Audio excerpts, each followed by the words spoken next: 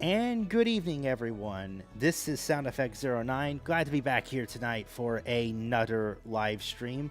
It's been about a week since the last time we streamed. Actually, it's been about 5 days, in fact. When I last left you guys, we got our audio issues resolved. And all we needed to do was to tell the webcam microphone to go screw itself. So you should be hearing me now on this microphone, my M50X headset. And after butchering last week's stream because I forgot to check the audio, we're gonna hence the title, let's try this again.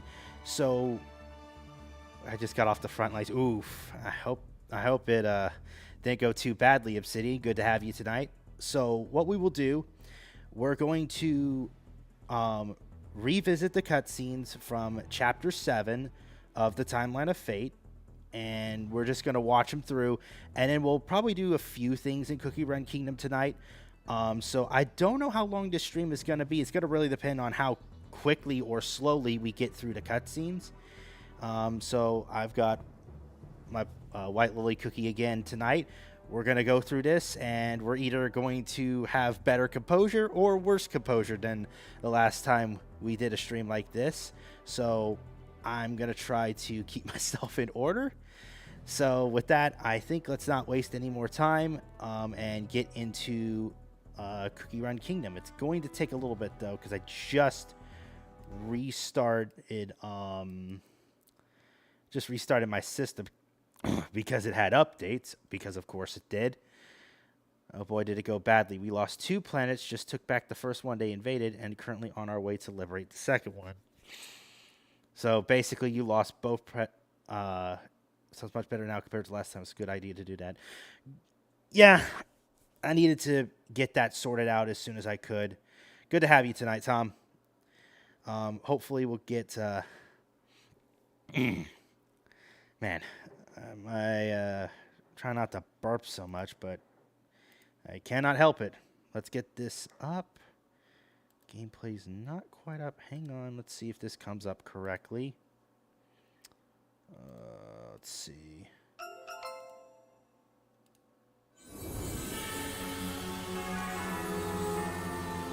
All right, let's see if we can get this up correctly, because it's looking a little odd at the moment.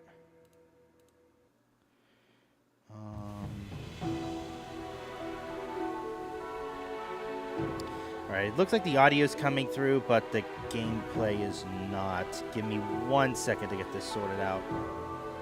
All this happened because a bunch of morons listened to the machines who are turning fellow human beings into corpse slushy for fuel. That's not good. Let's see. My 3-week... Oh, you've got a 3-week break? Man, that's pretty fortunate. Okay, let's see. Alright, does that look good? There we go. It's back up there. Alright. Just needed to work around with it for a little bit.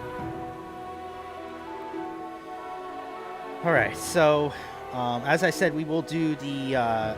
to watch the cutscenes after you play through the level, you got to go to the Theater of Records, and I'm pretty sure you guys know where that is, but if not, we'll show you where that is, and then we'll do the cutscenes proper. I've done most of what I needed to do around my kingdom and like the objectives, so hopefully by the time the cutscenes are done, we will move on to we'll move on to anything else we need to do for today.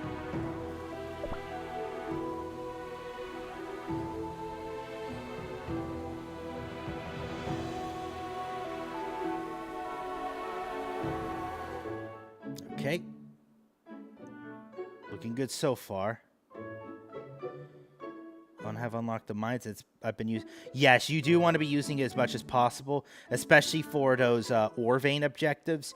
You'll probably want to mine a lot of commons, and then do the rares overnight, so that way you could get like 18 accumulated per day. So that's just my tip. Let's see what we got here. Okay, I got 300 rainbow cubes for the daily hub thing. Okay, everything else looks good. Just want to check and make sure I haven't missed anything. Good. Actually, we could probably do a bunch of runs on Cookie Alliance tonight. I think one of the objectives I'm trying to get done is to get all those relics for the guild.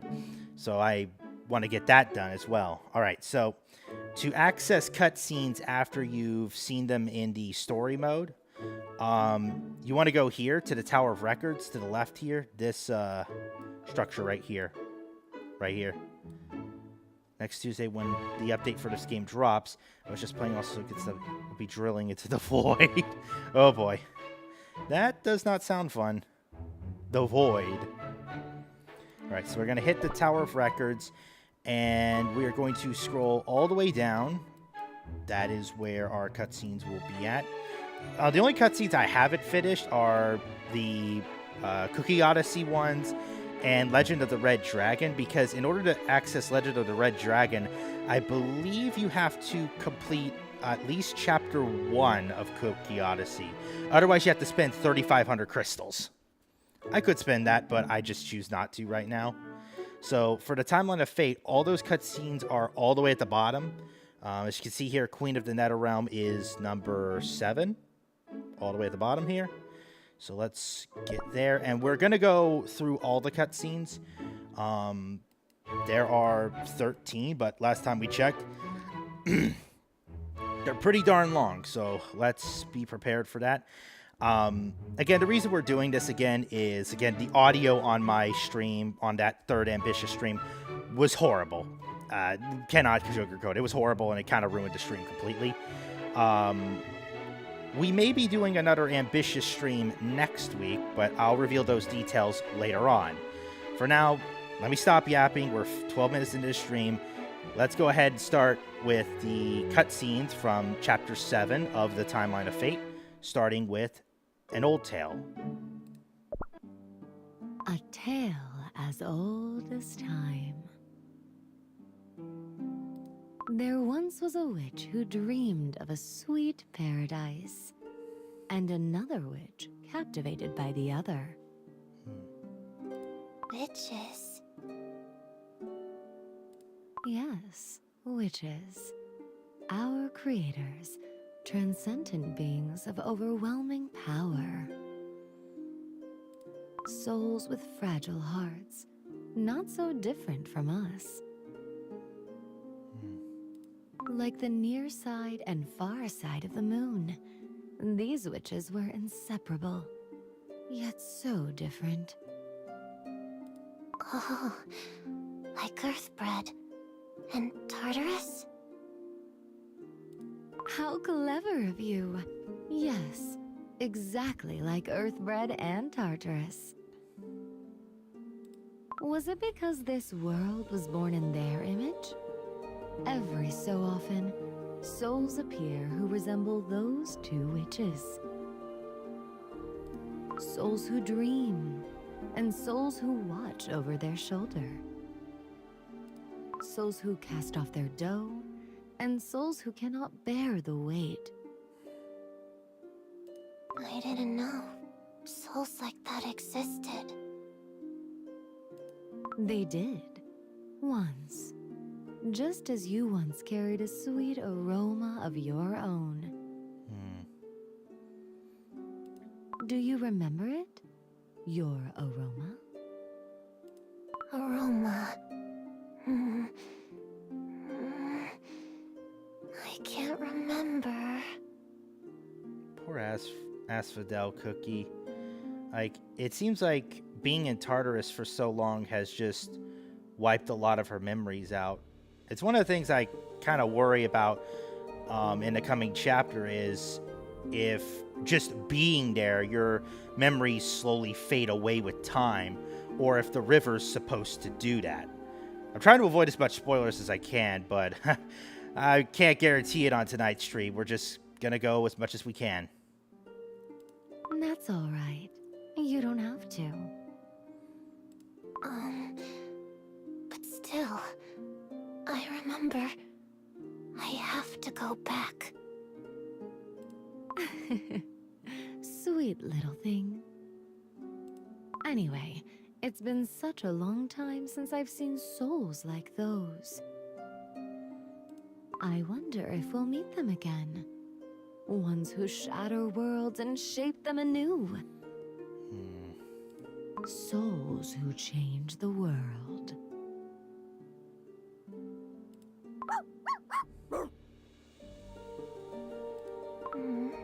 What's wrong, Mary Burris?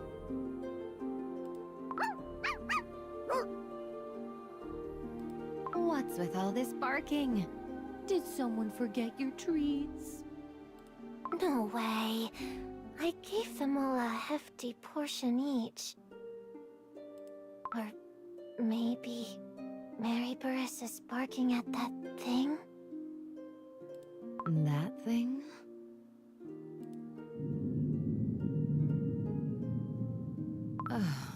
Well, now, speak of flowers, and they will bloom, they say.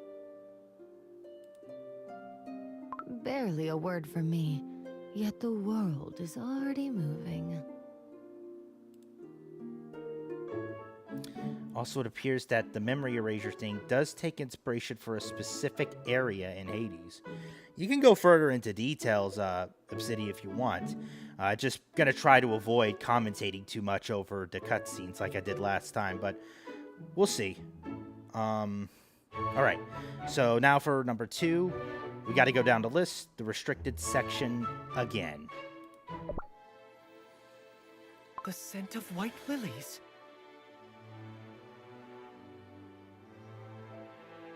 So... Wait, did someone say something? Huh? No one said anything. No, I could have sworn I heard something. creators? White lily cookie?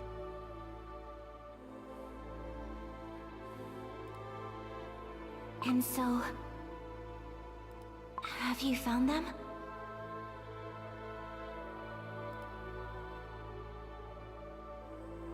Have you found our creators?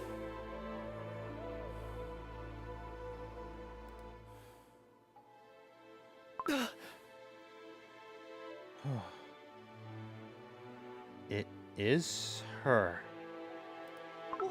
Wait, what was that just now? That was White Lily Cookie's voice. But just what was she doing? Are these milk droplets White Lily Cookie's memories? I never imagined I'd witness the memories of White Lily Cookie herself. But who's that standing before her? That's the Magic Academy's founding headmaster. But he was already gone by the time we attended. We only knew about him from his portraits. What? But the memory in that milk droplet made it look like the two of them actually met. White Lily Cookie actually met the first headmaster? But she never said a word about it to me. Pure vanilla cookie? Ah, yes. These milk droplets appear to be some kind of information storage device. Though I don't think they were made by White Lily Cookie. White Lily Cookie was exceptional as a student, certainly. But crafting something this intricate was beyond what she could do back then. So you're saying someone else's memories were already in there, and White Lily Cookie's memories were layered on top? Or mixed in. We are talking about milk droplets. I don't remember what it's called, but I do know it was a lake. It was used to erase memories of sorrow and anguish, or the dead who just want to forget everything. I just remembered how many people died because of the invasion of the insects. Is that... I'm guessing the second comment was from your game that you were playing. Yes. If they were in close proximity to White Lily Cookie when exposed to a powerful magical resonance, it's entirely possible. Perhaps White Lily Cookie had her own reasons for wanting to summon the Headmaster's spirit. And perhaps I never truly understood what she was thinking, not when it mattered most. That's not your fault! There are some questions too deep to say out loud for anyone! Actually, Ranger might have a slight disagreement with that. Yes, there are many questions that are too deep to be asked out loud, but that doesn't mean that they shouldn't be asked.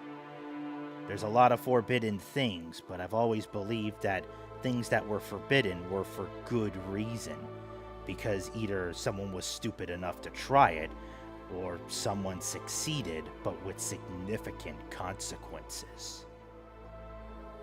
Exactly. Especially if you're a researcher.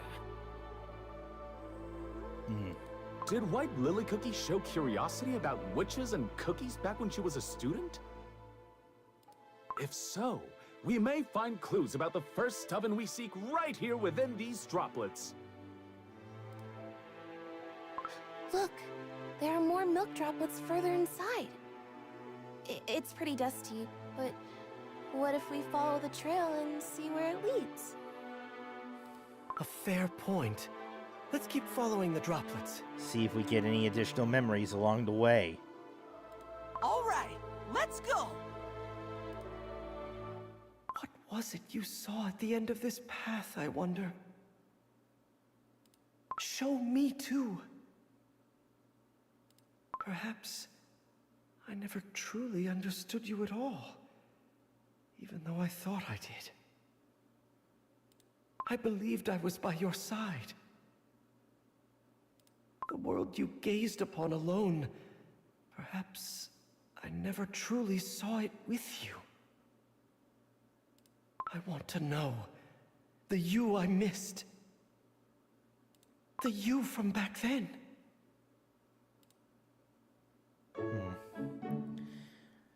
Just makes me think again about that quote from Metroid Fusion, you know, my favorite Metroid game and one of my favorite video games of all time. We are all bound by our experiences. They are the limits of our consciousness. Sometimes I wonder if the reason why we have conflicts and disagreements or even observations that are false is because, you know, every human experience is unique and is subject to misinterpretation.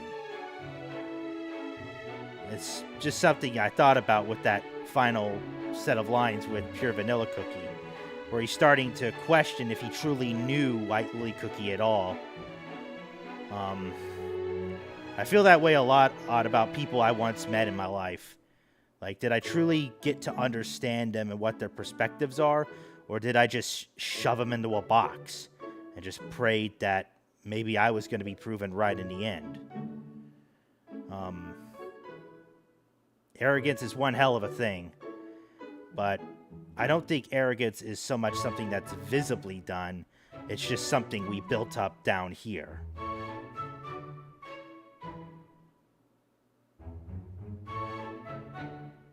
That may be the case, Obsidian, but the biggest mistake I think humanity makes is always simplifying everything, but at the same time, it's natural for us to do that, just so everything can be kept simple. Okay, let's keep going. Cutscene number 3, brilliant yet impatient. And what do we have here?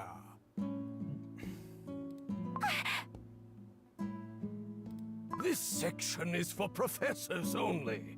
It's off limits to students. Banned from entering the library for a week. Crumbs, we got caught. But I have the book. You're the best, Pure Vanilla Cookie. Let's open it. Why aren't students allowed to read books from the faculty section? Welcome to the stream. I believe that's Alicia Ashmore. Welcome aboard tonight. Good to see you on the YouTube side of things. I'll try to... we are going through Chapter 7, the cutscenes from Chapter 7 of the Timeline of Fate. We are in cutscene number 3. Wouldn't it be better if we learned faster so we could research alongside our professors? White Lily Cookie, you are undeniably a brilliant student. But if you pour sugar into an unfired clay bowl, the sugar merely becomes full of grit and dirt. To become a researcher, beyond a mere student, you must first learn to fire your own vessel. Sorry about that. I just go by the username. I didn't know if you were going by something else. But this quote, I think, has some meaning behind it. You know, you must learn to fire your own vessel. I think what the history professor is trying to say here is you must establish your own identity first. And not just take from every book imaginable or every person imaginable. Make something uniquely you and work your way up from there and add the experiences you've seen to that vessel. Because I honestly, it works so well in today's society because I feel like a lot of people just copy and paste their own material and not make something uniquely them. Kind of hard to do when everything is so accessible, though, that it's hard to make something truly unique. Are you saying I still need more time to study? You must understand what impact our research will have on the world, White Lily Cookie. And that kind of wisdom takes time and experience. Not to mention a lot of trial and error, especially when we're talking about a world full of magic. You know, it's kind of funny, being a person of faith. You know, you think of magic and you think it's something like inherently evil, but I've always thought of magic kind of like firearms or any other object. The nature of the product is not so much evil in as much as what the intent of the person using it is. It's why I've always been curious about how magic and spirits work, but I've always been wary about, you know, messing with such things. You know, we treat things as precious, things that shouldn't be tampered with or messed with by human hands, but yet we always do that on a daily basis. What makes these things so different? But I want to know more, and faster. The world is so vast, you see. There are so many things I want to learn, to experience, to do. If I want to get through them all before I go stale. You have plenty of time. There's no need to be so hasty. The week-long library ban stays in effect. Now, off you go. I'll see you in the next class. Well, Alicia, I think the hint is kind of obvious right now. Especially after this chapter. As I said, this is we're doing a watch party because I initially did go through Chapter 7 and watched all the cutscenes, but unfortunately my audio was kind of trash because it was using the webcam microphone instead of this, which I didn't find out until after the stream and spent like the whole weekend trying to get it fixed. So yeah. Also, if you don't temper with things, how would you understand it? Yes, I do understand the consequences of messing with things you shouldn't, but also such experiences can be learned from. That's a good point, Obsidian. I've always felt like when it comes to understanding things, there's a difference between understanding and experiencing it. You're spot on, Alicia. Though I have some other favorites by tier that I could discuss more after the cutscenes. So I figured out those easy classes ages ago. The faculty section is the only place I can actually learn something new. Why does nobody understand that? All that knowledge just sitting there collecting dust? Sorry. Just thinking about the word knowledge in general, I think the only reason a lot of knowledge becomes forbidden over time is because history has a way of showing us how forbidden knowledge can be misused and exploited against not just people, but society as a whole. And that knowledge can even be hidden from the public enough to where it actually is more like a boomerang, where the more knowledge you have, or the more knowledge you hide, the more your opposition is willing to learn that knowledge and go around it. Go around the rules to find it. And then eventually turn that knowledge against you. Well, there's no getting my library access back now. I'll just have to sneak in at night. Easier to hide when I'm on my own. Because of course she'd do that. Where did I leave off last time? Here Vanilla Cookie had found the third headmaster's research. The second headmaster's research is being covered in our classes. Wait, this one is far older than any of the other headmaster's work. This seal. It's the first headmaster's insignia. Research from the very sage who founded this magic academy. I thought everything was sent off to the museum. I can't believe some of it is still here in the library. All that crawling into this dusty corner was worth it. What exactly was the first headmaster researching?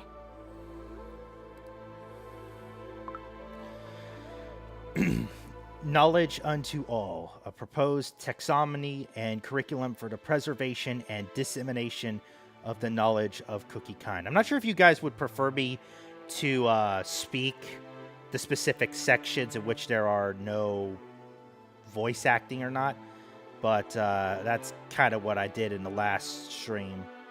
Let's see. Take Shadow Milk, for example. His deceit shows this. Very much so. Oh, he's your favorite. Honestly, I don't mind people having Shadow Milk as their favorite cookie, because honestly, the personality and charisma is there, especially as a villain.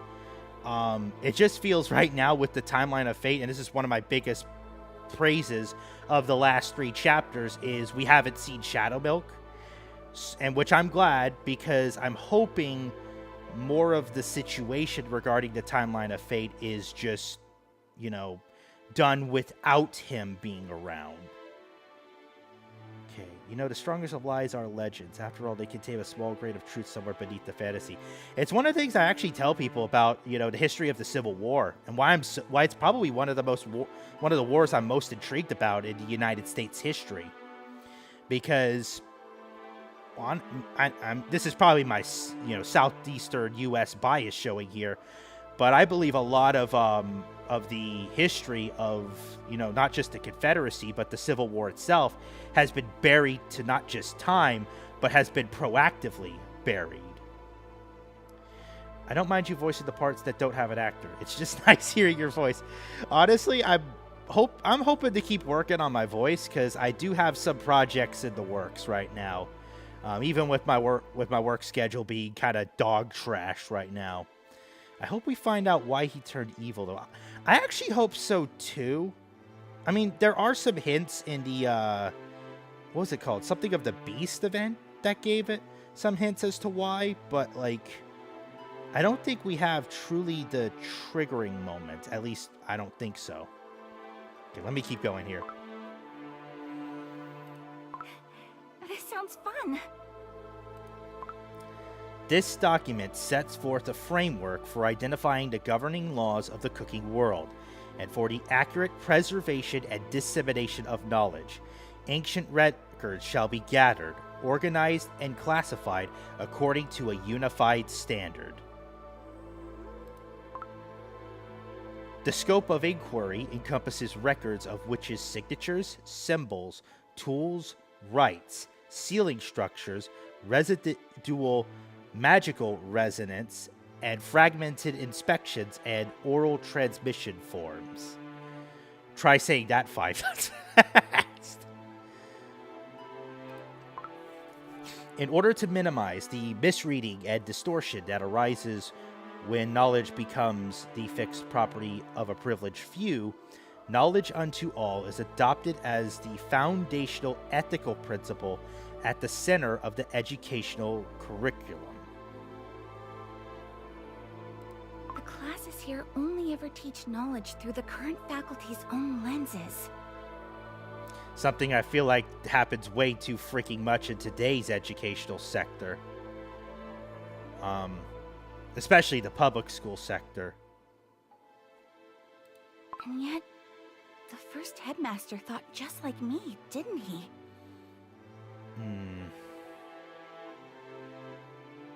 Look, it says here, knowledge is defined not as mere accumulation of information, but as a responsibility to understand the world and coexist with others. That's exactly what I've always thought. Now, the second half of that quote leaves me a bit mixed. A responsibility to understand the world and coexist with others. It's the last 3 words that I don't necessarily have a serious problem with, but I think reality is revealing with today's generation that coexistence is not necessarily possible without ethnicities being willing. And we are seeing, I think, some not being as willing. If I read everything the first headmaster wrote and use it as grounds to demand the sharing of knowledge, could I convince the professors? That's a lot to ask. Very well then. Teach me, first headmaster, and I will restore this academy to what it was always meant to be. Alright. That is cutscene 3. You haven't gotten Shadow Milk. Oh, you're gonna hate me with where my Shadow Milk is right now in terms of like promotions and all that. But in terms of Shadow Milk, it's not just the charisma and personality he has. The voice actor for Shadow Milk is fantastic. Like, he nails it to the point where, you know, I'd argue that, you know, sometimes you fit into a character so well, you literally become the face of that character, and therefore, in the case of Shadow Milk, he's kind of unintentionally become the face of the game as a result. Okay, number 4, first headmaster. White Lily Cookie, are you headed to the faculty section again tonight? Yeah. Today's class was just the same old stuff we've already covered. Besides, I found a really interesting piece of research. Who should I level up? Shadow Milk or Dark Enchantress? I would say if you're trying to get better at the arena, you can level up Dark Enchantress. Though I would say that it's really hard to fit her into a team right now. You have your own OC for CRK. I actually do as well, Alicia, but I'm still working on him, as well as the fanfiction series that I'm working on for him. I'd rather get everything together at once before I go live with it, per se. I still had things I didn't fully understand, so I wasn't bored myself. But I'm glad you found something worth studying here. Once I've worked through all of this research, maybe I can actually change the rules of this stuffy old academy. You can kind of hear a bit of arrogance in the way she said that. I always thought changing the world was something you could only do after graduation. White Lily Cookie? We've put up with so much here, haven't we? I'll make it so you can walk the library without hiding, Pure Vanilla Cookie. I'll build that kind of place for us. Yeah, I'll be counting on it. Because if anyone can do it, it's you. Why is the first headmaster's research scattered around like this? The dates all seem to be from different periods, too. His tenure was extraordinarily long, though. Do you have to live a very long time to become a sage like that? Dang my ear. Regarding that quote, it just makes me think of how, like, the lifespan of humanity has kind of shrunken down over time. Like, somehow, you know, the first man, Adam, went to live about 900 plus years, and now these days you can't even live past 100. There's curriculum design, magical classification systems, preservation of ancient records. Oh, and there's even more curriculum research over here. The psychology of demanding answers and deflecting responsibility, mechanisms of knowledge dependency, an examination of the process by which individuals in situations of anxiety avoid making choices and delegate decisions to others who provide answers, unquote. Most of the stories and legends we have, well, most of them are just a small fraction of what we used to hold. I'd believe it. I've always believed that the history books can only tell us so much, and that many of it has been lost to time, or to the ground. The rules governing the spread of superstition as a means of avoiding uncertainty. The sweet certainty hypothesis. Cookies prefer actionable certainty over complex truth. Uncertainty is painful, and superstition offers a swift remedy. The Library of Alexandria used to hold so much knowledge. If it wasn't burned, we would have so many myths and legends that we don't remember. Are we talking like Alexandria, Greece, or Alexandria, Egypt? Conditions under which different beliefs arise from the same facts. The effects of authority, fear, and fascination. An investigation into the branching conditions by which the same facts are received differently, depending not on their content, but on the manner in which they are presented. We have the Bronze Age collapse, which we still don't understand, or how the main reason behind it. It could have been many things. To see people had something to do with it. All of these papers feel less like curriculum research, and more like they're drifting into psychological experimentation. Something that would make me a bit slightly nervous, because you're basically going into the mind or mental state of people to kind of get those answers, and you're not always guaranteed, and in those cases you're not guaranteed the same answer. You could just get a wild card of answers. Is there anything on a different topic? Let me see. Types of witches. Uh-oh. Types of witches? The witches exist beyond the cookie world, yet they are beings who have left their mark on every governing principle within it. Not presumed to exist. Just exist? How can he be so certain? Is there a record I missed? I don't think so. Each of their individual natures has taken root as a distinct magical property. Traces of these natures can be found in the preheating methods of ancient oven ruins, in the many methods of cookie dough craft, and even in the deepest layers of ancient sealing magic. But we don't know if they're the main cause or the symptom of it. But that's getting into speculative theory, which can be a rabbit hole. Yeah, absolutely. It absolutely becomes a rabbit hole. More like an entire tunnel of rabbit holes. Preheating methods of oven ruins? Ancient sealing magic? This isn't just some legend or classroom material. Traces of them were actually found. If we can decipher the laws of the cookie world correctly, we may come to understand, even if only in part, the reason each of the creators made this world. This is the moment right here. The question that burned through every dream White Lily Cookie ever had.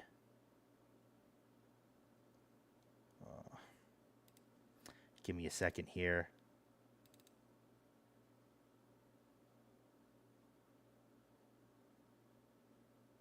Where is it?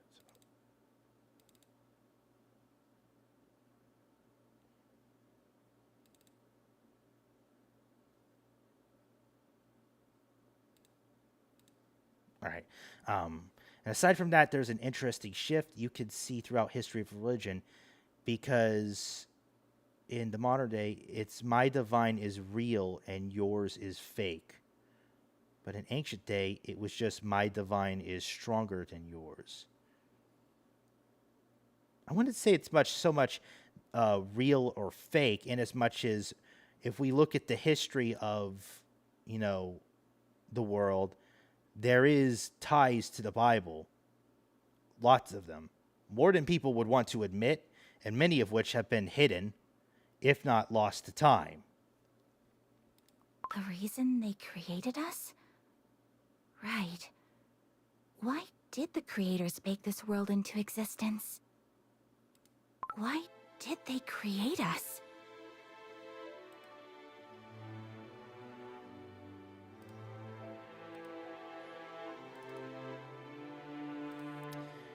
Why did they create us? What does it mean to be a cookie? That question burned through every dream. This is really intriguing. How did this research conclude? There has to be more on this topic. The first headmaster couldn't have stopped here. If the research mentions this much, the next step must have been to find the witches themselves. Which was another thing that White Lily Cookie sought to do, and succeeded in the absolute worst way possible. Indeed, Tom. Indeed. Here it is, a catalog. A comparative study of witch artifacts and traces of rituals. Library section 182, shelf 3. A hypothesis for accessing the first oven. Library section 231, shelf 7. There's our primary objective right there. Pure Vanilla Cookie would love this. I'll have to tell him about it later. And then... The Witch's Domain, a study on dimensional boundaries. Library section 250, Research Archives 12, shelf 9. Research archives? So there's another place besides the library where things are stored? The location is listed right there. Section 250 would be at the very back of this hall. Oh, could it be? Here it is. Section 250. Now, any unusual markings? Oh, there's a symbol of the witch's eye on the shelf. This has to be the way to the first headmaster's research archives. But this doesn't feel like an ordinary binding spell. It's not light magic, and it's definitely not elemental magic either. This flow runs closer to shadow. It feels like the kind of power said to flow from where moonlight never reaches. Dark moon magic? The forbidden magic. It's somewhat odd to me that the ovens, at least most of them, fear the oven even though it's their origin. But the same can be said for the normal origins of humanity. I think it's just mainly the idea of, were we created or was it by random chance?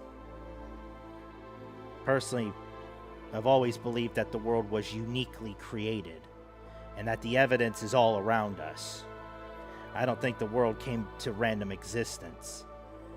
If that was the case, then everything else about existing would be completely random as well. Which, to me, if everything was random, then what is the true purpose of living? But dark moon magic is dangerous. It is. Can't I just break down the door?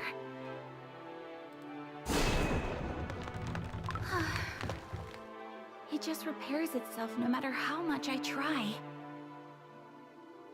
If the first headmaster went to the trouble of hiding these records, they must be worth reading. Ooh, bad yawn. Gosh. I think that's what I get for having Coke Zero. Oh yeah, from Sonic. And the first headmaster said it himself. Knowledge unto all.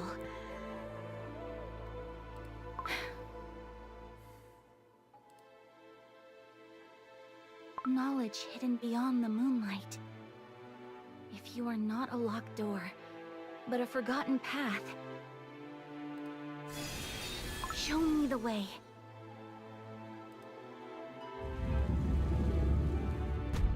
And there we go.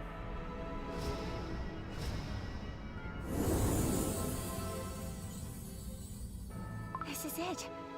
The first headmaster's research archives.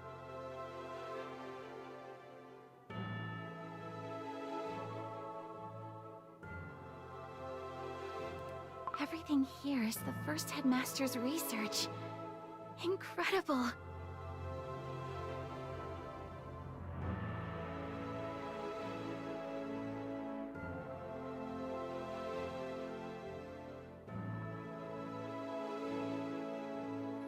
That's a part where I would disagree, Obsidian. I believe Earth was made to sustain life for a long time, but because of mankind's sin, Earth was put with a time span. We don't know when the final judgment's coming, but we know it's coming. The question is when and how.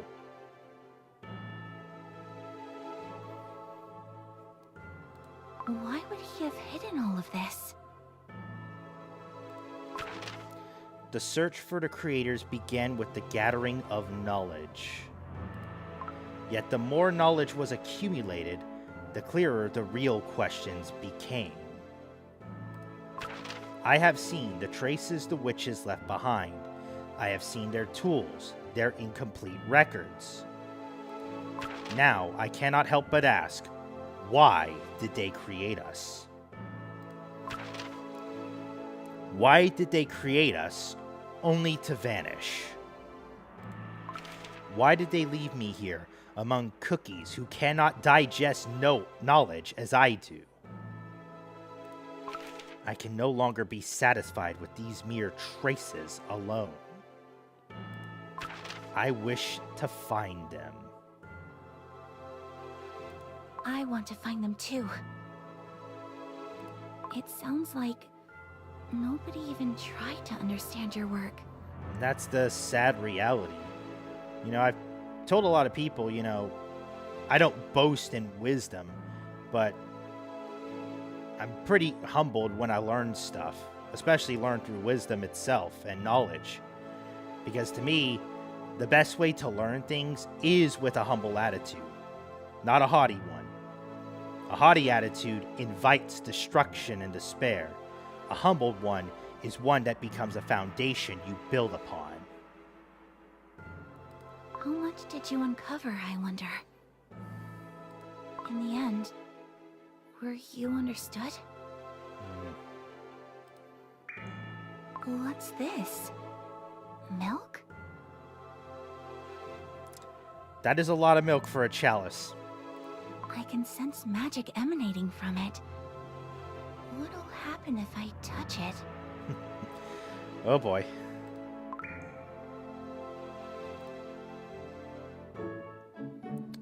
Okay, I gotta remember where we are.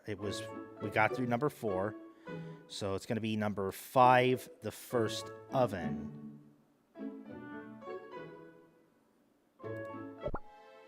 White Lily Cookie really had a passion for learning. Looking back, I remember noticing that sometimes when we were students, she started spending more and more time alone with her thoughts. Something I did a lot of for a while. Now I understand. It was because she was absorbed in the first headmaster's research. Indeed. And thanks to her, we now have a much easier path to finding the records of the first oven. Though, that section hidden behind dark moon magic does give me pause. If the founding headmaster went that far to conceal it, surely he never intended to make that knowledge available to just anyone. He probably intended to make it available to anyone willing to push the limits of what Cookie Kind was capable of. Maybe let me try to reword that with Ranger's voice. Perhaps he intended for that information to only be available to those willing and able to dig deep to find the truth, no matter how much the cost was going to be. Fair point. Preaching knowledge unto all while keeping the deepest research locked away. That could mean the knowledge was dangerous enough to warrant it. For now, let us follow the catalog from the memory and search for records of the first oven. Right! It said section 231, shelf 7. So we're off to 231. Strange, isn't it, White Lily Cookie? You're gone, and yet your light is still guiding us. We still need you, it seems. In a way we do. In a way we do. There it is! Section 231! And shelf 7 would mean the 7th shelf here. Oh, that's rather high up. I'll levitate it down. The dust is crazy thick, so everyone stand back a bit. A hypothesis for accessing the first oven. This is it! Achoo! Ooh. Oh. Bless you, Strawberry Cookie. So much dust! That would be because no one has touched this book since White Lily Cookie and I snuck a peek at it. Shall we take a look? It is believed the first oven is the site bearing the closest connection to the creation of Cookie Kind. The fixed spatial coordinates within the Witch's Island are clearly established. However, all attempts at entry have been obstructed by a fog and hallucinatory boundary spanning a considerable range. Right! That's exactly why we couldn't get in either! Yet when the magical circuit of the boundary was reverse engineered, it became evident that the first oven is not a sealed location, but one that is unambiguously open. Not sealed, but open. Well, when you think about how Gingerbrave came running out of there, that does add up. Then why couldn't we get in? Across multiple entry attempts, it was found that no variation in force output or method, ranging from erosion, incision, or compression, could achieve entry. However, with each attempt, a repeated process was observed within the boundary in which the one attempting entry was being identified. It identifies cookies trying to enter? Does that mean it knew who was trying to go inside? Dang my head. I'm getting kind of squeezed, so I'm going to take off my hat for a moment there. It's possible that only cookies who meet certain conditions are able to enter. During the identification process, the attempting entrant experiences the hallucinatory effects of the boundary. Analysis of the identification stage yielded no discernible or conclusive conditions for entry. However, it was confirmed that those exiting the boundary undergo no separate identification process. Thus, the identification stage is imposed only upon those attempting entry. So, hypothetically, the door to the first oven can only be opened from the inside? The problem is that there appears to be no means of requesting permission to enter from whoever or whatever lies within. Whoever lies within. We don't even know who or what is on the other side of the first oven. How and whom would we even ask? But surely the research doesn't just stop here. Maybe there was a different approach? If breaching the dimensional boundary head-on was impossible, perhaps there was another way. This is as far as the book goes for now. How frustrating.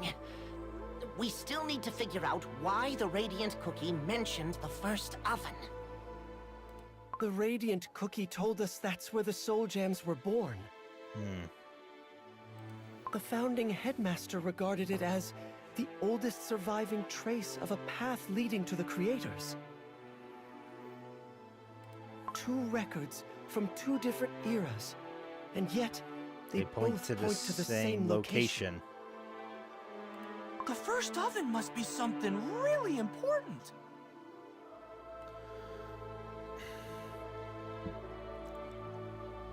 Actually, this reminds me of the Well of Fate, home to the host. You can't enter if you aren't given permission by the 3. But all we've actually figured out is that there are conditions for entry. We still have no way to communicate with whatever is inside. Oh, that catalog we saw in the memory. Wasn't there something called The Witch's Domain, a study on dimensional boundaries? God, Could that still be around somewhere? God, I'm yawning so much. Oh. Darn. Sorry, everyone. That's it! If we can find that one, we might find a clue. Some way to reach across the dimensional barrier. Hold on. Isn't that the one with the strange location? If I recall correctly, it was listed under Section 250 and Research Archive 12. Section 250 was the place White Lily Cookie opened with Dark Moon magic. Then we need to head inside too. Easier said than done. Do you really think that door is still open? We might have to use Dark Moon magic ourselves. Luckily, we have someone who can do just that.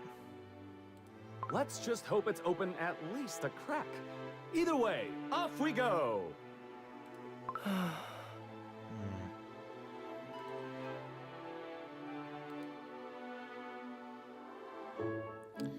Okay, we're on to number 6, Secret of the Milk Droplets. Even though they're hailed like gods, they are more angel than god.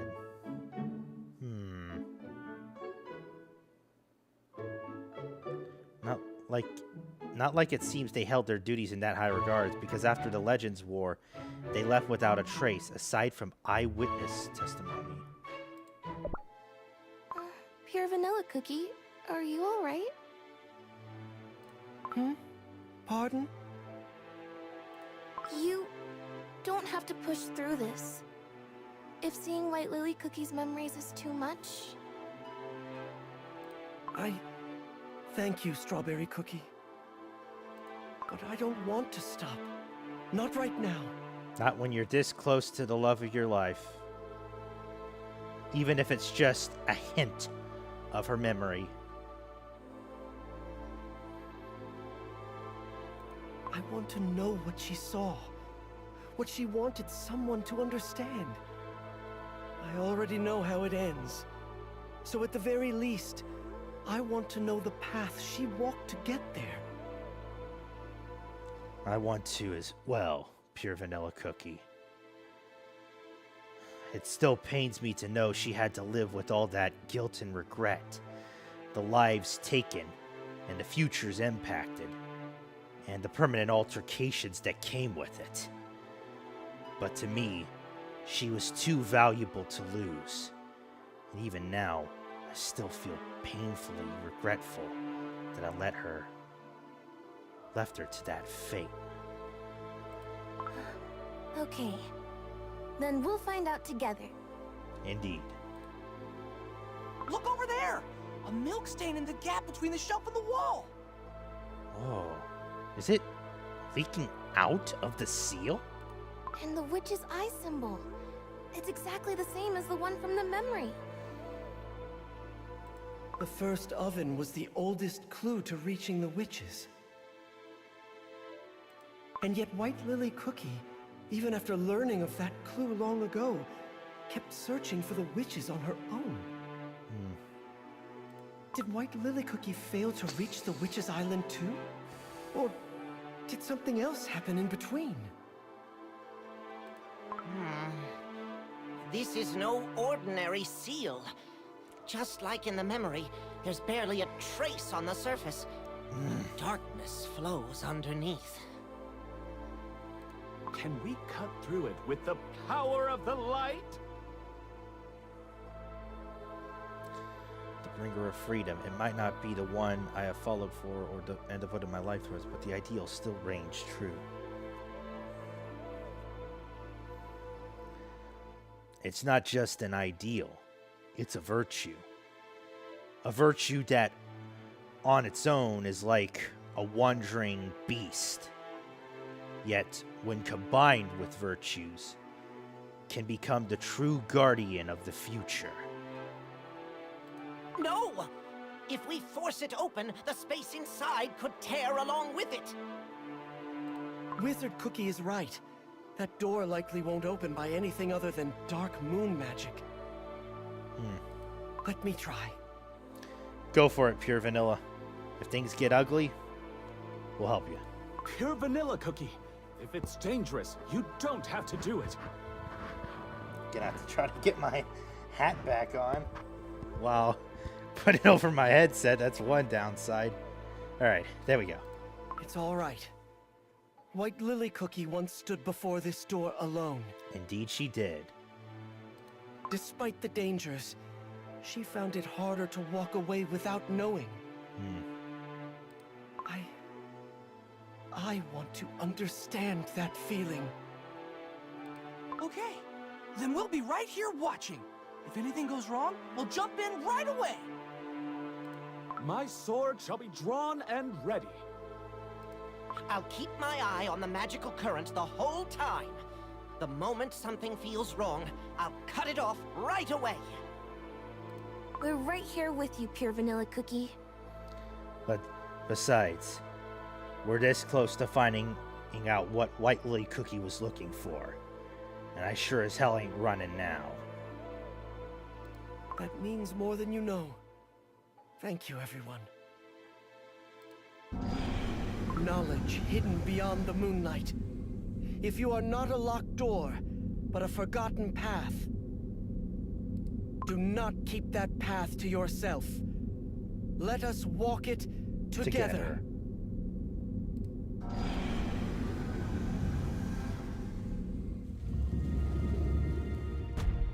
Whoa! It actually opened! All right. So this is the research archive of the Blueberry Yogurt Academy's founder. If I could, I'd love to just stay here and research to my heart's content. To think such a place was hidden away. It's nothing like the rest of the libraries. It's like a vast fortress built entirely of books and paper. For a place that's been sealed for so long, the magical energy here feels remarkably vivid. Could this also be the work of the first headmaster? It's possible, but there's something strangely familiar about this energy. How so? Look at those shelves, all packed to the brim! What kind of incredible research must be hidden here? But this shelf over here has an empty section. Good observation, Strawberry Cookie. Hmm? Why is it empty?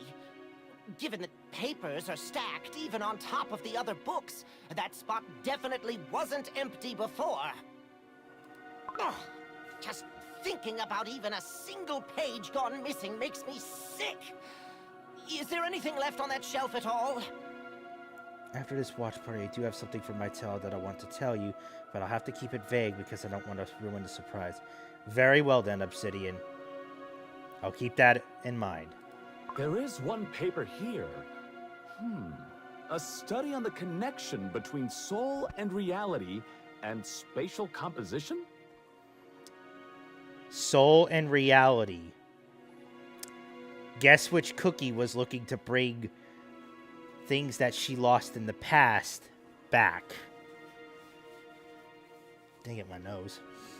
It's not really running, just a little itchy at the moment, and it's kind of inconvenient. That sounds similar to what White Lily Cookie gave to Golden Cheese Cookie. Under the hypothesis that witches' souls exist within the cookie world in an invisible form, an experiment was conducted to construct a space using materials that bridge souls and reality. In order to prevent the backflow of life energy and unseen matter, a structure in which a perpetual cycle of creation and destruction coexist is required. Therefore, cooperation has been requested from the Herald of Change. Oh boy. The Herald of Change. Can you guess who that once was?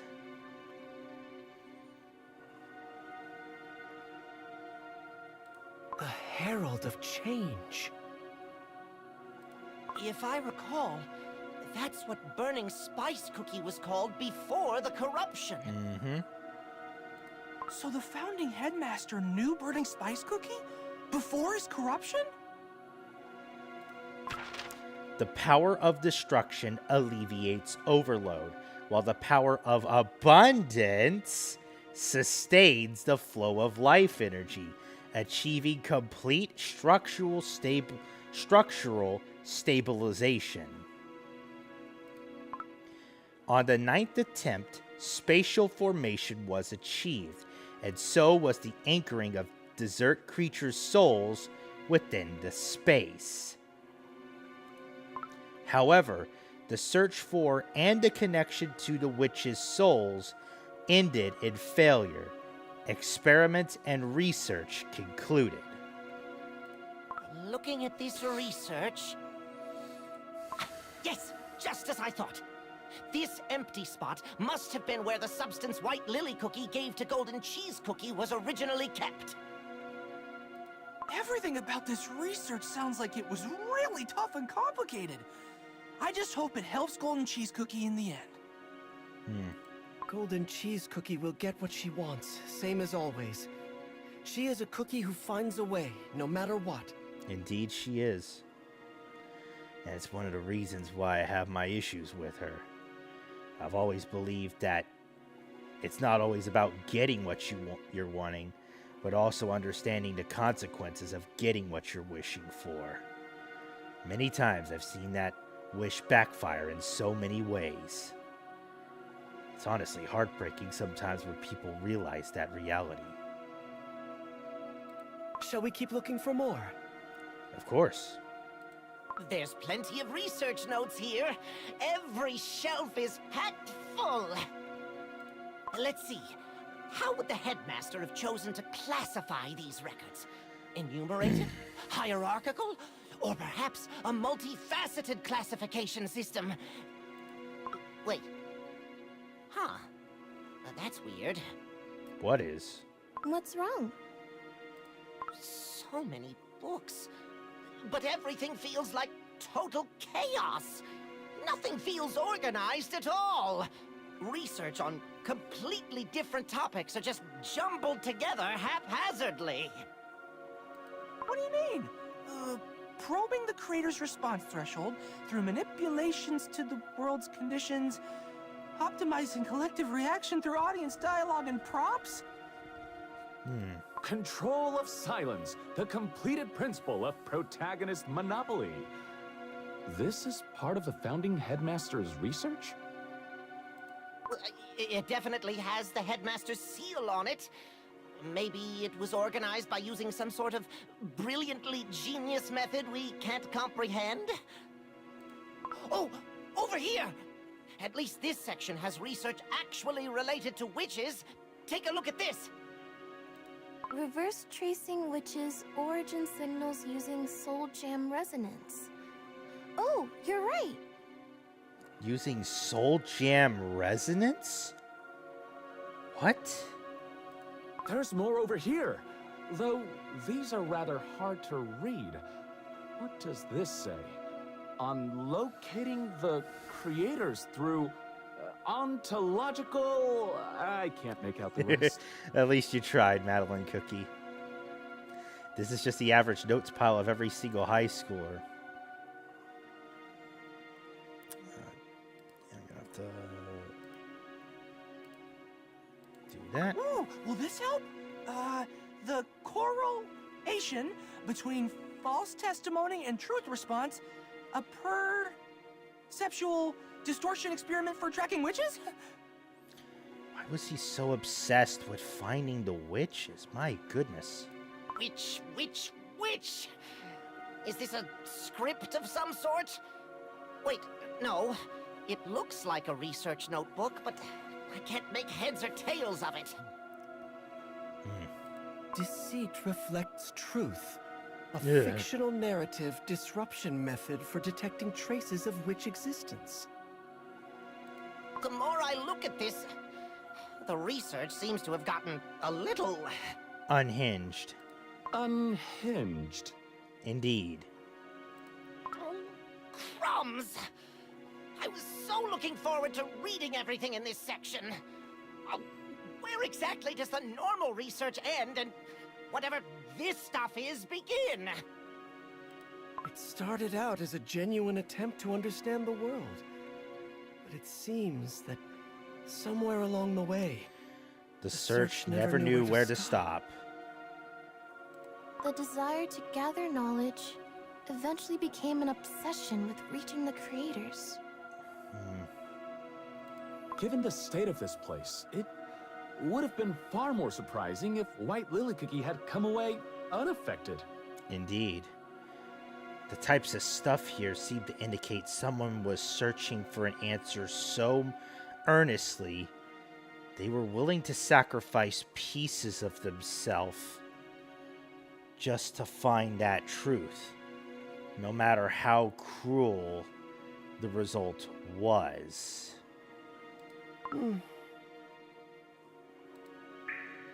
Huh? Oh, this is the milk bowl White Lily Cookie found in that memory. But it's spilt. But I don't remember it being knocked over, and there's only a little milk left inside. Wait, could it be that all the memories we've seen up until now were flowing out from here? That's the most likely explanation. If this bowl is the original storage device, and the memories inside scattered outward from the impact when the moonstone shattered. Oh, God. Did you have to bring that up, Wizard Cookie? And if the self-repairing door sealed itself back up, the milk droplets were left drifting outside on their own. But that still doesn't explain why White Lily Cookie's memories were layered on top. And even if we gathered every droplet we've found so far, there's still far too little milk accounted for. You're right. In that case,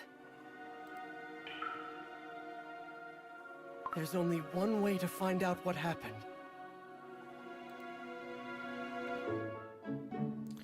Okay, I believe we are now approaching the halfway point. Number 7, 2 Genie. What'll happen if I touch it?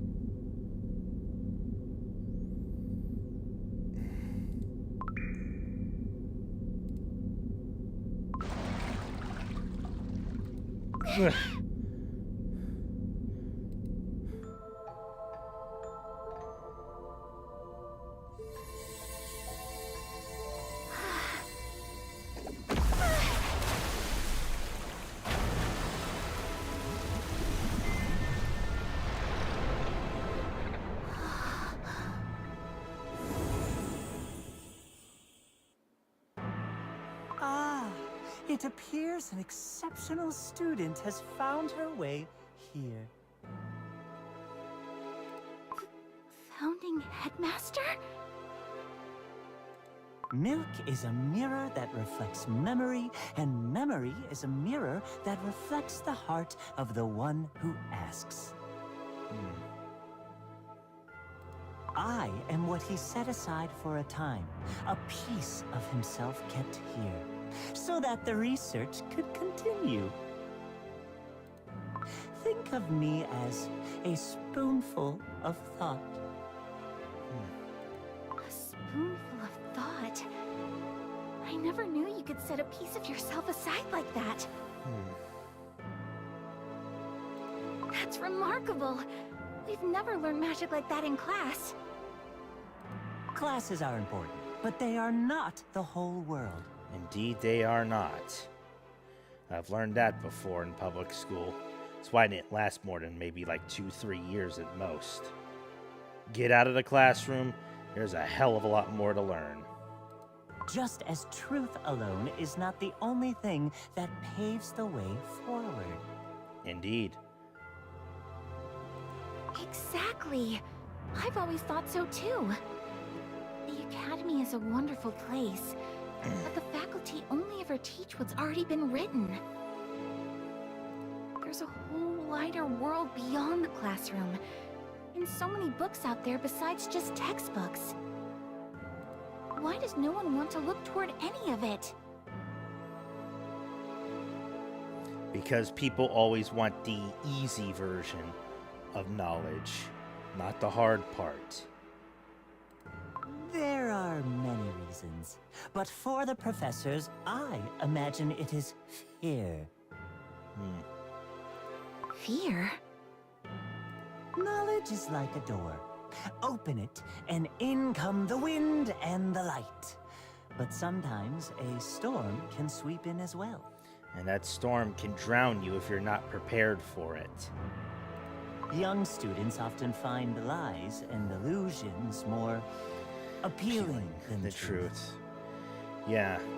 That's why it's no wonder that as you get older, wisdom is much easier to keep. Wisdom becomes more valuable as you get older than it is when you're younger. The professors must protect students as tender young sprouts, so it is only natural for them to remain wary of storms and illusions. But if you keep the door locked, the cookies inside will just keep breathing the same stale air. The dust will settle, as old thoughts are all that linger, and nothing will ever change. Precisely. That is why I believed knowledge must flow. Like a torrent cascading from a mountain peak, from the cookies who possessed knowledge to the cookies that who wish wished to learn. learn. Basically, it flows like a river. Some cookies seek only the comfort of sweet falsehood, yearning to live forever in a safe and happy illusion. We know which beast cookie he's referring to there. Me too. That's exactly what I think. I read the research you left behind. Knowledge unto all. What a wonderful thing to say. Sometimes I wonder if that should actually be knowledge unto the willing. Mainly just because knowledge itself can be given to all, but it's only the willing that take up that knowledge and use it for good. Not everyone who is given knowledge is willing to use it for good, and therefore, one must be be discerning about the knowledge they have gained and used. Not hiding knowledge, but sharing it in a way everyone can understand. That's what the true spirit of the Academy was always meant to be. To think, a cookie who still believes that is standing before me and speaks so kindly of it. Oh, how wonderful. Welcome to the stream, Fan Fourier. Unfortunately, I am not free to play. I have spent a considerable amount on this game. But you're welcome to stay for tonight's stream. Good to have you tonight. It is approaching midnight, but we are getting halfway through the cutscenes of Chapter 7 of the Timeline of Fate. Appreciate you being around. But then why don't the professors do things that way?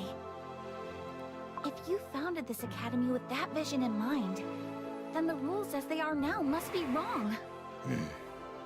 Time weathers many things. Indeed it does. Rules are made to preserve meaning, but given enough time, they become the very jar that imprisons it. Hence why I've never been afraid to break said rules.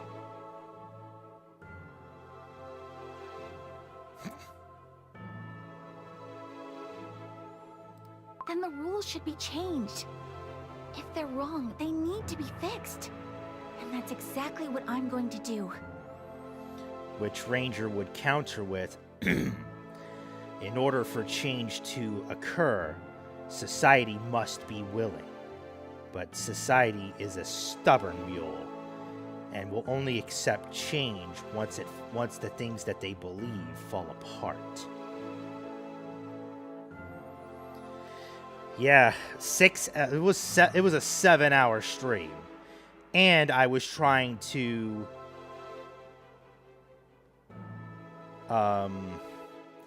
and I was also trying to commentate a baseball game in between. It was still a good baseball game, but really difficult to do. Not an ounce of hesitation, I see. You arrive at a conclusion rather quickly, don't you? I need to act fast. Time's running out. Running short on time? Yes. There's so much I want to know. So much I want to learn. So much I want to do. But the professors always tell me to take things slowly because I'm still young. Because my dough hasn't fully baked yet. But if I just keep waiting around, I feel like everything I'm curious about will turn to dust.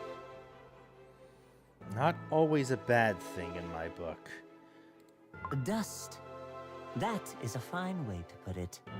Questions left to gather dust will only make you cough and sneeze sooner or later. Some cookies shake out the shelves. Some open what is forbidden. And some go so far as to try to open the very doors of the world. Indeed, Obsidian. The doors of the world? Are you referring to the research on finding the witches?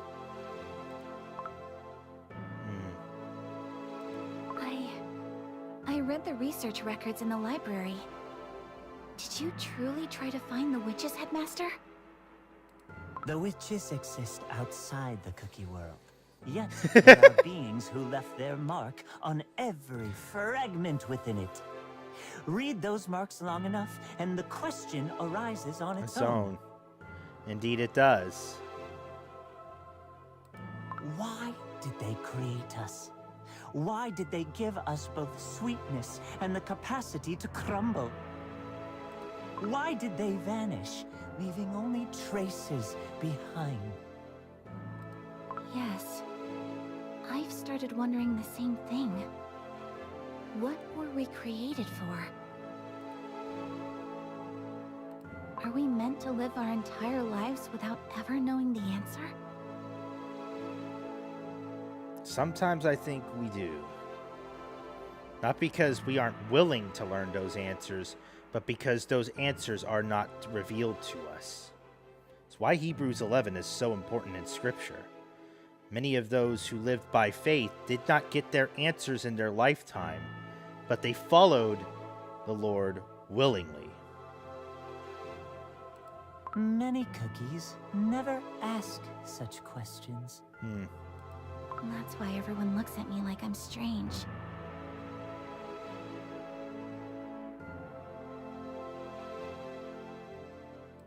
But you asked the same question. So, I'm not strange, am I? There's a fine line between the concept of strange and special. Which one you become depends entirely on how far you're willing to carry the question. Most importantly, how far you're willing to go to find the answer. And what happens to you when you find that answer. Honestly, sometimes I wonder if society pushes things without even realizing the consequences of it. Then I want to be the special kind. I want to carry the question all the way to the end.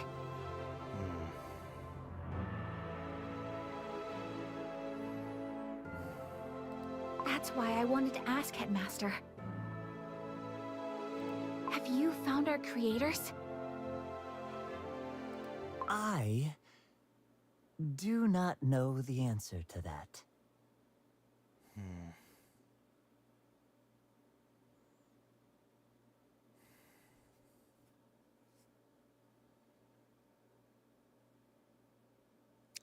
Do we go our entire lives without finding the answer? In a lot of ways we do.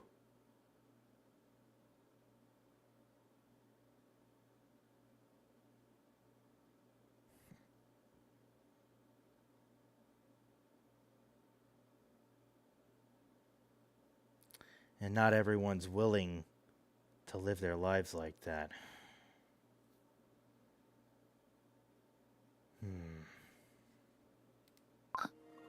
Pardon? To be precise, this fragment of a heart held within this apparatus does not know. I am but a portion of him, set aside right here. His fondness for inquiry, his love for knowledge, his will to never let go of a question. A small offering of aid left behind for whoever might one day sit with these questions alongside me. Of what I witnessed at the very end, has time continued to flow, how far I reached, where I arrived, I hold no memory or knowledge of any of it. Then you don't know either? He doesn't, White Lily.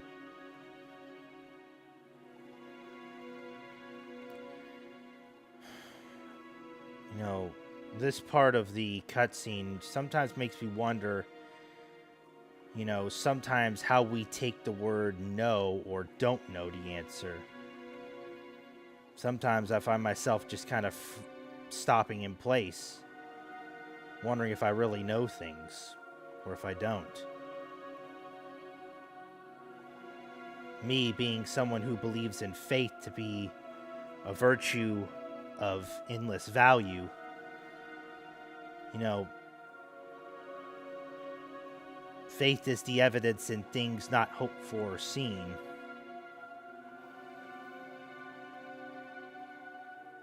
I mean, it's something that I want to remain committed to, but also not be afraid of.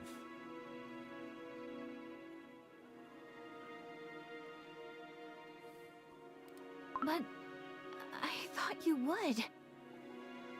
I thought someone like you, the founding headmaster, who thought the same things I did, surely you must have found the answer. Disappointed? Very. But at the same time, I'm not surprised at that. You know, people seek knowledge from other people, only to end up disappointed when they find out about the character or what they found. Maybe just as me, a person of faith, I've just learned to accept that we don't have those answers, and that is okay. A lot of people don't believe that, but I think sometimes things are hidden away from us, not so much out of safety or preservation, but because maybe the answer itself is something we personally cannot take, or we possibly could not stomach. A little? No, a lot. What am I supposed to do now? Read more. Ask more. Keep searching. But remember this. A question can be a warm and gentle light. Or it can be a fire that consumes. Honestly, this might be one of the most defining statements this game has ever given. A question can be a warm and gentle light, or it can be a fire that consumes.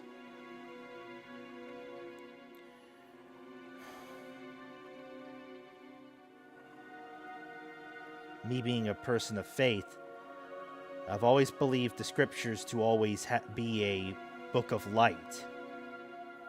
One that handles ugly realities, but handles them in a way that makes us understand what it means to be in a fallen world. A world so desperately wicked beyond comprehension, yet it is a guiding history book of knowledge and truth, but most importantly, one of discernment and salvation.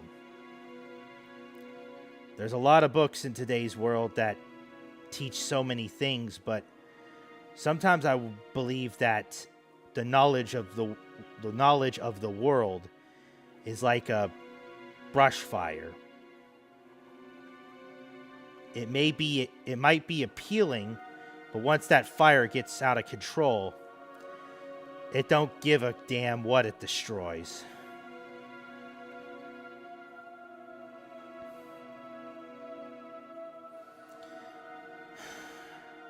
And yet, White Lily Cookie, you embodied the latter.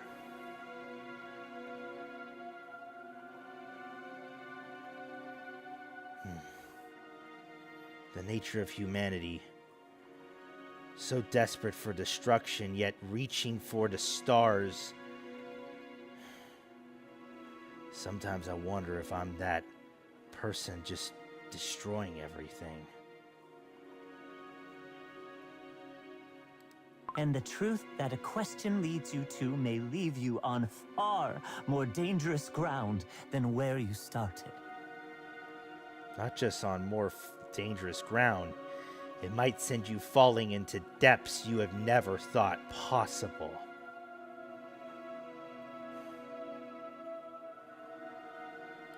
Even so, it's better than not knowing. Now those are words I know well. Headmaster, where did the rest of you go? You wish to seek out the whole of me. Yes. If a fragment of you can't answer my question, I will just have to ask the whole. The whole of you would know exactly how far you went. Well, White Lily, little did you realize how close that person came. Not only how far that person went off the cliff of society or sanity, but threw himself off of it. The whole of me carries a very heavy heart.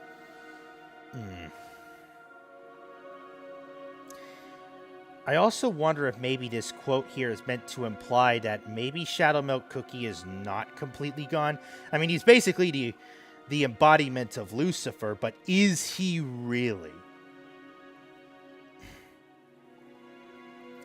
How do we have 5 viewers on Twitch here? Well, good to have everyone here tonight on the Twitch side. Even so, I want to know. I need answers. Someday, you will find it.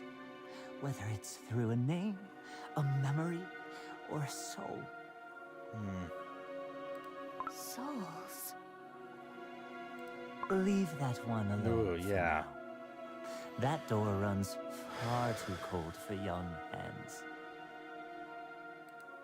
Open a door that cold before you've come to understand the deeper workings of the world, and its chill may freeze you through and shatter you.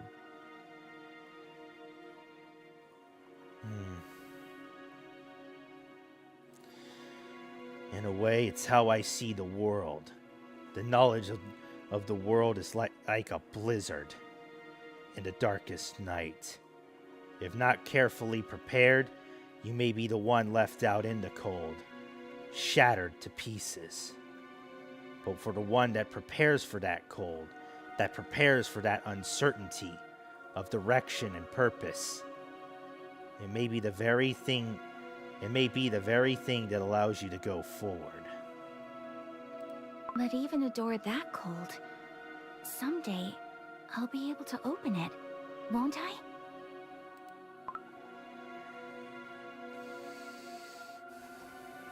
You will open many doors, but not every door leads back to the path you've walked. It's hard to believe the first headmaster had such wisdom. Not every door leads back to the path you've walked. He's basically warning White Lily Cookie, there are some doors that once you go through, you never come back the same person. And honestly, for me, those kinds of doors are the doors that terrify me the most. The kind of doors that once you go into it, once you've crossed that line, there's no coming back. There's no going back to being the same person, the same individual, the same belief system, the same foundation. There are some doors with such damaging effects, it goes all the way down to the very core of what you are, and you can never look at your past self the same way again. It's something I've always feared of becoming. I've never been afraid of, who I am today. It's what I'm going to be in a year, 2 years, 5 years, 10 years beyond. That is something that always remains with me. And warnings are never heard until it's too late. Darn right, Obsidian. Darn right. You raise a great question. In order to return, you will have to walk, and walk for a very, very long time. And I wonder if this is what's happening with her right now in Tartrus.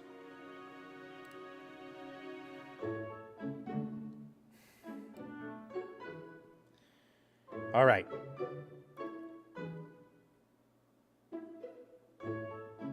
Halfway through, number 8, misunderstanding. You raise a great question. In order to return, you will have to walk, and walk for a very, very long time. And that's what she did.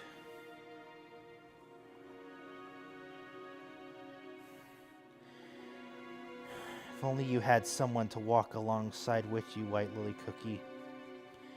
Someone with a heart as warm as yours. It's time to raise the curtain! Some cookies seek only the comfort of sweet falsehood, yearning to live forever in a safe and happy illusion.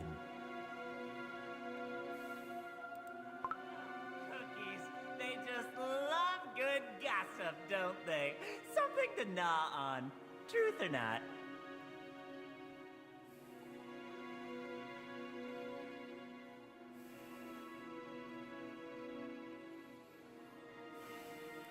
Just as truth alone is not the only thing that paves the way forward.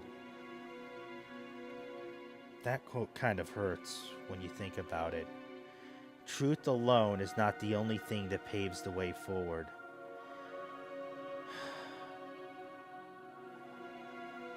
Sometimes lies and morals can be blurred to a point where a faction is not seen as justified or reasonable, but as a monster. Look at yourself. Where is that precious light of yours now? Can you still hear its voice? You can't, can you?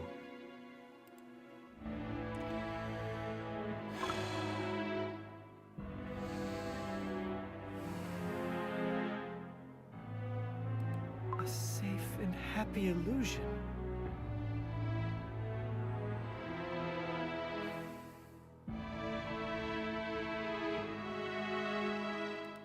Pure vanilla cookie?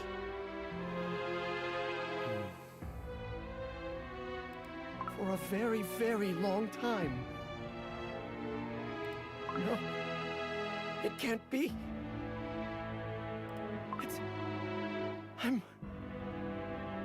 Pure vanilla cookie? Are you all right? All this time, I never knew. I didn't know anything.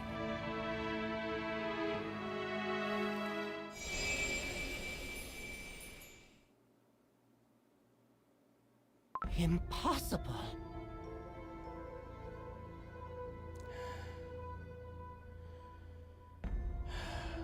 Lord, this can't be true. Oh, God. The first headmaster. That's... How?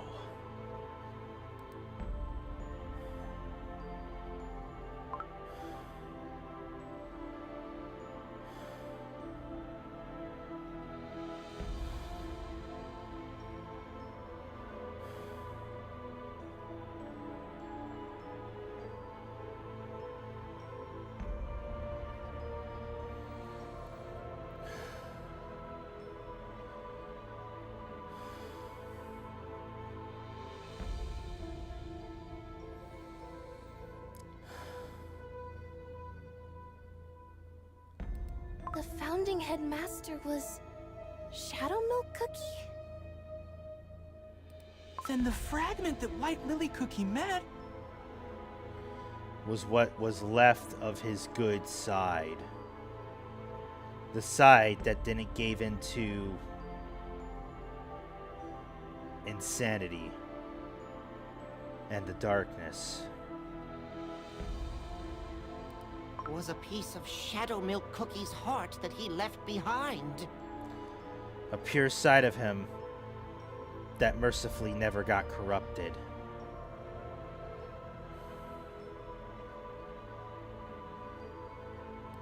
But the headmaster in the memory was nothing like the Shadow Milk Cookie we know.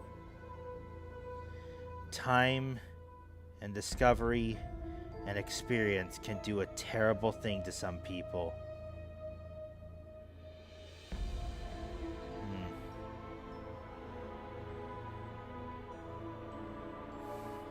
It's honestly why I kind of tell people I don't blame people for being fans of Shadow Milk Cookie. I mean, yeah, he's now kind of become the face of this game, but I think that's a good thing. Thinking about it now, Shadow Milk Cookie should be taken as a warning to all of us of what happens when knowledge itself and the pursuit of it becomes so tunneling to us that we refuse to look at anything else, as well as what happens when we allow the world to forcefully formulate our knowledge. Discernment is the key to true knowledge. It's something that, in faith, we are able to decipher. It may have been a piece of him from before the fall. A part of his uncorrupted heart that existed before he became the beast of deceit. The founding headmaster was Shadow Milk Cookie. The very one. And most importantly, the other side of Pure Vanilla's very soul jam.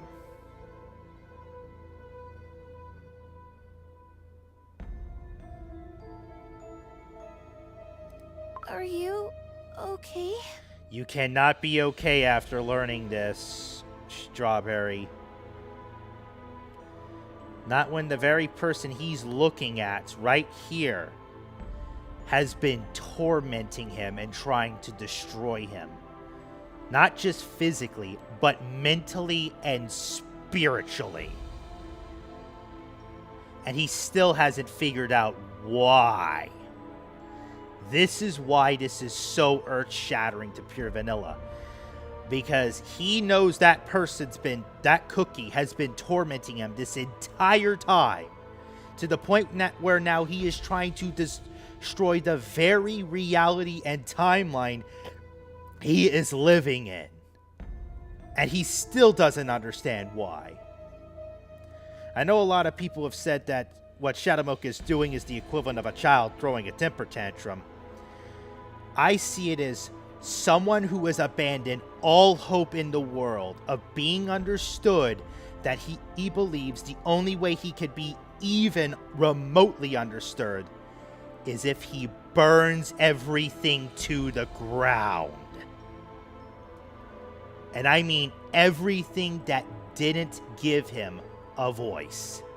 Everything that didn't give him a chance. Everything that couldn't fathom what he discovered. Tom, I can't answer that question because admittedly I haven't watched The Amazing Digital Circus. The only thing I've watched from Glitch Productions is Murder Drones, and I've only gotten to the episode Dead End.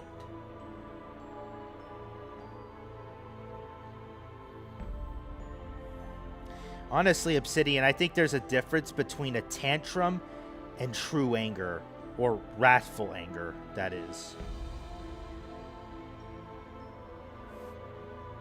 Curse you! You know nothing! You are nothing! I hate you. You and your soul jam. I will destroy you! I wanted to understand White Lily Cookie.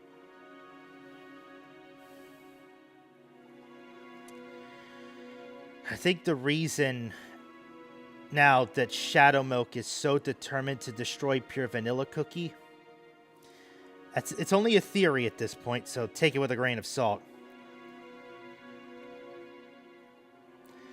Pure Vanilla Cookie is everything Shadowmilk Cookie wanted to be, but the world refused it to him. And so he sees Pure Vanilla Cookie as a threat to the very world he has made, and therefore seeks to remove him from the picture by either breaking him or taking him out of the picture completely. Why she wanted so desperately to know about the witches. Why she was never able to find her way back. Her desire to know the witches opened a door she could never come back from. At least, not fully. And Shadowmilk Cookie, too. I wanted to understand why he felt such a need to mock cookies, to tear them down. I think I've got at least one answer there. Ranger? No one was willing to believe the wisdom that was graciously given to him by these creators, or by what I believe a creator. God blesses us with a lot of knowledge these days. I believe he is the creator of knowledge itself.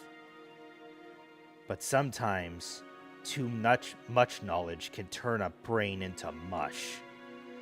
Or, it can make people so resistant to knowledge as a whole that they would prefer to live in their lies and delusions than continue seeking it out. That is why I believe what I believe in a creator. Because he holds that knowledge. And while I may not get every answer I desire, I trust that the answers he willingly gives to me will be what allows me to keep going in life. Through all the cruelness, through all the injustice, through all the wars, through all the violence and unthinkable acts, the Lord will be the light that I will never stop reaching for, no matter how much the world tries to tear me down. I wanted to understand why he went so far. Why did he laugh at them, break them, put them to the test? But in the end, I never understood either of them. And that pain never left me. A question can be a warm and gentle light, or it can be a fire that consumes.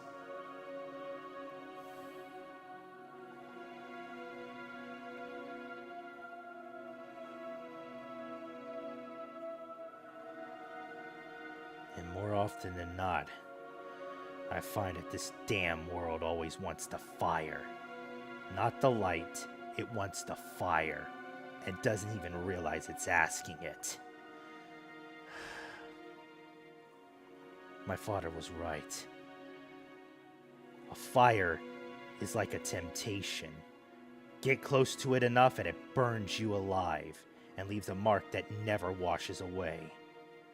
But seek the light, and it's something that won't burn you unless you deliberately harm it.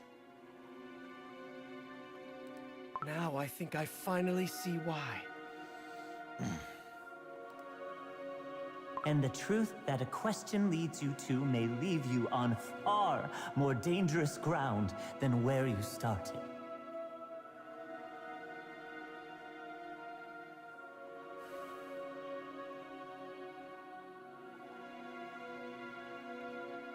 Before I could ever hope to understand them, I realized that I had never truly reached them at all.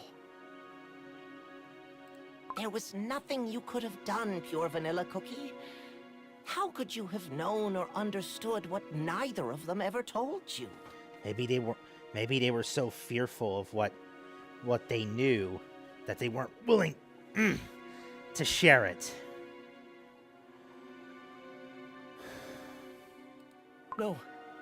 No, that's not it. They could have told me. If they had believed they could be understood, they would have said something. Yeah, but eventually, when they believe they're no longer being understood, all that's left is radio silence.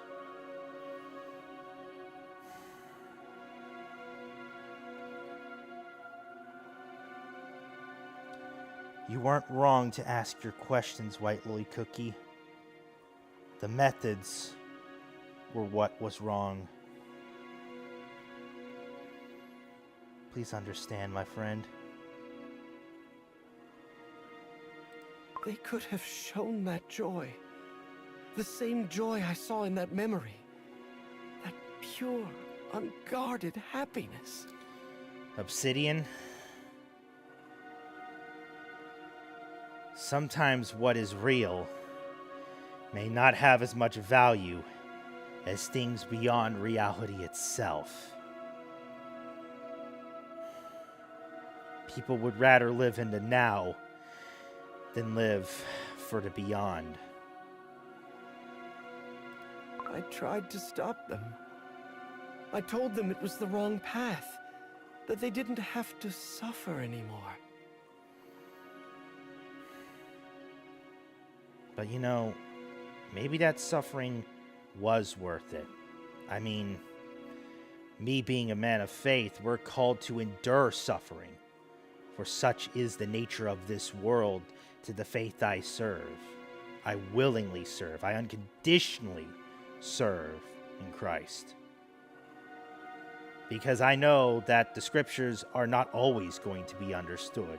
Heck, many in these worlds willingly walk dark paths, never wanting to understand faith, what true faith looks like. My faith is still subject to corruption, and anyone's can be. But the pursuit of that light is what makes me believe in that faith, unconditionally. I'll mess up. That's inevitable. But I want people, cookies too, to never stop reaching for that light. Even if it gives us something ugly we would have never imagined. The pursuit of the light of the Lord, the fear of the Lord, is the beginning of wisdom. We don't fear the Lord because we fear.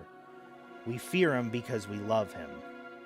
Love what the scriptures not only speak of him of, but what his sacrifice on that cross meant. But all the while I was trying to stop them, I never once looked at where they had started from. I already thought I knew them. So I stopped trying to understand them any further. Nothing is more devastating than when you realize... Nothing is more devastating than forcing someone...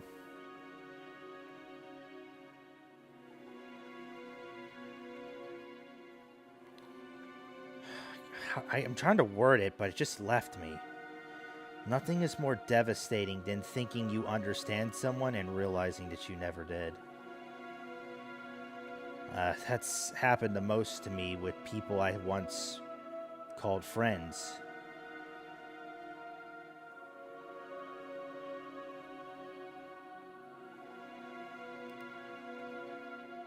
Despite knowing he was lonely.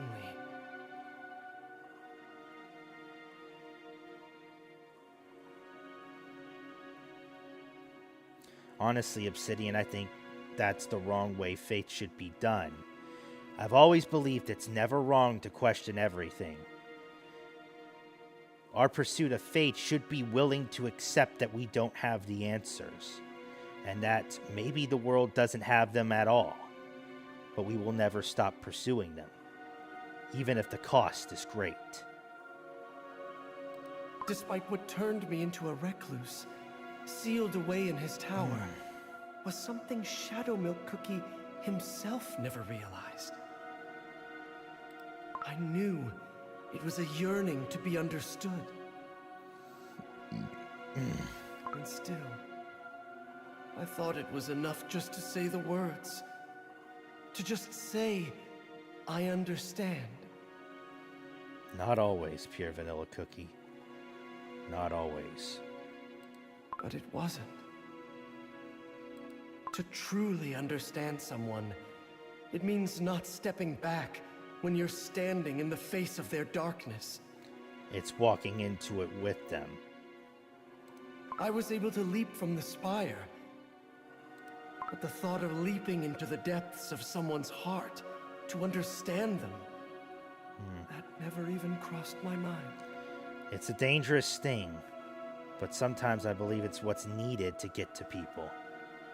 Being willing to jump into that darkness, or, in my words, walk with them through it. It's not just an act of grace, but an act of understanding and conviction.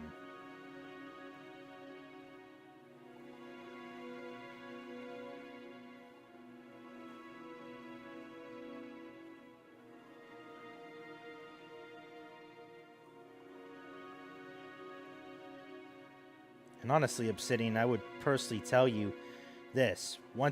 This is kind of something I've kind of accepted as a follower. Humanity and even Christians themselves, they're always going to fail. At some point we will. If we can acknowledge that and understand that it's never wrong to have a question and to always look around for it. I would say to never be discouraged when you get get a chastisement or never to be afraid of it. Chastisement and criticism are part of this world, far more than I'd like to admit. But I think it's being able to look past that, being able to look into those answers for yourself and question everything that helps build true character within a person.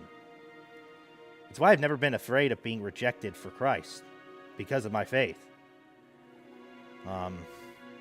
I just believe it to be an inevitability. It's just a matter of, being understood. I think it's more a matter of just being willing to walk with people. Being able to go into those places we aren't comfortable with.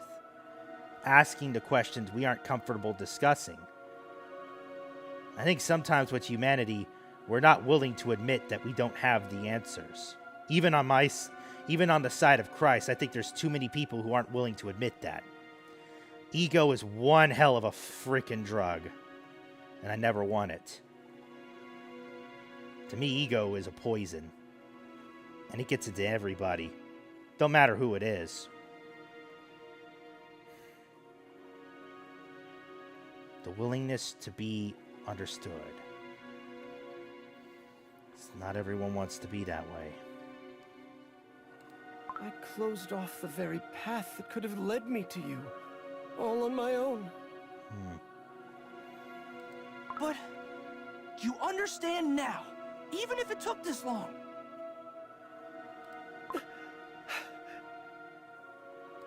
What White Lily Cookie was searching for?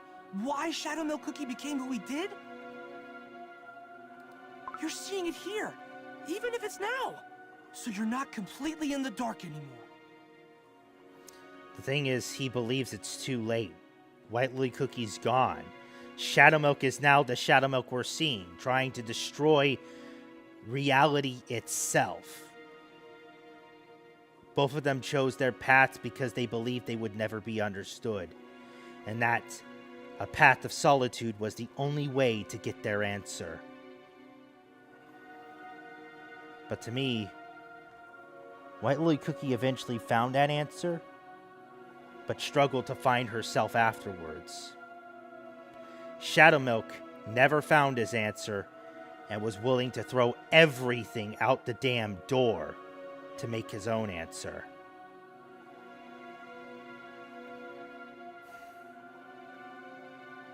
It's why I sympathize with White Lily Cookie more than Shadow Milk. Because the answer White Lily Cookie found was horrifically cruel, yet she still pursued doing what was good for Cookie kind despite what she found. Shadow Milk Cookie threw away all of Cookie kind when he didn't get the answers he was looking for. Cast it all aside and decide, I'm going to make my own answer. I'm going to be the one that decides things. Those are the people I hate most. The people with egos. With pride as large as the Savannah River or the Mississippi. That it drowns everyone else that walks in it.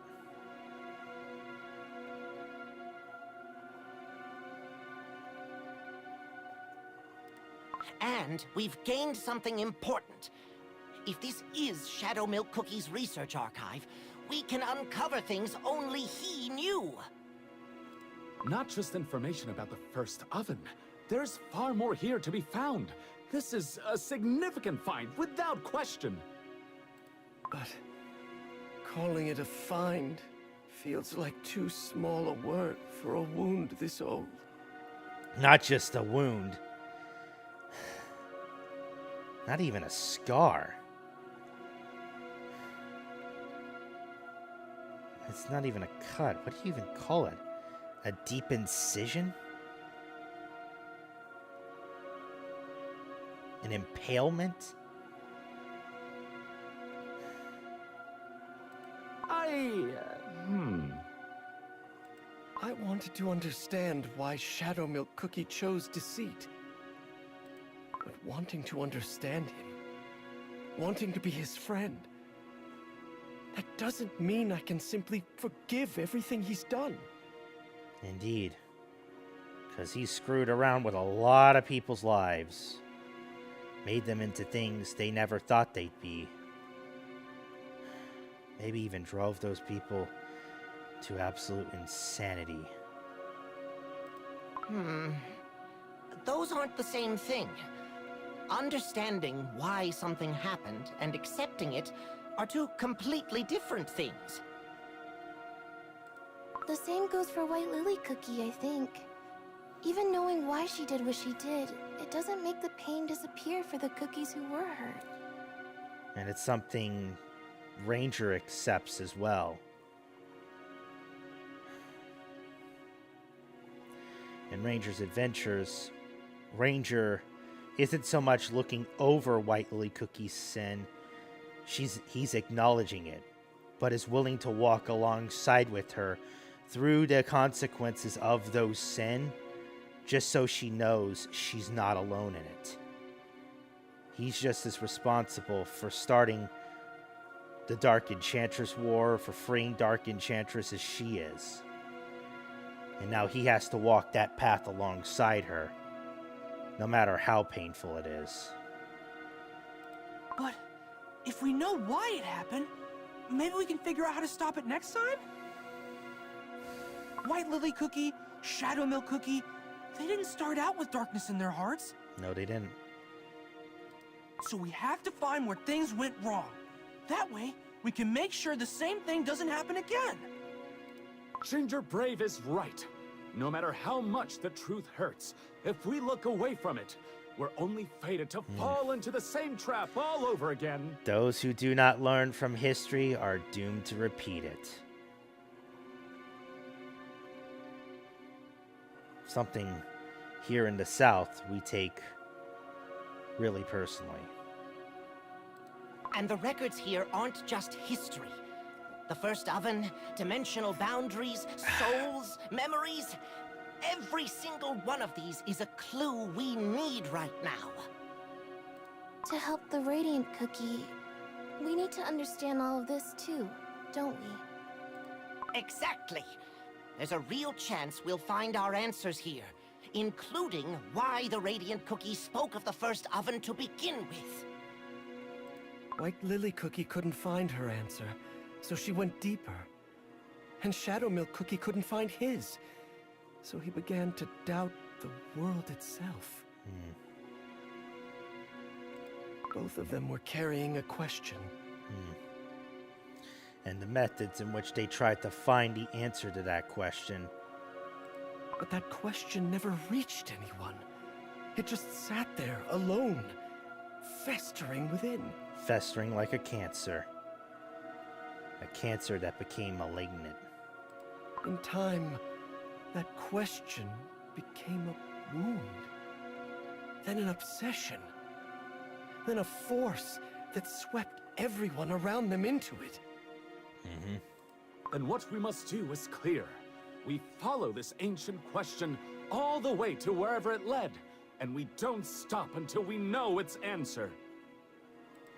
And somewhere along the way, we find how to reach the first oven. All right then, let's keep going. Whatever Shadow Milk Cookie hid, whatever path White Lily Cookie followed, we'll uncover everything. It's scary. But if we keep looking together, I think it'll be okay. I'll say this, Ginger Brave's voice actor, I love the way how confident and brave he is. He really nails it. And to think, this is the same voice actor that voice acted Finn from Adventure Time, a Cartoon Network series that I honestly never really was fond of, but I could appreciate what it tried. Thank you. All of you. So, where do we start? Now that Shadow Milk Cookie's illusion magic is gone, there might be new information we can... Oh, look! There's a passageway under the portrait! It wasn't there before!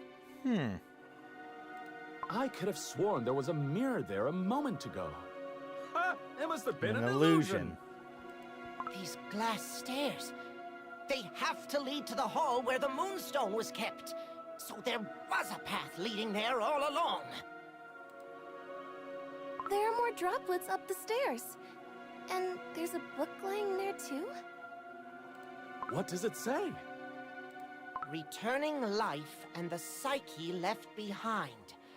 A study on the soul residue hypothesis of Tartrus.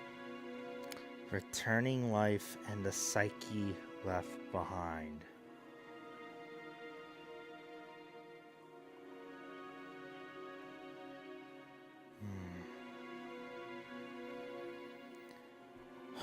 White Lily Cookie. You really tried to revive the first headmaster. You thought he was already gone. And didn't have a clue.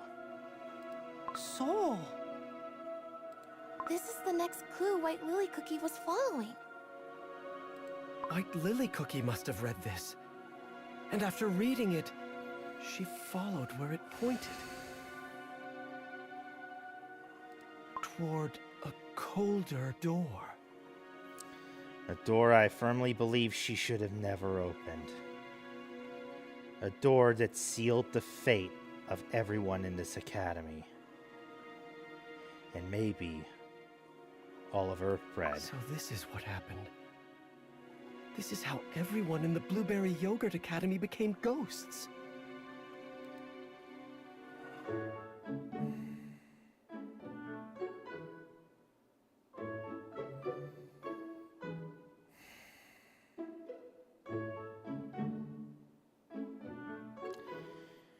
All right. Number 9. Naive Brilliance.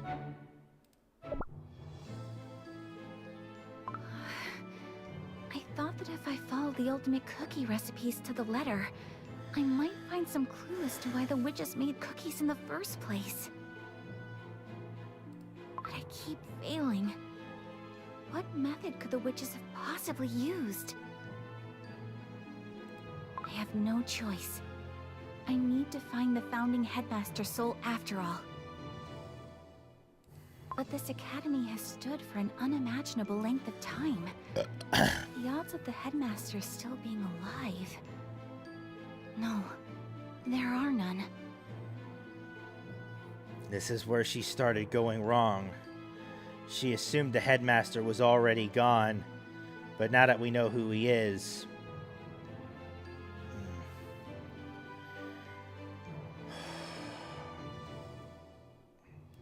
Can you even meet the soul of a cookie who crumbled away so long ago? If I ask the professors, they'll catch on immediately. Your Vanilla Cookie has started attending every healing magic practicum, so it's getting harder to ask him for help. No. The only cookie who could ever truly understand me was someone like the first headmaster anyway. I'll find a way on my own, no matter what it takes. Cold door. He said not every door opens a path back. But he never said there was no path back at all. The path back was going to be long. Very, very long.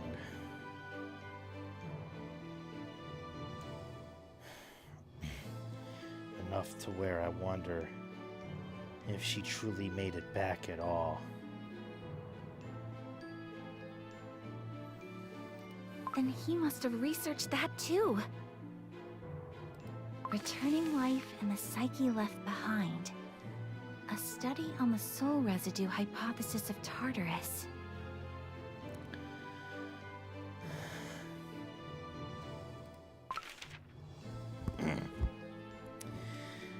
This study examines the process by which life energy is restored following the death of a desert creature, and investigates the possibility that a soul's information remnants may persist beyond that point.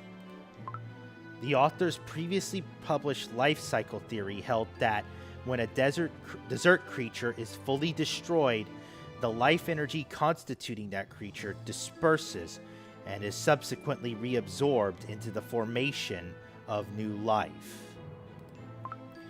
However, the fact that life energy reconstitutes into new life does not in itself constitute evidence that the soul of the previous life form has ceased to exist. The author has recently observed a phenomenon in which the life energy of desert creatures destroyed during the Spice Wars departed the visible dimension of Earthbred. Life energy departing the dimension. Does that mean it moves somewhere else entirely? And yet, a post-mortem measurement revealed that the total quantity of life energy measured across the world following these events remained within established average parameters. This suggests that life energy does not cease to exist, but is instead preserved by passing through an unseen dimension. Life energy returns, but the soul does not. Thus arises the question, has the soul ceased to exist? Or has it simply been left somewhere beyond our sight? The first headmaster's soul, and his questions, and his answers. So he didn't disappear. He could still be somewhere waiting. This study defines Tartrus as an unseen dimension existing between or beyond the visible dimension of Earthbred, and posits that the souls of crumbled desert creatures undergo transference to this location. It further argues that within Tartrus, the soul undergoes a separation into life energy and information pertaining to the psyche. While life energy is restored to Earthbred, the psyche's information may remain resident within Tartrus itself. This thesis goes on to propose that through the use of a sufficiently strong memory medium, residual psyche within Tartrus can be specifically identified. Remember this for later.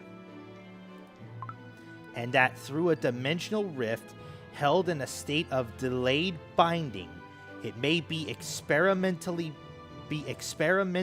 possible to perform a reverse summoning of a specific psyche.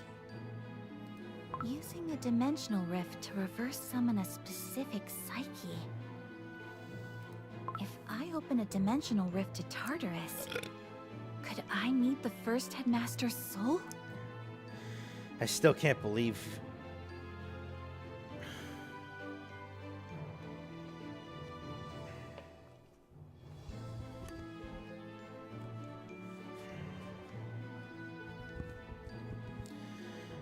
I still can't believe you went that far, White Lily Cookie. That's something I'd honestly would do. A memory medium is defined as any object, location, record, or symbolic entity that strongly reflects or preserves the psyche and essence of a specific desert life form. A memory medium. The Milk Crown Bowl. The fragment of the first headmaster's heart is right there inside it. Every memory, every question, all of it points back to him. It could serve as the coordinates to summon his essence. The souls of living desert creatures and destroyed ones are dimensionally separated, placing direct communication under significant constraint. However, actual crumbling and death on the part of the researcher is not a prerequisite for establishing contact with the soul. It has been confirmed that when conditions sufficiently resembling expiration are established, conditions under which Tartrus may misidentify the researcher as deceased, the dimensional rift of Tartrus opens without the researcher having actually perished. So you don't have to actually be crumbled to open the rift. You just have to create a state close enough to it. That's the key, isn't it? Good to have you back, Tom. Honestly, what she's about to do is... oh, God, it's terrifying. Good evening, Vano Lover. Good to have you aboard tonight for tonight's stream. Hope your night is going well.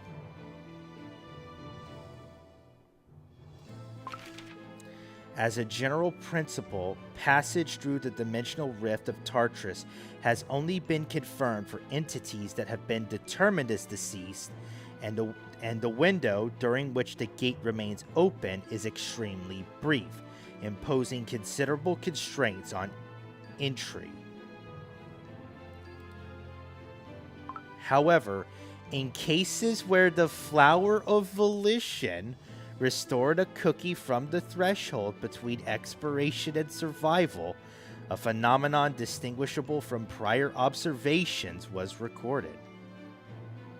Well, that's awesome that you got all Awakened Ancients, Vanna Lover. Have you gotten them all the way up, or just you've gotten their awakening in general? The dimensional rift to Tartrus that had been opened for the subject in question was observed to close at a rate up to 13 times slower than the standard rate of closure. That delay is what makes a reverse summoning possible. A reverse summoning. Founding Headmaster, I will show you that this door can be opened. When we meet, please tell me whether you found the witches. And if you didn't, that's all right. We'll find them together. And I'll introduce you to my best friend. He's brilliant and kind. All of us together, we can help the cookies of this world. The ones who are vulnerable. The ones who are unprotected. We're going to build a perfect cookie world. Something Ranger would believe is not possible. Alright, that's good, Vano. It takes a lot of time to get them to that point. Do you see that portrait of the founding headmaster over there? Truly wise and compassionate. Someone who showed cookies what it truly meant to use magic. What if we added a fraction of the headmaster's soul into the dough we created? White Lily Cookie, what exactly are you saying?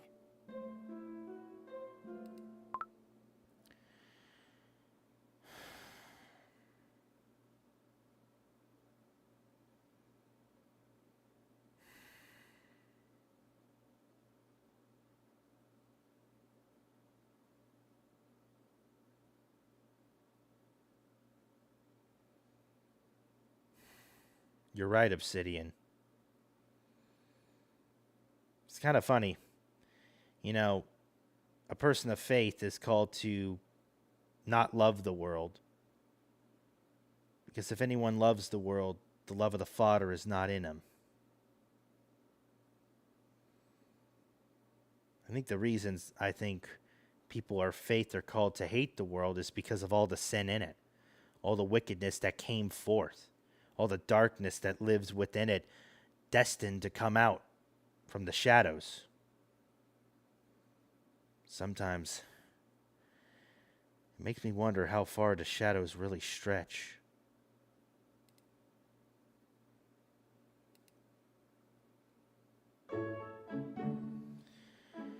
Okay, number 10. We've got 4 to go. I kept wondering why she wanted to place the first headmaster's soul into the dough specifically. So that is the story behind it. But back then, Shadow Milk Cookie's soul was... in the silver tree. It wasn't in Tartarus. It was under the seal tree. And that's the heartbreaking part of White Lily Cookie's very spell. She didn't know that part. She didn't realize that what had happened to the first headmaster. And yet,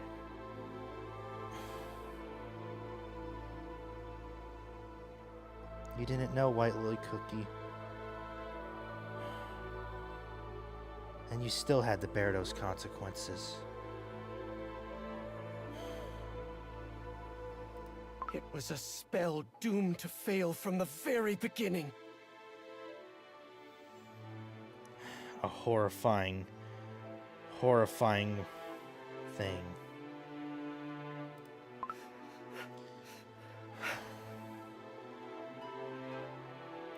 The memories he left behind, and the Academy's most brilliant student. Could Shadowmilk Cookie have foreseen that they would bring the Academy to ruin? Do you think he ever knew? He couldn't have.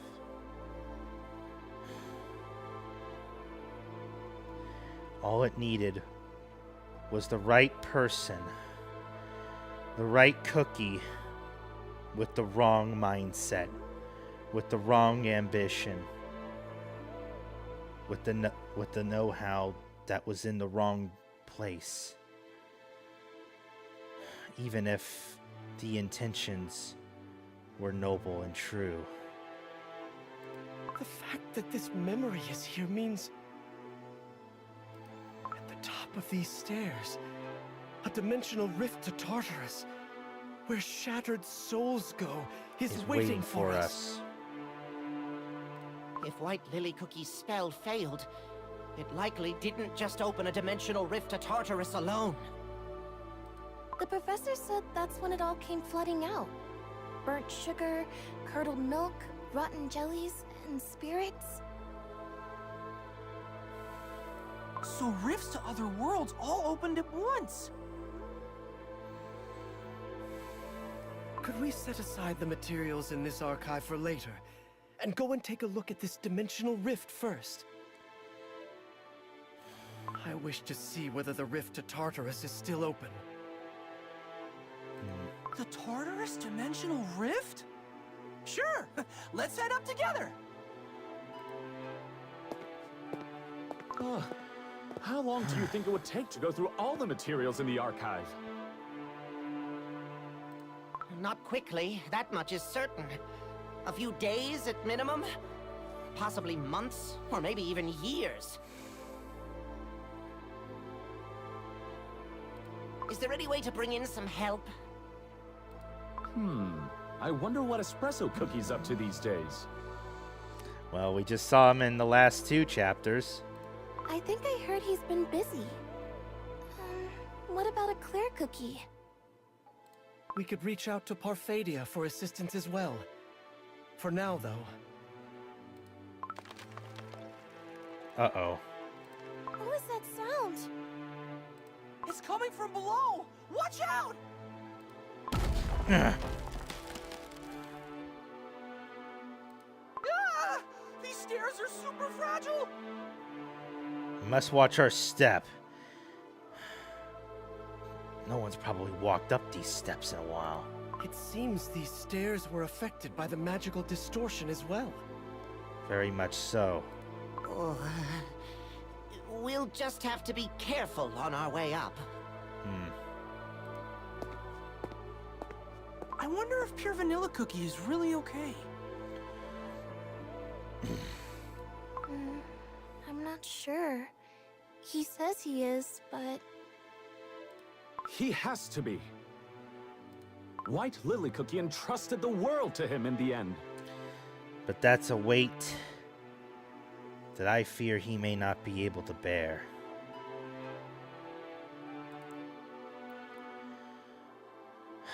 Her destiny proved devastating. Lives and souls a crushing weight. He may not even have the luxury of grieving. Not with her final wishes still ahead of him.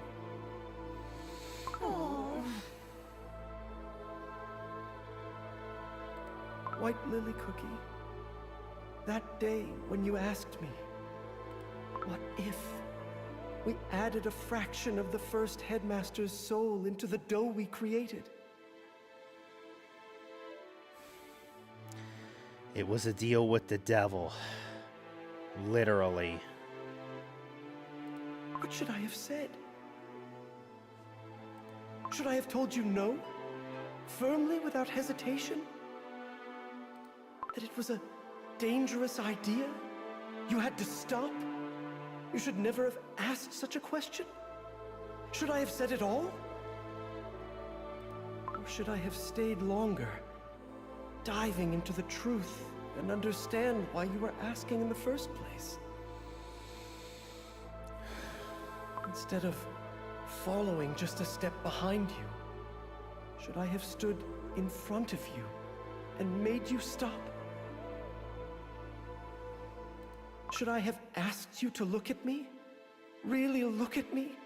And talk to me?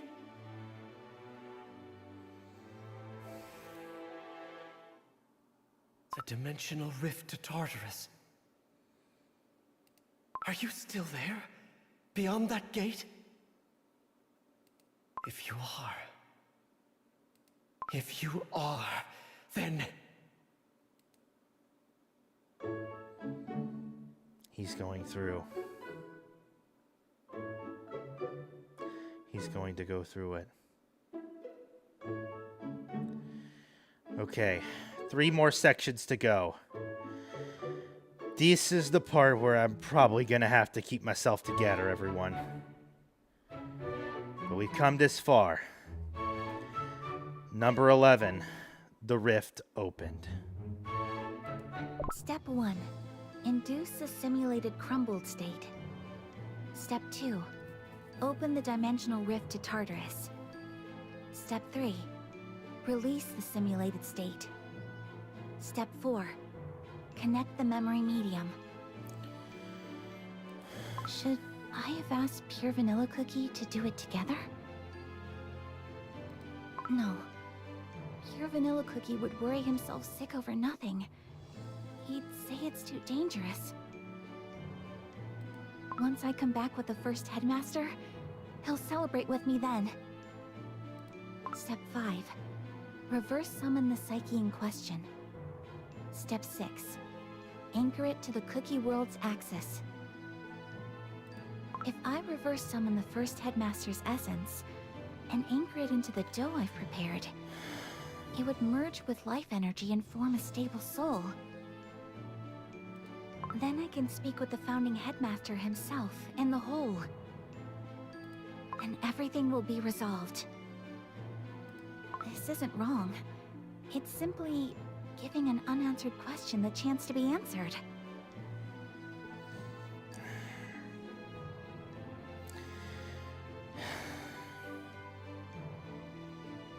It's only a chance, White Lily Cookie.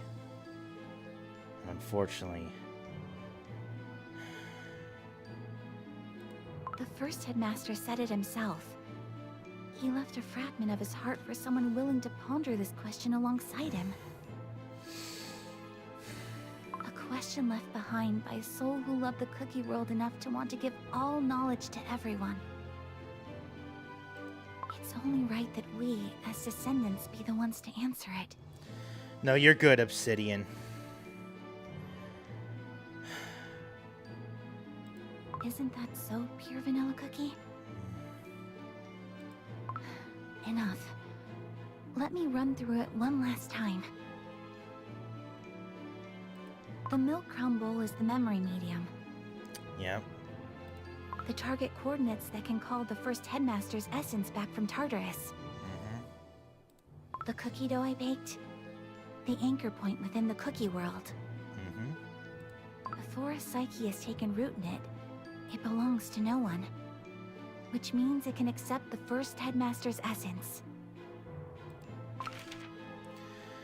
The dimensional rift of Tartrus recognizes entities that have been determined as expired as subjects for retrieval. If, by any chance, the psyche of a living being were to enter Tartrus, any psyche that fails to return within 3 days of the dimensional rift's opening carries a high probability of becoming fully bound to the laws of Tartrus and its dimension. Once the binding is complete, recovery of vital response within the visible dimension and restoration of the psyche's coordinates becomes highly improbable. 3 days. So even if I cross over, if I don't come back within 3 days, it would be fatal.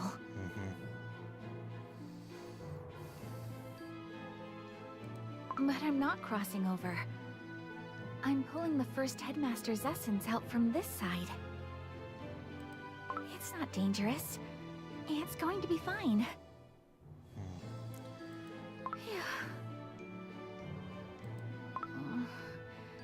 Maybe this spell will fail too. Like the failed experiments to create the perfect cookie. But nothing will change if I never try.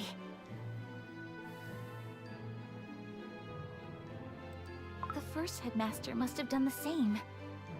When everyone around him was asking trivial questions, he alone held on to the real one. So I will too. I'll hold on until the very end. So this is the altar the first headmaster used when performing his most powerful magic. I knew the mirror was a secret passage. Milk is a mirror that reflects memory, and memory is a mirror that reflects the heart of the one who asks. The main stairways are under strict lock and key by the faculty. But I knew the first headmaster would have built a secret passage through the archives. A dimensional rift maintained by generations of headmasters across hundreds of years. There's no better place than here to open the door to Tartarus. 3 protective magic circles. The outermost prevents magical backflow from the altar. The middle one keeps the laws of Tartarus from bleeding into Earthbread. You know, this is probably the part where it gets really terrifying.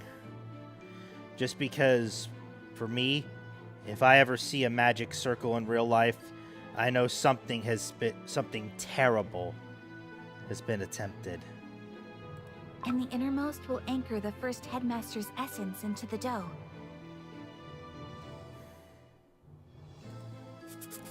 Then I enter a magically attuned coffin and cast the spell. The moment my soul fully separates from my dough, it will reverse the current and send my essence flowing back.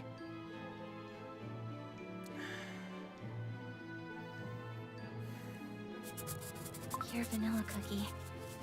When you meet the first headmaster someday, you'll understand too. I know you will. I mean, the whole idea of this spell is she's basically playing with her very life and soul.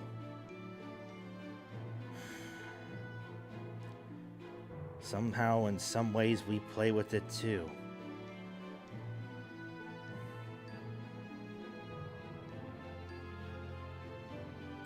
You'll realize that I wasn't wrong. You gotta be willing to be wrong sometimes, White Lily Cookie.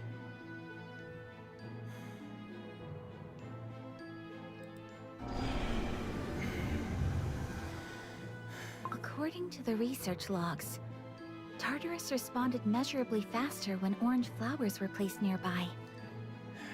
That magic circle is terrifying to look at still. Doubly so with that coffin. If I ever saw that in real life, I would turn around and run. Lord, give me the strength if I ever see that to turn around and run.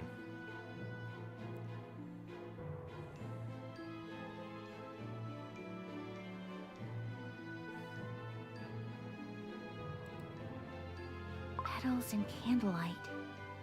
A quiet atmosphere showed a statistically meaningful increase in response speed. Setting it up like this, It really does look like a funeral.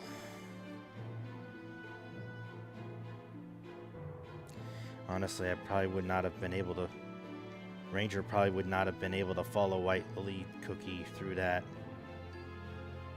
His faith would forbid him from doing it. No need to be afraid. This funeral isn't real, and it's not really for me. This will be the funeral for a world that chose ignorance. And when it's over, a new world will be born. One where knowledge belongs to everyone.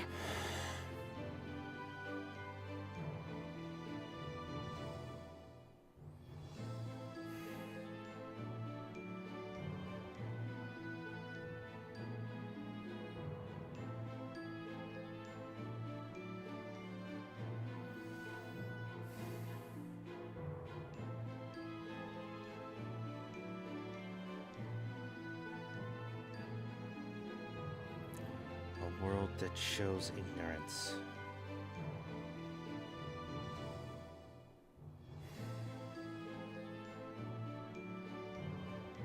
Honestly, I feel like it's more a world that shows arrogance.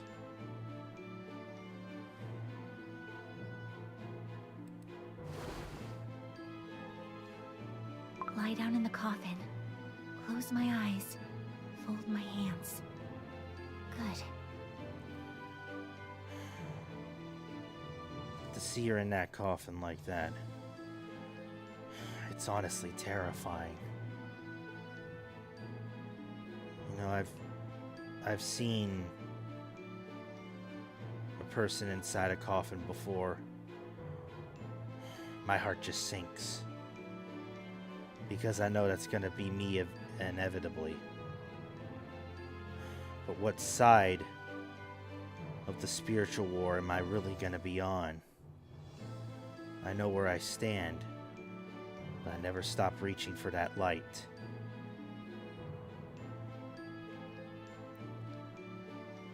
Remember when I told you that Blueberry Titanium was a sanctioned sacrifice? The device used to transport him and his unit are meant to look and function like bullets and coffins.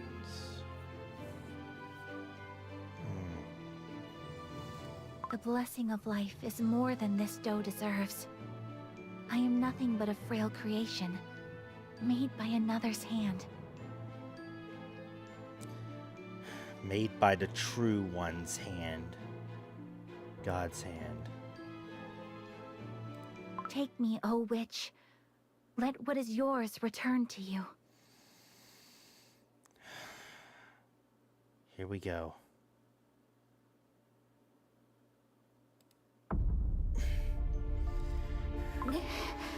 I can't breathe. My dough is weakening.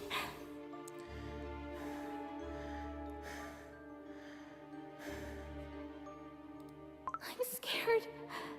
I'm scared. No, I'm fine.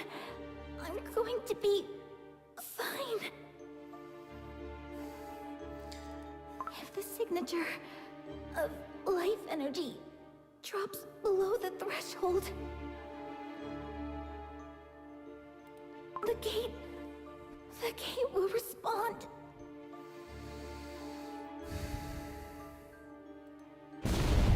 It opened. Oh my. This is the Tartrus dimensional rift. Good. Now it's time for me to come back.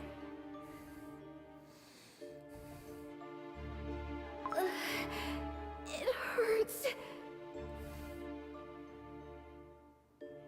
No. If I lose consciousness now, it's over.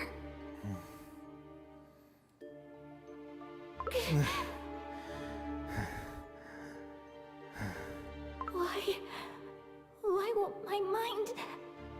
The enchantment... The coffin... Did I fail? No, that can't be right.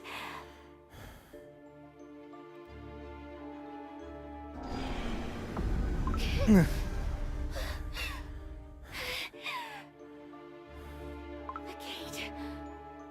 the gate.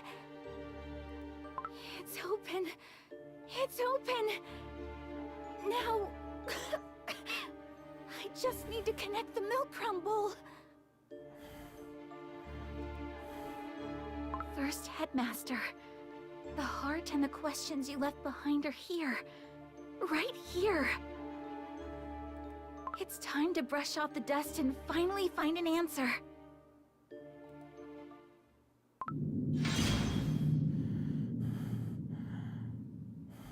Why? Why aren't the coordinates locking on? Oh, God. Wait. It Can't be. The first Headmaster's essence isn't in Tartarus. It's not there. No. The protective circles are breaking. No. I have to close the rift. I can still do this. We're back. We're back.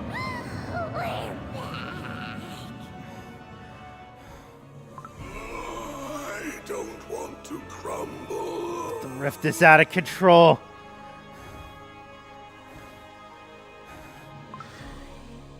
I don't want to fade away. Not like this. Wraiths? Oh, God. The smell of burnt sugar and spoiled milk. Could it be because the rift couldn't lock onto its target? Is it pulling from other dimensions too? Oh.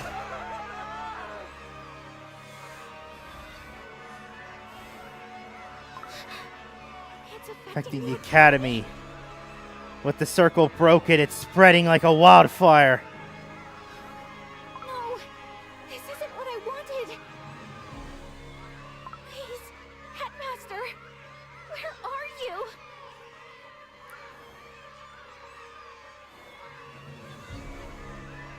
What in the name of... Students, get back! Do not go anywhere near that rift! Professor! My hand! Please, help me! Ah! Dimensional rift? All non-faculty, evacuate immediately! Now! Headmaster, we're gathering up the moonstone crystals right now. Use what you have to anchor the edges of the rift first. Right away. We'll need to set up a protective circle around the rift. Wait, there's already a broken one here? Professor, I tried to open the Tartarus rift, and I failed. Good heavens. White Lily Cookie, you open this rift? I'll redraw the protective barrier. I'm the one who broke it. Quick, give me the moonstone. No. Step back and explain what happened. You're the only one who knows what went wrong. I was trying to open the rift to Tartarus to reverse summon the first Headmaster's essence.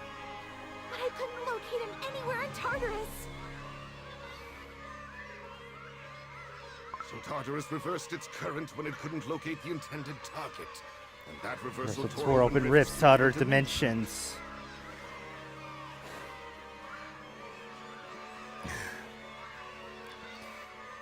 She didn't know he was in the silver tree. How was she? Reweave the barrier in 3 layers. The outermost holds back the rift's expansion. The middle seals off the laws of the other worlds from bleeding through, and the innermost anchors the life energy of everyone in the academy. Dear God, White Lily. You didn't know? How could you have known that the first Headmaster was Shadow Milk, and that he was trapped in that silver tree?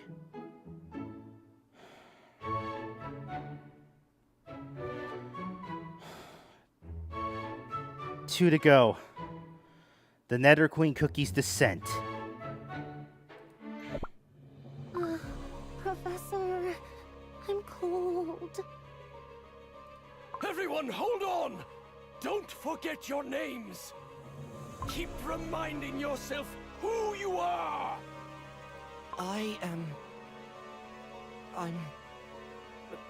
My name is... The waters of Tartrus' River of Oblivion have already spread throughout the entire academy. I've brought more moonstones! Raise them all above the rift. We'll fuse the moonstones into a single mass and seal the rift shut. I don't want to know the number, Obsidian. I don't want to know the fucking number. Dear God. Given how far this has already gone, even with the moonstones, there's a high probability Tartarus' reach will expand to encompass the entire cookie world. Oh, dear God. But we can't simply give up here. Professor, I'm so sorry. I was wrong. White Lily Cookie, some of this responsibility does lie with you. But the failure to properly guide that talent of yours lies with us as well. No, you tried to stop me. Your passion for knowledge and your talent were always Too great to be confined to a within place like this. academy. That's why you wandered. That's why you went so many places for answers, White Lily Cookie. Because the place that you thought once gave it to you, you unintentionally tore it down. All for one answer. All for an answer you couldn't find.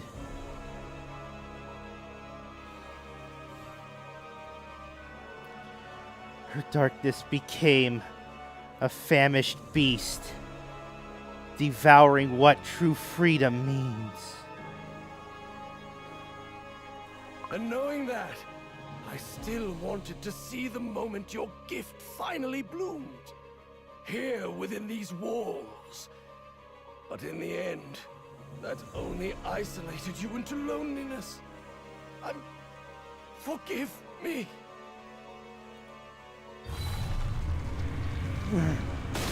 Ugh.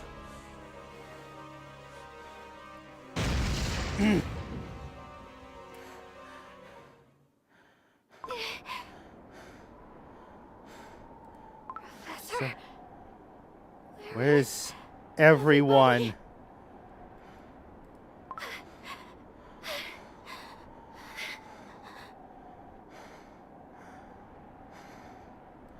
this aura. What is this? I can't breathe. What is happening?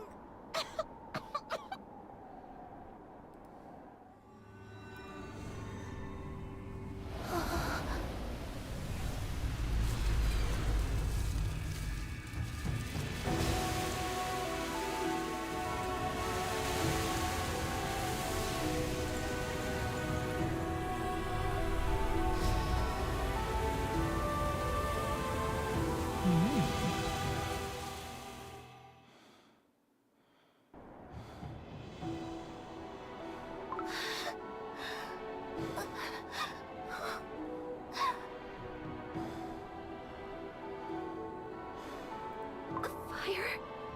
Smoke? No, it's cold. This is... Wait. Who is that cookie over there? My. For the loss of the shattered to come flooding into the realm of the living like this. I've never experienced anything like it in my lifetime. Or have I? I seem to recall one or two times, a good while back. Have I been here before?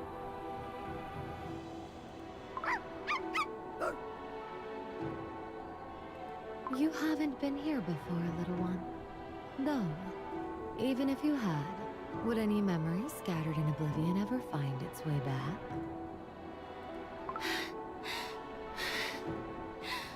Who are you? You.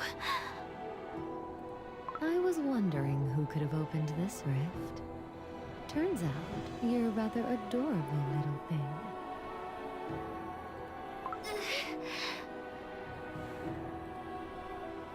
Poor dear, unable to draw a proper breath.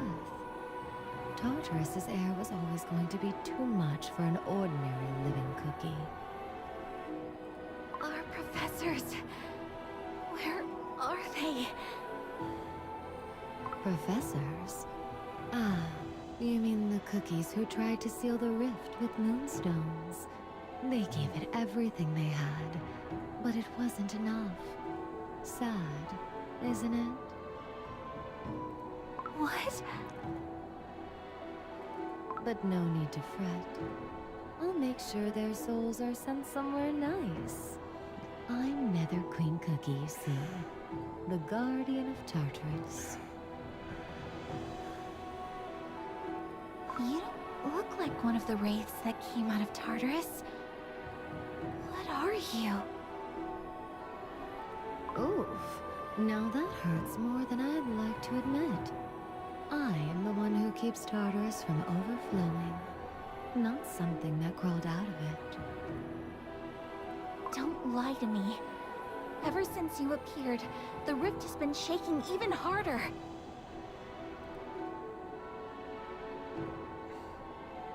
It isn't only the rift that's shaking, little one.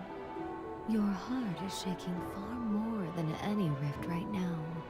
Settle down. The cookie hasn't crumbled yet. That, little one, is the cookie who opened this rift. She pulled Tartarus's current into the realm of the living. And she never intended to. Then, is she in trouble? She'd be lucky if trouble were all she was in. But it isn't going to end at that, is it? Seeing as the two of us were able to cross over like this. Get back through that rift right now! The Academy is already... because of me. Yes, you made a real mess of things. And if things continue as they are, the cookie world will be too. All because of you. God.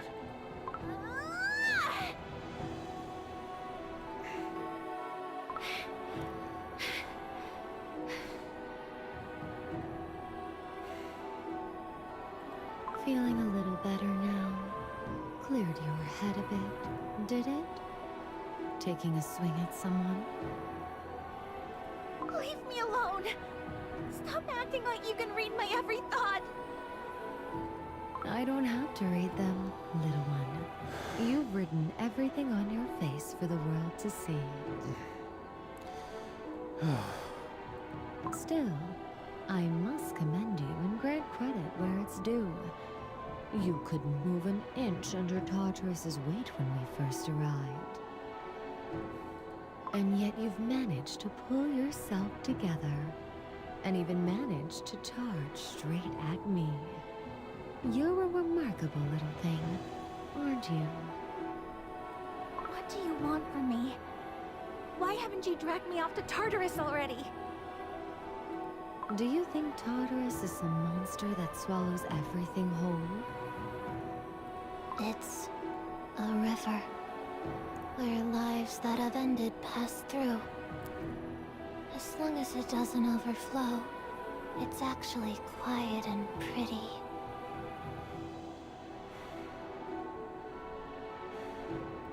The problem at hand is that the rift you opened is mistaking lives that haven't ended yet for ones that have.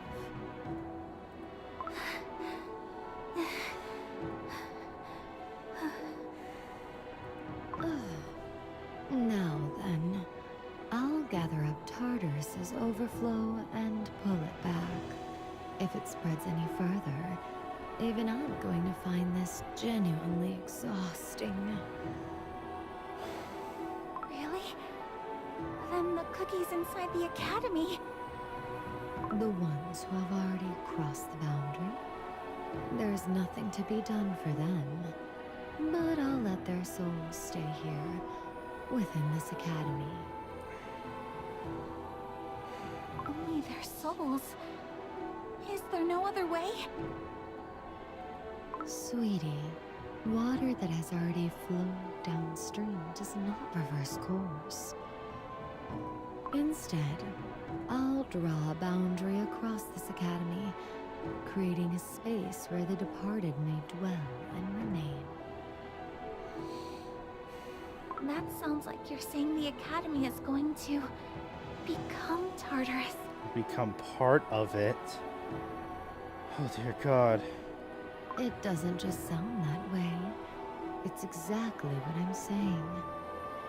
This academy will now exist on the boundary between life and soul.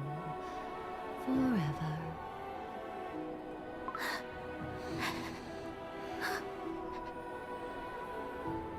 Everyone thought I was strange.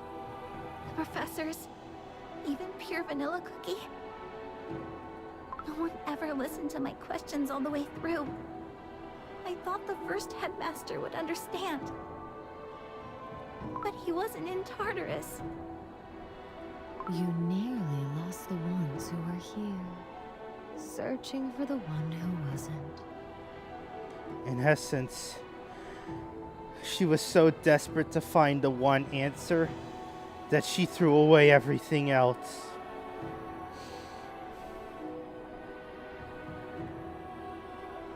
And it's something she can't take back. Yes. I did this. Sad to say, but most of the crumbled souls, no, nearly all of them, their essence dissolves and fades. Some souls do remain, but only those with a will strong enough to hold themselves together.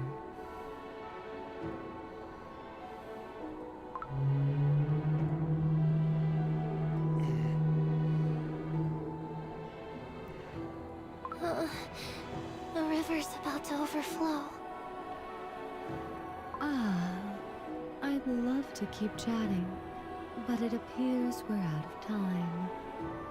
First things first, the current must be reined in. River of Oblivion, tide of endings and beginnings alike. This academy is to become our Tartarus. What lies beyond, alas, belongs to the living. Be a good river now, and come home, for the sake of those who have lost their names.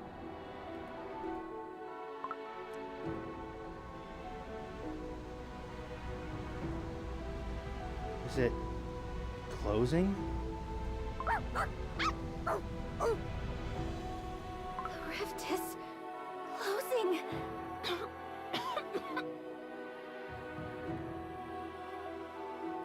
My, it seems the air is getting to you again.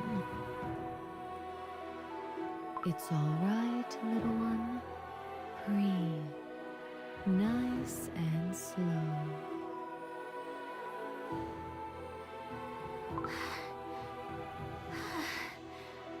The rift is closed.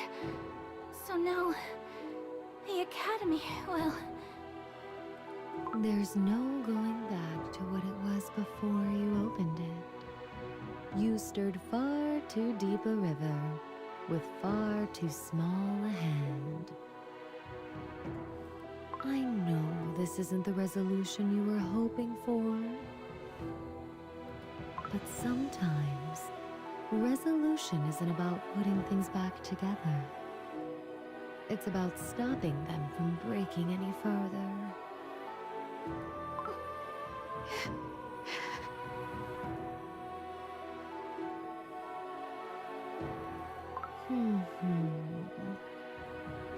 to say, I am truly impressed.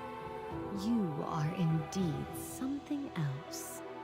Such a tiny, precious little thing, opening dimensional rifts on her own, picking fights with me. It's been quite a while since I've met a soul like this. I savored every moment of it. That's not funny, Netter Queen. But now it's time to part ways. And those memories of yours, it's time those came with me. Huh? No! I have to remember everything! What I did, what spell I used, where it all went wrong. I need to know so that someday I can... Little one, if you leave with those memories with you tonight, you'll inevitably end up opening a bigger rift by this time tomorrow. Better calculations, a tighter protective circle, a deeper resolve. And next time, you will make something truly irreversible. I don't care. This is my responsibility too. Running away by forgetting what I did wrong. I feel the same way, White Lily. Forgetting isn't running away.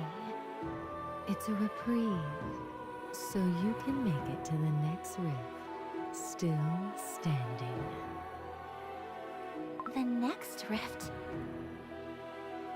I'm only telling you this because I've taken a liking to you, little one.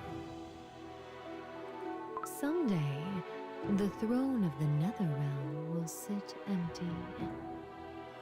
The seat that guards the river of Oblivion and guides the souls who wish to return back into the natural order.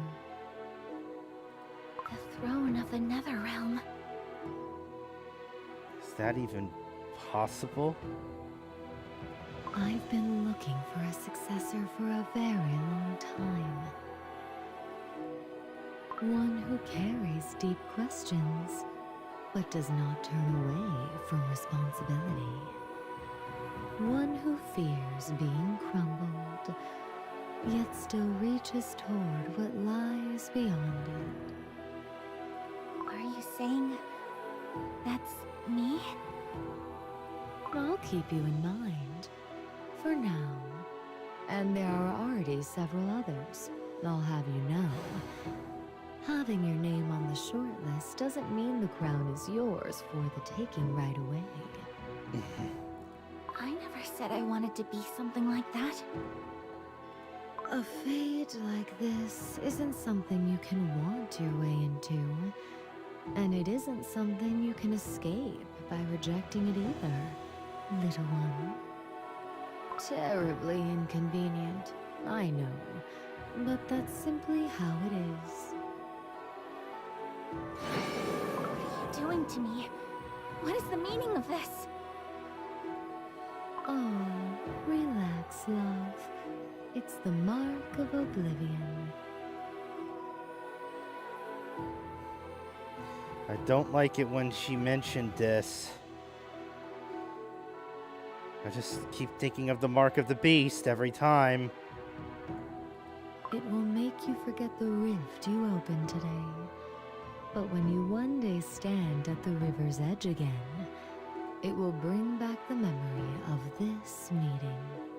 Dear Lord. Hey, listen. Be careful, okay? The river is gentle, but it takes things. Your name, your face, why you were crying. I know that. Probably because it happened to you, Asphodel. No, wait. Not yet. I still have questions. I do love a curious mind. But it's time for you to sleep now. Now then, Shall we go? We'll meet again, little Lily. Another time.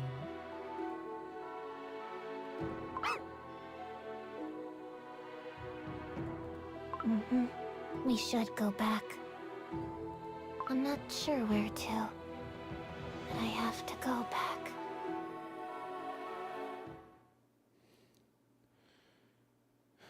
What is this place?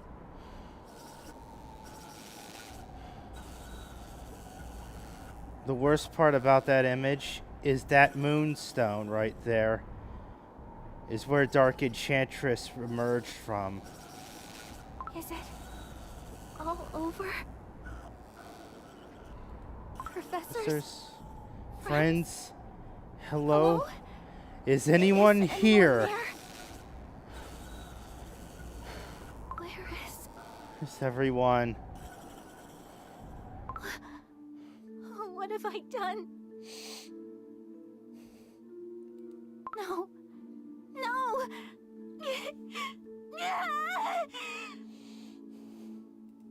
I'm sorry. I'm so sorry.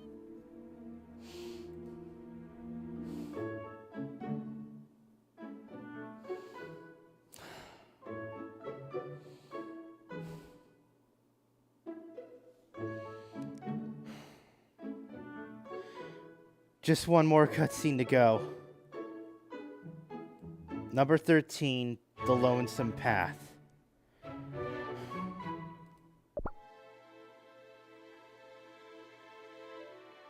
Down there!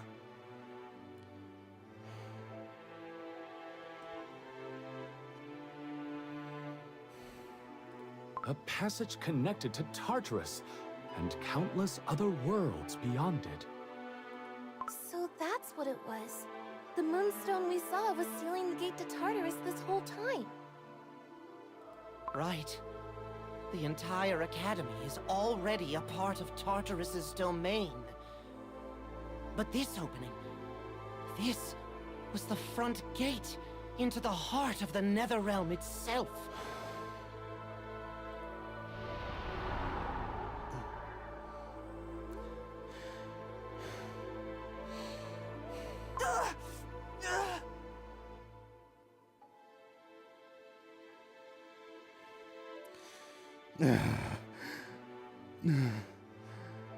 No. When I touched that moonstone,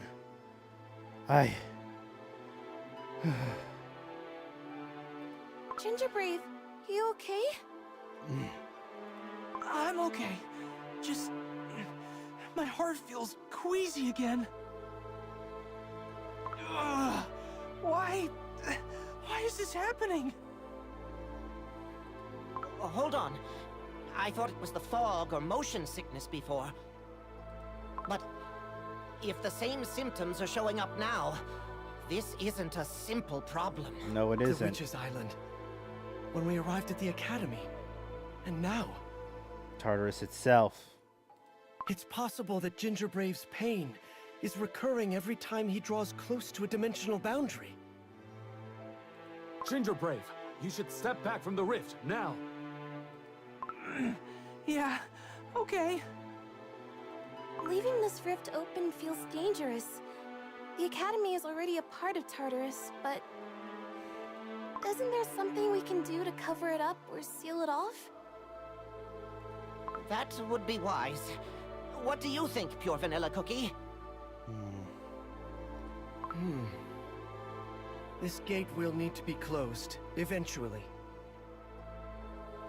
But there's something I need to do before that.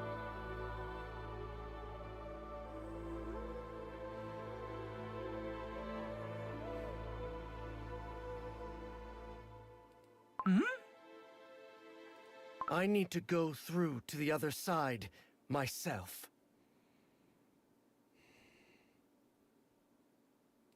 What? What do you mean by that? You intend to go in there yourself? Pure Vanilla Cookie? Why are you suddenly putting up a barrier around yourself and the rift? No! Don't do it! Pure Vanilla Cookie! I'm truly sorry, everyone. We don't have much time. The Radiant Cookie's voice has gone silent, and we need to bring them back as soon as possible. But there is still so much we don't know. How to help the Radiant Cookie, what the connection between Soul Jam and the First Oven even is. The one known as Nether Queen Cookie knew a great deal, and she appeared cooperative toward White Lily Cookie as well.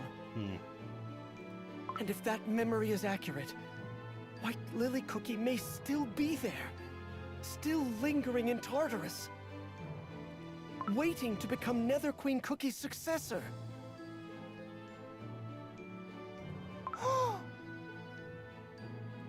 You intend to go into Tartarus alone? That's far too dangerous! Please, dispel the barrier.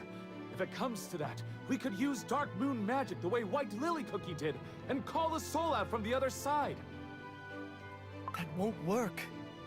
The Academy is already within Tartarus's domain.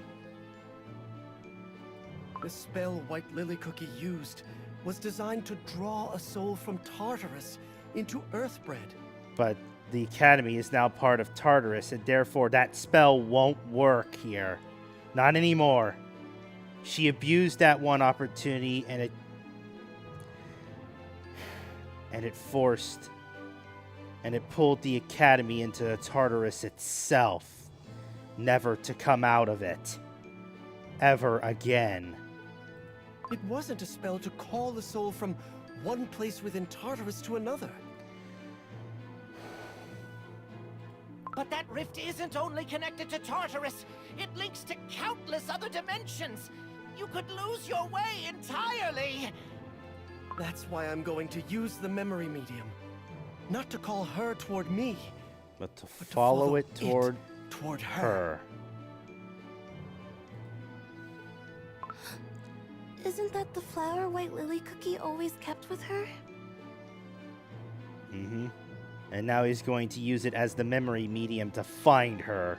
She carried it with her even as a student, so it should certainly work as a medium, but... Yes, it's something White Lily Cookie left behind. A keepsake. I can use it. Then let's go in together! We'd be safer if we went as a group. No, Ginger Brave. You're already in pain. Tartarus is a place that, from beyond the dimensional boundary, destabilizes the bond between life energy and the psyche. If you go in, the pain you've been feeling may become far worse. Everyone, while I'm gone, there are things I need to ask of you. Ask of us? To protect the Radiant Cookie here in my absence. And to search through Shadow Milk Cookie's archive as quickly as you can. And if I haven't returned within 3 days, to go to without leave you. Without waiting for me. To go without you. No! I don't mind the other requests, but that one I can't do! You can't stop moving forward for my sake alone. You're asking us not to ignore the possibility that you may become bound to Tartarus. And he's willing to accept that risk. Yes. We have all seen together what kind of devastation a mistake made in absolute certainty can bring. That is a cruel thing to ask of us. I know. But I can no longer stand still here. She walked beside me, closer than anyone, every step of the way. And I believed I understood her. I believed that if I held on, she would someday come back to me. But I was wrong. Because not once, not a single time did I ever descend with her to the very bottom of the fear and despair she was looking into. But it's different now. If she is still walking alone somewhere beyond that door, then I have to go. There is no question. Even if I have nothing more than a single sliver of light in the dark, this time, I refuse to miss it. Even if what lies beyond is the deepest pit of hell itself, even if I cannot find my way back, this time, I will reach her. And I will bring White Lily Cookie home. Pure vanilla cookie. Pure vanilla cookie. Please! You can't! I'm sorry. Everyone, I'm truly sorry.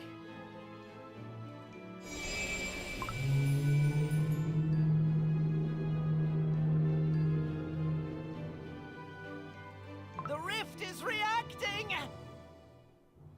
Everyone, please remember, 3 days. 72 hours. Pure vanilla cookie! No!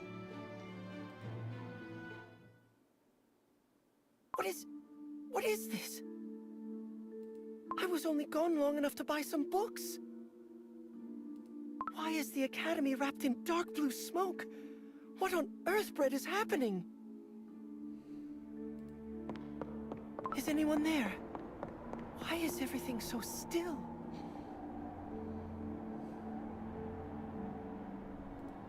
Where did my dough go?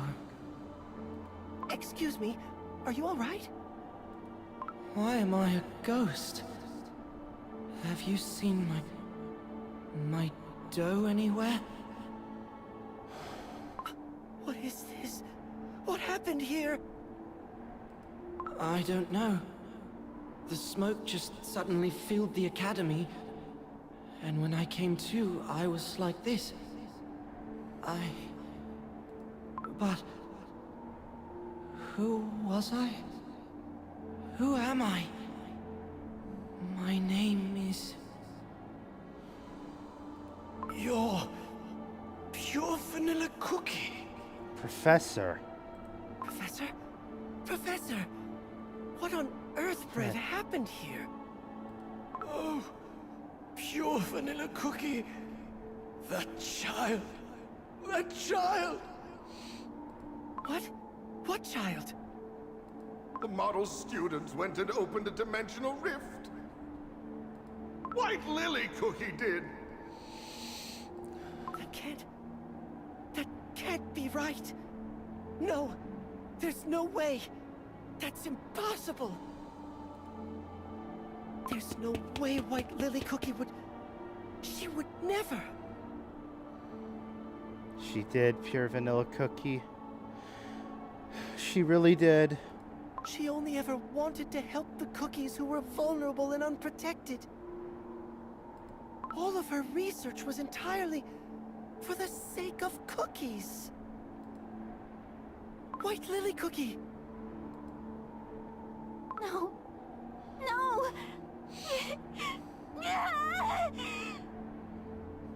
I'm sorry. I'm so sorry. White Lily Cookie! Pure vanilla cookie. I'm sorry. I'm so sorry. White Lily Cookie, breathe. Just breathe. Stay with me. Everyone in the academy. Let's go outside first. We can talk outside. Leave me. Just leave me here. How could I possibly? No, I'm not leaving without you. Don't say anything. Don't think about anything. Just right now. Lean on us. me. Lean on us, White Lily Cookie. We're getting you out of here. I'm going to get you out of here.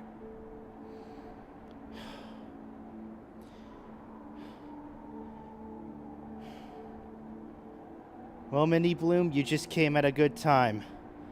Thanks for stopping by.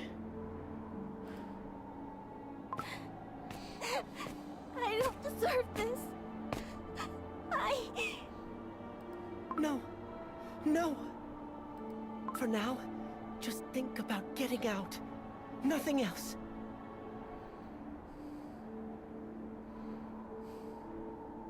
Get outside.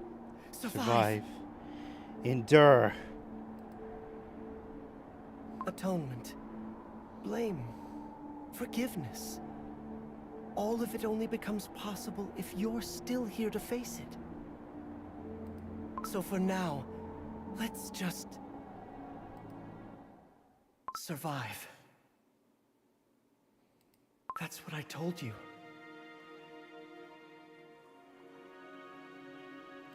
White Lily Cookie, do you still remember me saying that?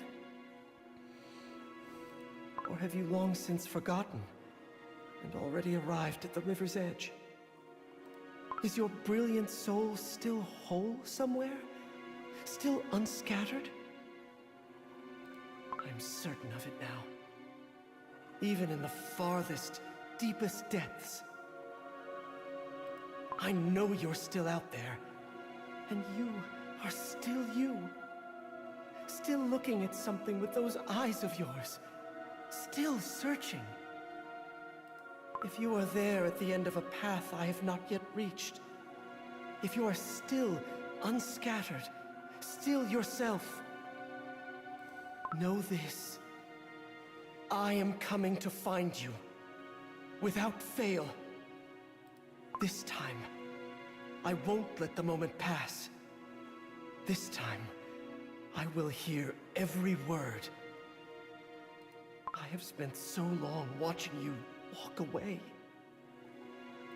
This time, I am asking to walk beside you.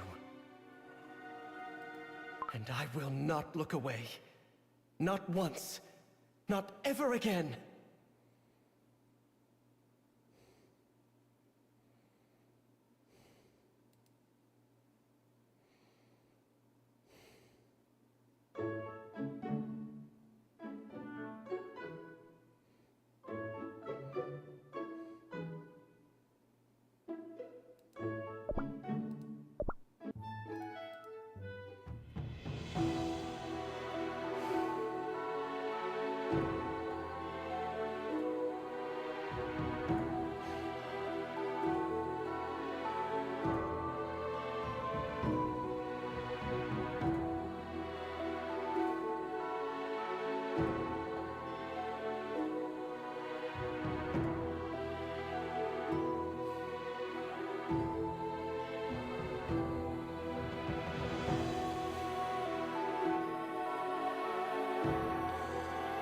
All right.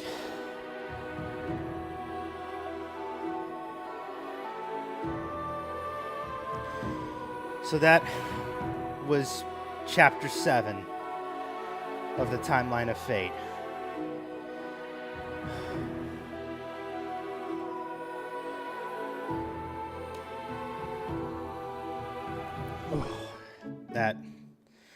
That's still a lot.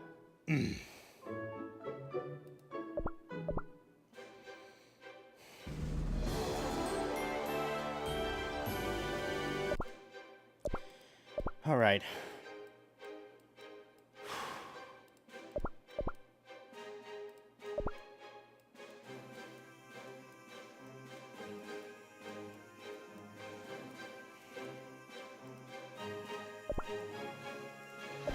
Okay, gotta get this sent off. All right.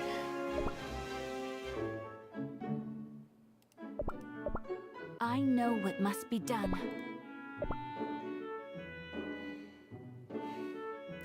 Almost halfway through. All right. Okay, something's... You know what? I think the soul stones are done. I mean, that was almost 4 hours. Yeah. So these are done. All right. And then everything else should be ways, right? Yeah.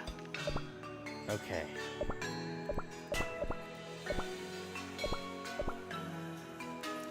All right. Let's tie up the loose ends that we can first.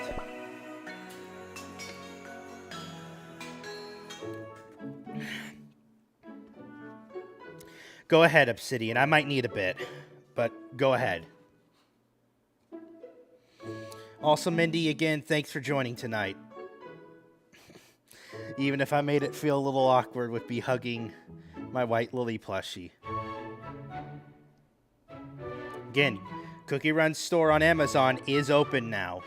And from what I've heard, they're going to have some new entries in the shop in about 2 days.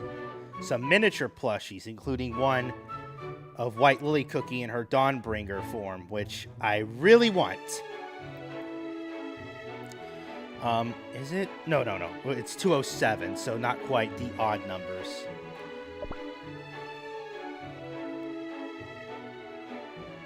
Now, I can't guarantee if it'll have Prime shipping, but... Alright, of course, one of the chapters is Chapter 15. Alright.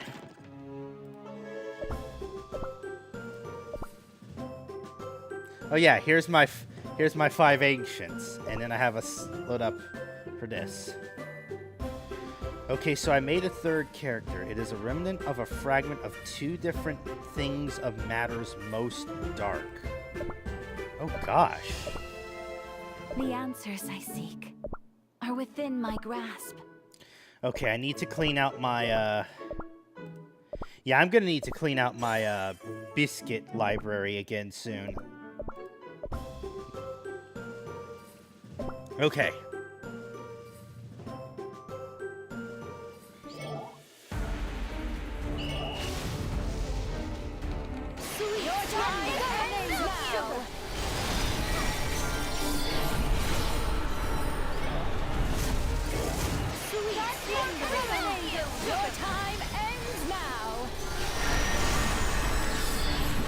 Okay. I do not expect forgiveness. Oh God. Oh, that sounds like it's gonna be a really intriguing villain, though.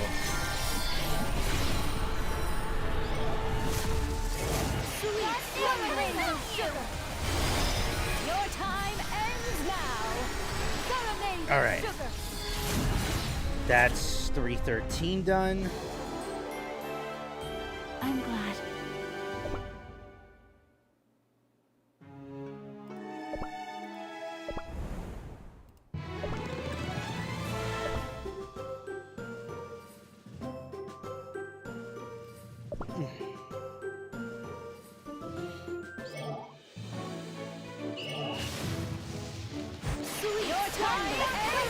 I just threw the whole kitchen sink at them. I don't know if that was the right move.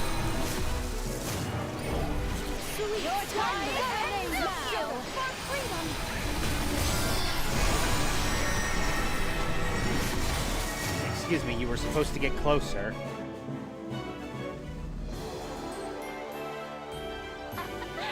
Your life powder will serve me well.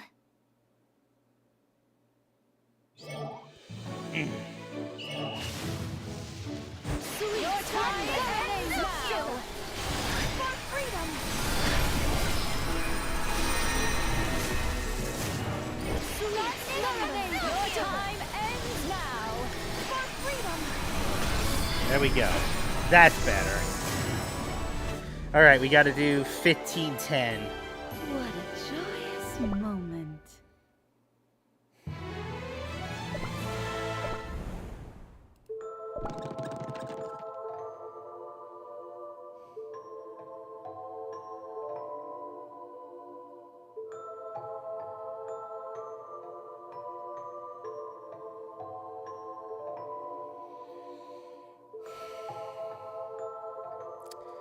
The Academy incident.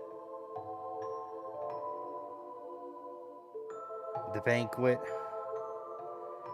And then 2 world wars.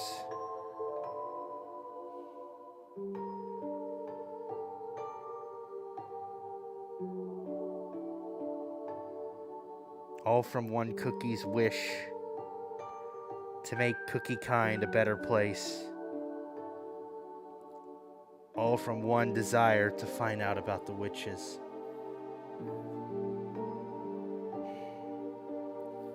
One wish became the greatest poisonous tree in cookie kind history.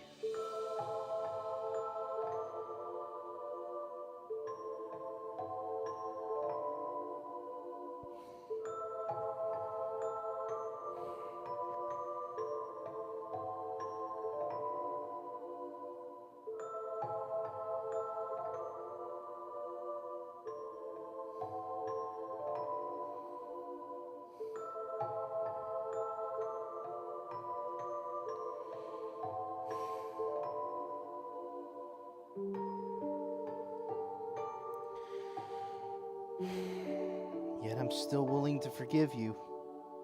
No, I do forgive you, White Lily Cookie, for it all.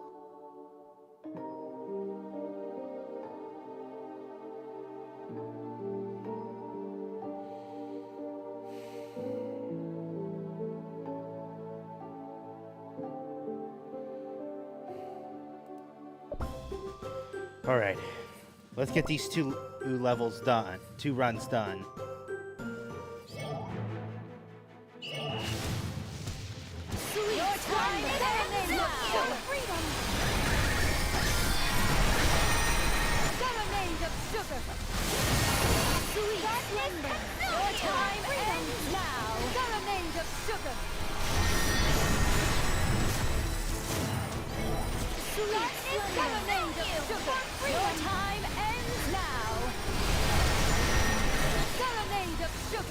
Okay.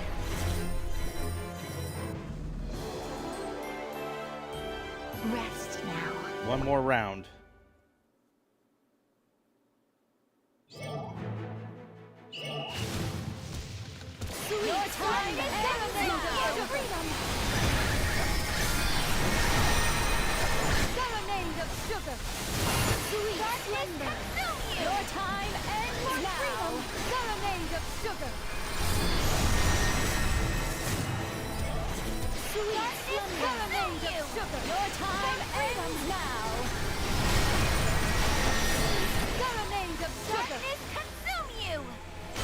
Okay. That's the all Monster Menace operations complete. What a fun development.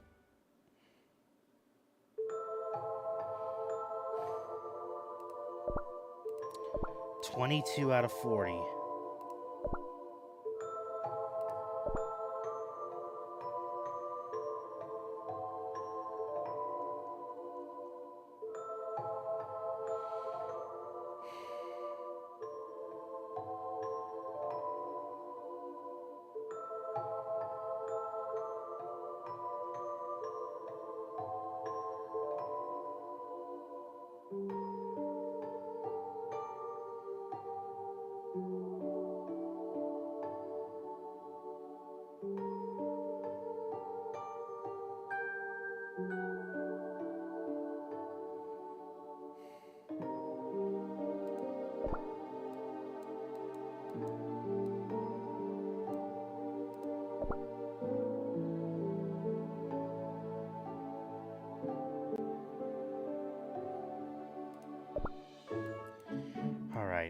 So what can we do from here? Okay, I've got 8 tickets for the Cookie Alliance. I don't know if I'm going to be able to do that any better at this point.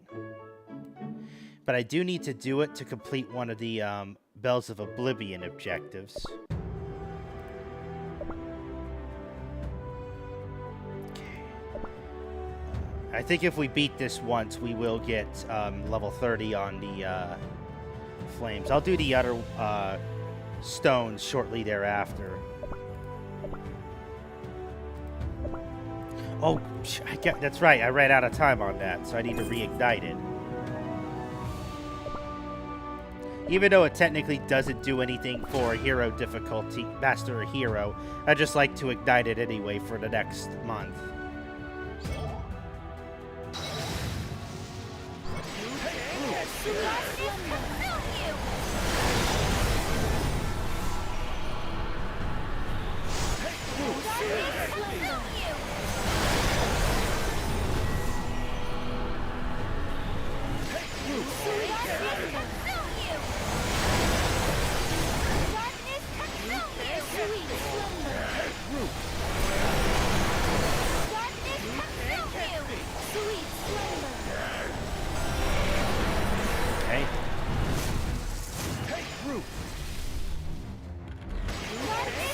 slumber.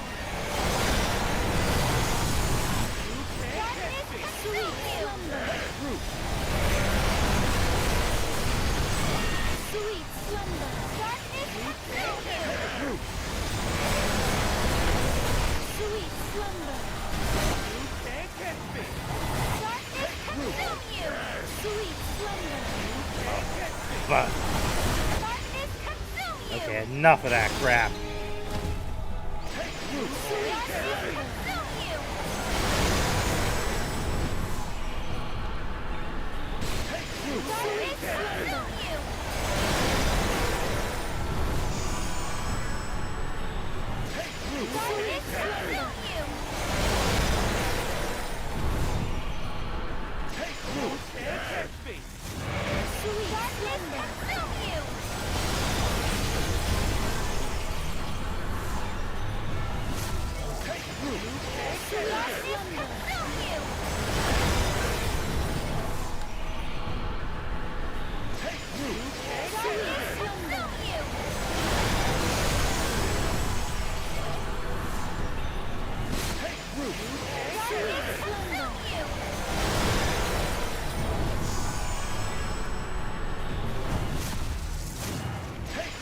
Consume you. Darkness consume you.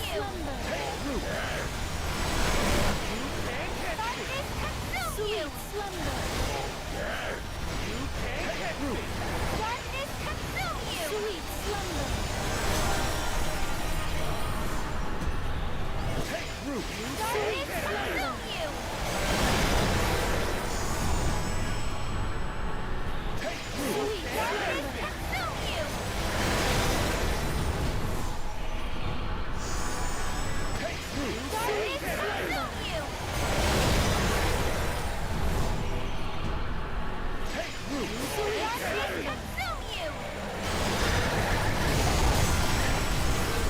One cycle her.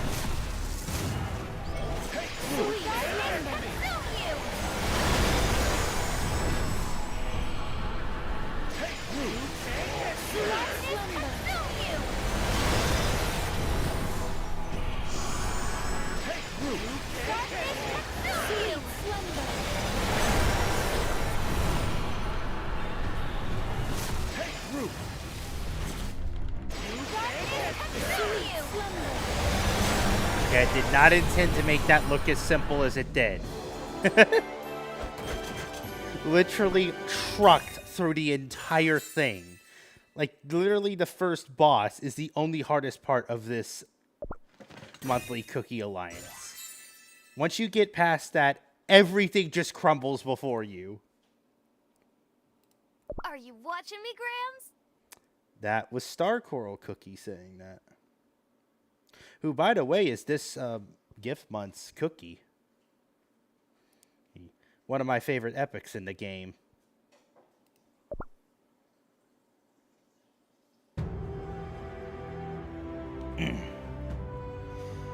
Alright, did that change my rank? Well, I'm still above the top of 5,000, but I'm basically hanging on to it.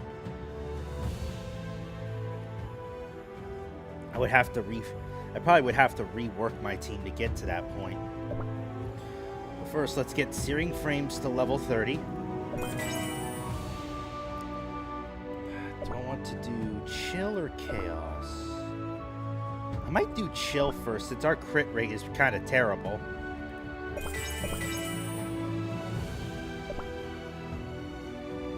And then I'm gonna go ahead and time jump the remaining 6.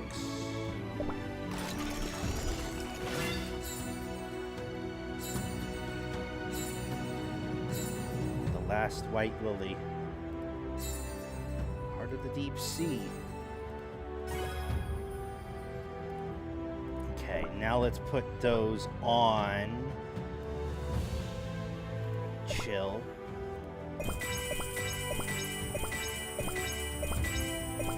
Oh, it only gets us to level 19. We really could use that 7.5 crit boost. Alright.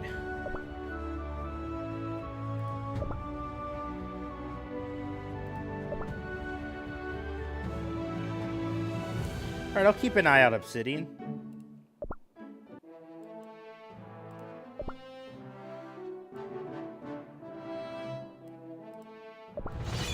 Now, can I even get back into Grandmaster? Spring forth, my verdant will.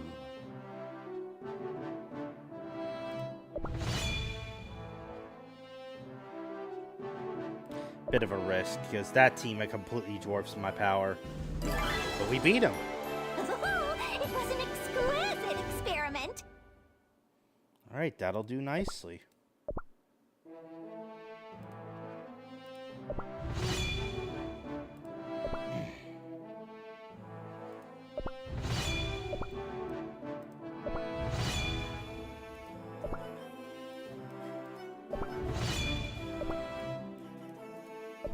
There's a lot of really good teams up here.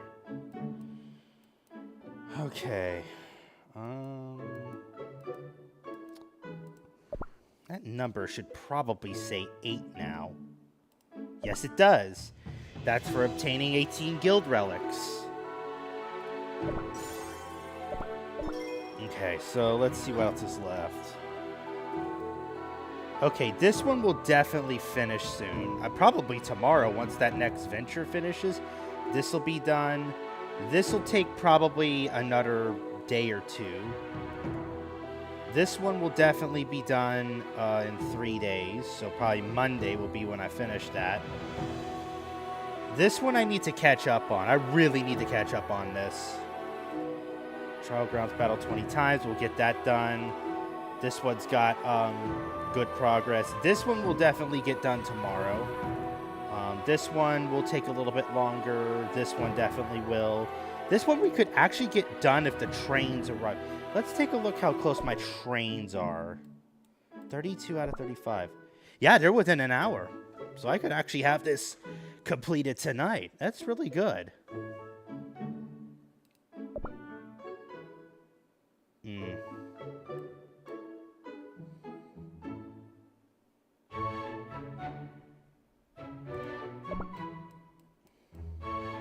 Blindly following someone of their past. Never a good thing. Don't want to have to collect these, but I'm kind of going to have to if I want all these items now. Also, am I done here? Yes, I could let that rest. Good. Alright, let's see. I think it's either 5 or 6. It looks like 6.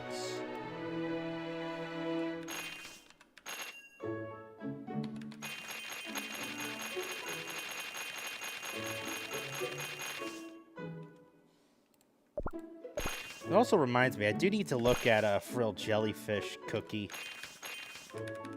Can skip these.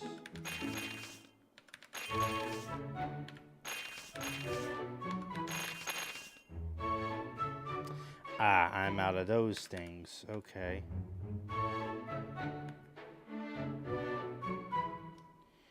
I don't want to proceed then. Guess we could do 4 for now.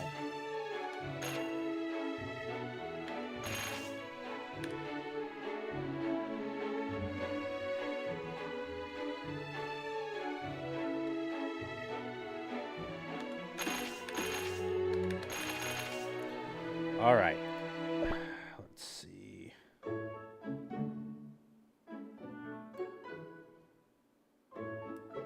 right. Oh, the houses are done.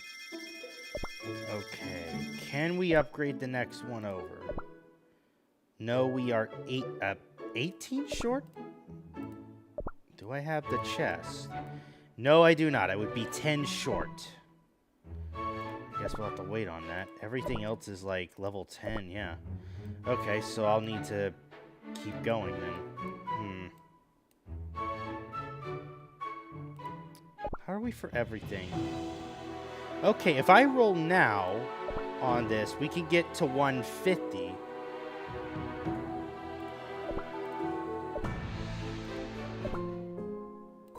$63, 42. You know know what? I don't think I've shown this yet, the pick and choose. I have rolled around with it lately, but I think I found the preview I want.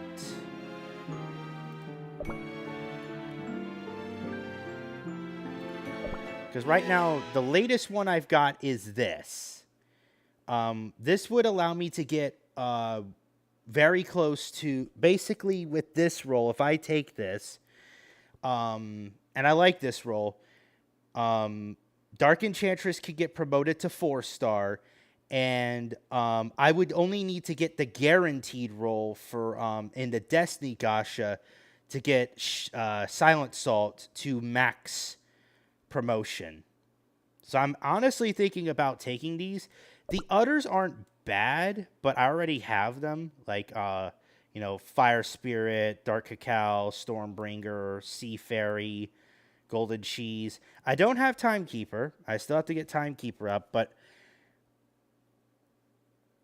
I'm honestly thinking just taking this free draw and waiting a few days before we draw again, with the next goal being to roll Timekeeper. Since Timekeeper is one of my mains in the arena, I'd actually like to get a roll with Millennial Tree and Timekeeper. That would allow me to promote 2 legendary cookies at once. Maybe Sugar Swan as well. But I honestly like this result. I haven't quite decided if I'm going to do this one, because I think once you hit free draw, that's your draw, and I would have to wait. I would have to wait 4 more days to get another 10 nether cookie cutters to be able to draw another 10. So basically, once you use your free draw, you got to get the other nether cookie cutters to draw from this again.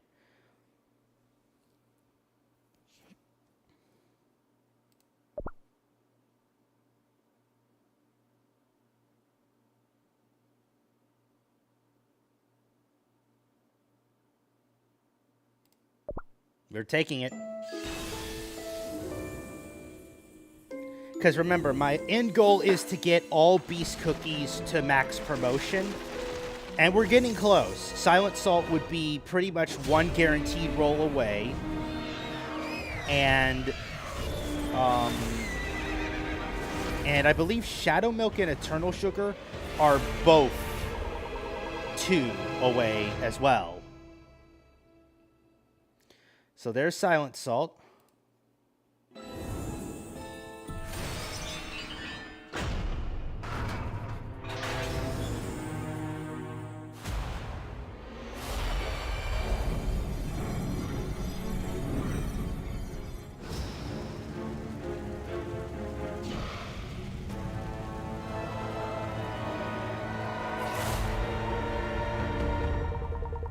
There we go.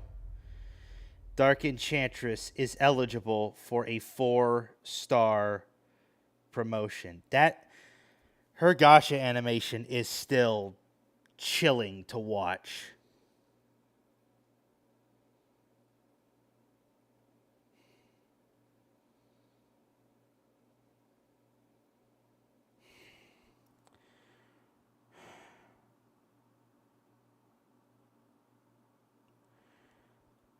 A demonic side of yourself given actual form, White Lily Cookie.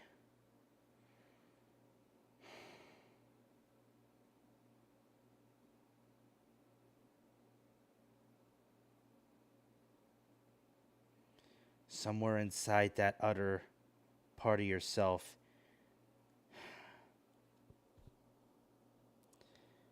is a soul screaming.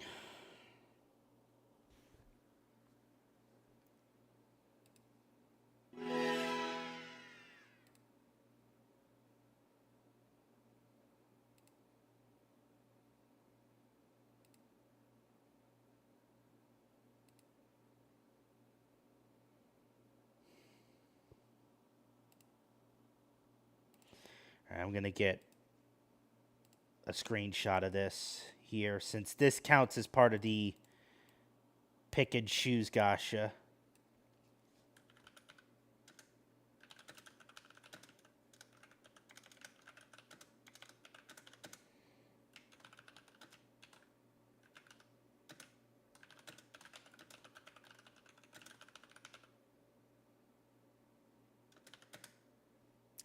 August 8th, 2026.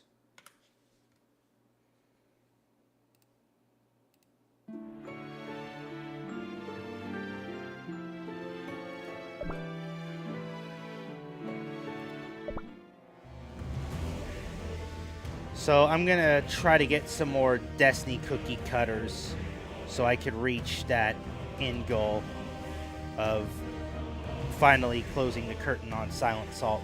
And that means I won't be able to draw. If I draw from this gacha anymore, the guaranteed chest will basically give me, I think, like 5,000 crystals. So that's why I don't. Once I reach both cookies at max awakening and max promotion, I don't roll from that gacha again.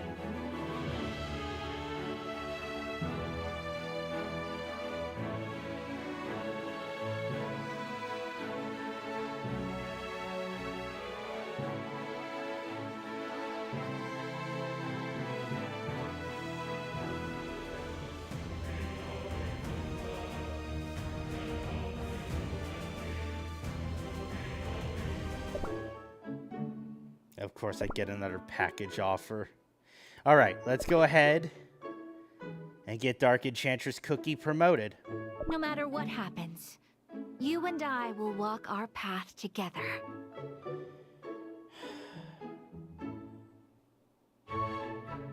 I hate to admit it, Dark Enchantress Cookie, but in some twisted way, you're right.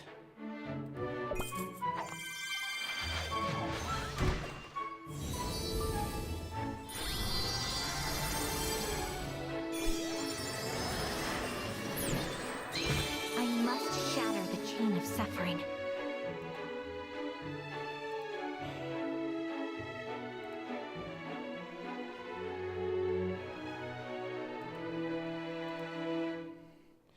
We'll find a way.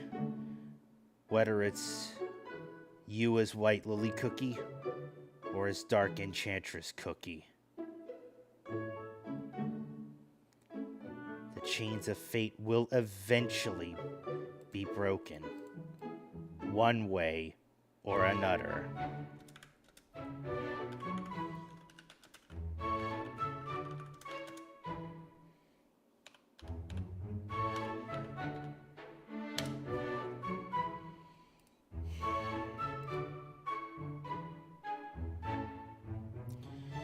Okay, so 1.46 million power, 1.02 million health, 200,000 attack, 191,000 defense. Fate has brought me here.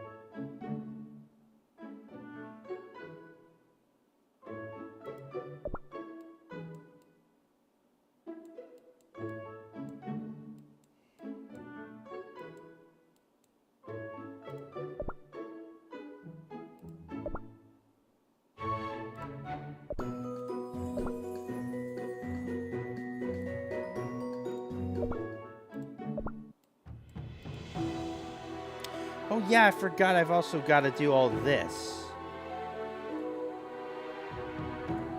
Alright, so let's see. We've done the story, we've done some arena, we've done the Cookie Alliance.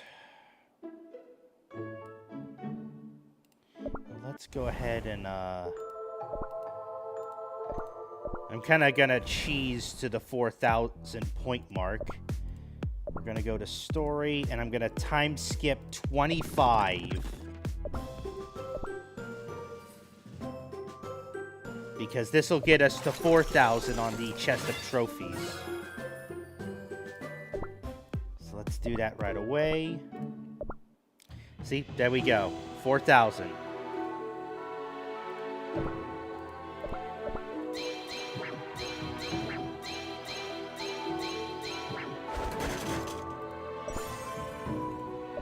A super epic soulstone chest. Well, I can only use it on either Venom Dough or Povidone Iodine, so we'll save it for now.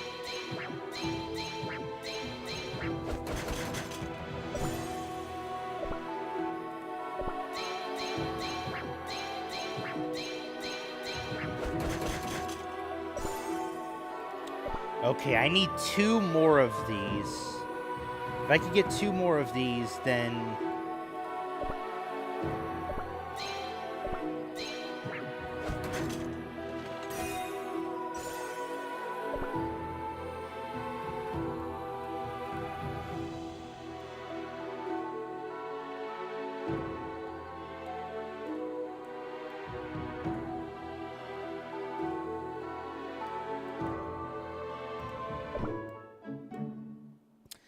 But it's gonna take 3 hours for the balloon to get back. Meanwhile, I've got a bug flying around me. Oh, that was Strawberry Cookie saying that. Alright. Alright. I guess the only thing I have left is, well, if we want to go into it, the Trials of the Netherrealm. Heck, I think we... Where were we? Sector 6. We might as well finish this. Alright, how do we want to go from here?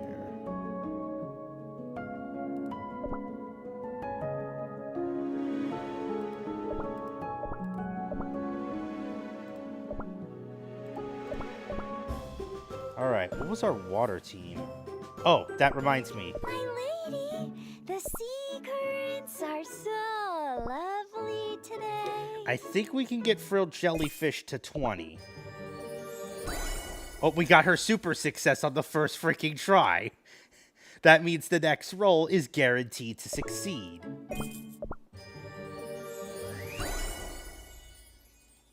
Alright, but that's going to make any further chances from here a little more difficult. Yep, just like that, we fail.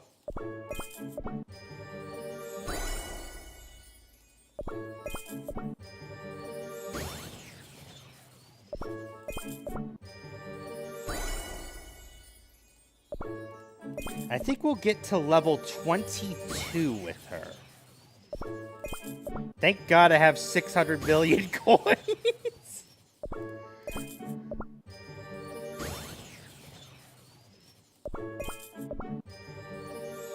Oh, come on, this is stupid. I forgot the last roll for 20% is a 30% chance, so... Oh, come on, this is stupid. There we go, there's level 20.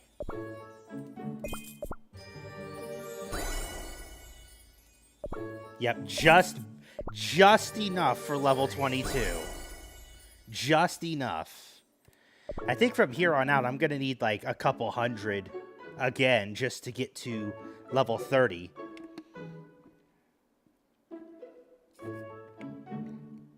Looking forward to seeing it, Obsidian. So let's see.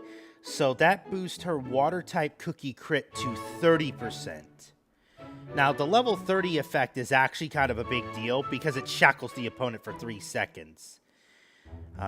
We can't take advantage of that right now, but we are on the way towards it.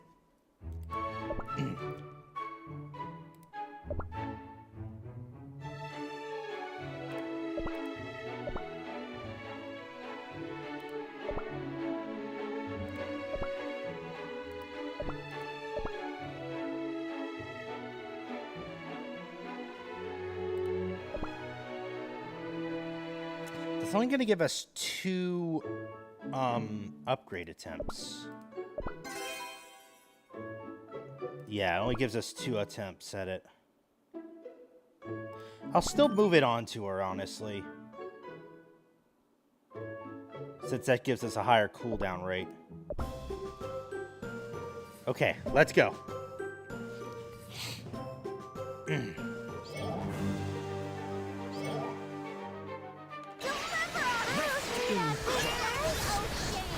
Oh yeah, we also have to listen to Squeaky,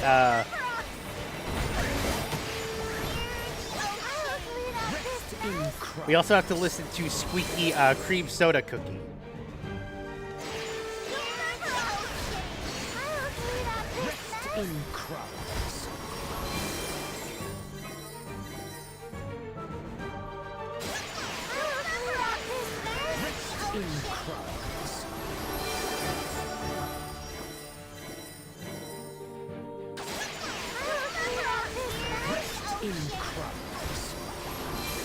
Probably I want to start looking for water damage type biscuits.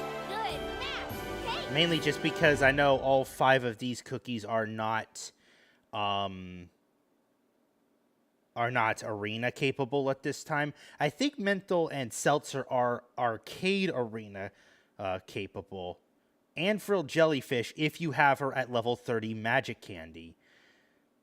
So I've seen teams in arcade arena when it's like if it's a water type arena or an arena where you could bring 5 epics, they'll actually run a team with you could probably run a team like this in the arcade arena and get a good result. Okay, let's hit the rift. Okay, it's another battle, but this time with grass. Don't need to be so close to the camera.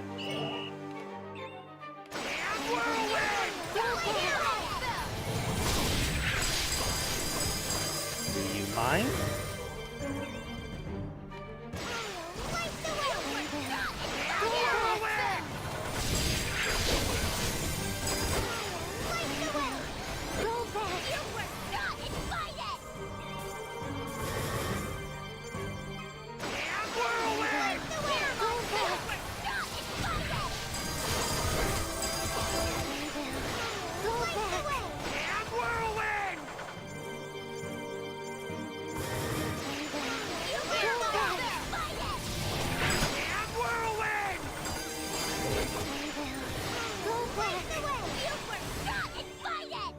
There we go. We won! I'm still angry! Alright, let's actually go the red path. I actually do want to take on these fierce battles. Oh, wrong team. Okay, did I change everybody over? Yeah, I did. Okay.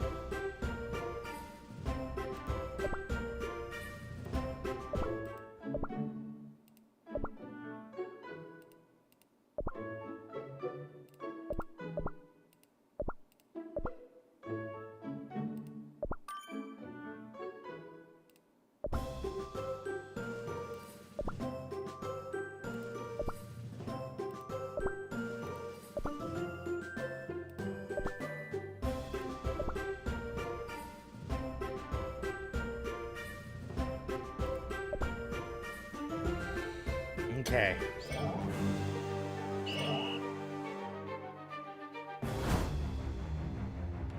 Light, protect me!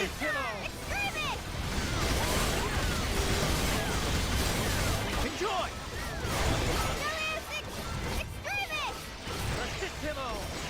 Light, protect me!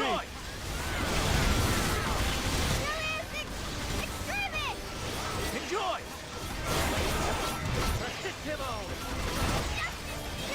Light, protect me! Enjoy!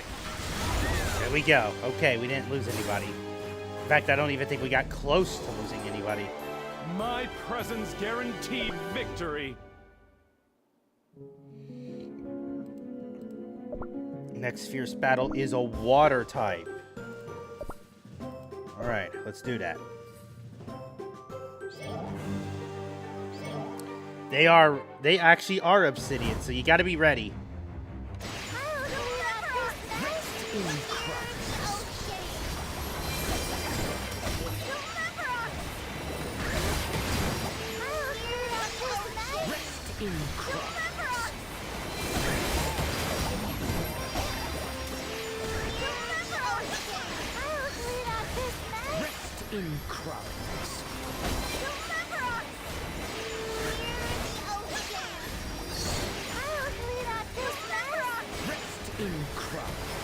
There we go. Mental Cookie's skill is so devastating, like testament to their providence. Just he just freaking nukes the opposition.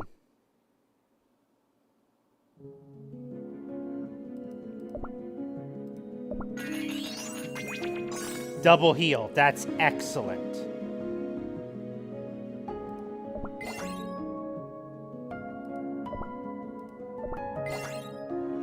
So everyone is back up to 120.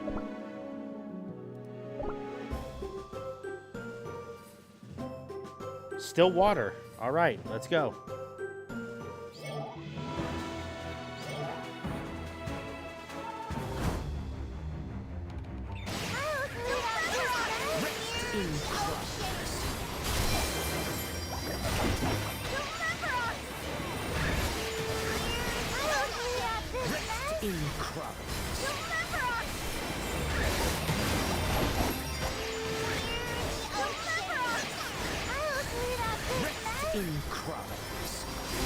I don't know if we're gonna do enough damage.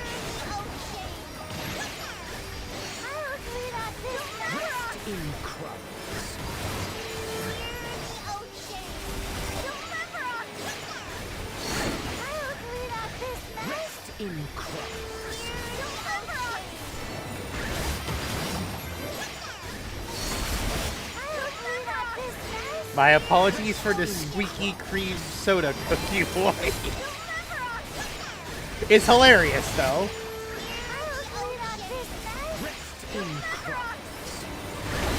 I don't think we're taking him out in one run.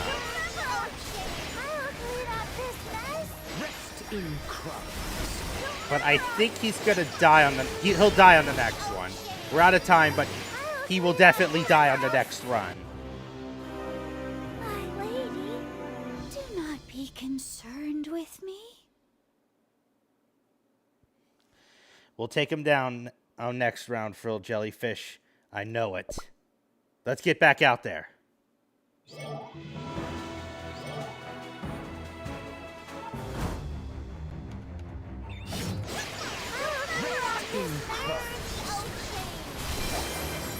I mean, the other thing is nobody died. We just ran out of time.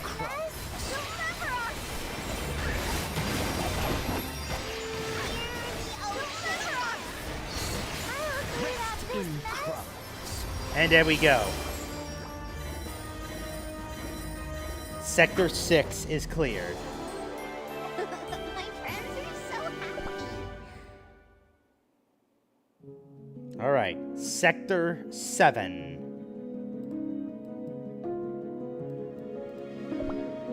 So I want to go the fierce battle path, so let's see. We're going this way.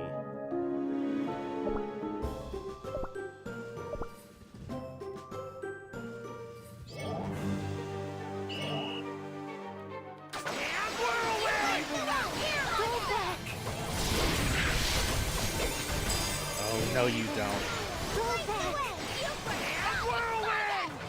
Oh, there we go.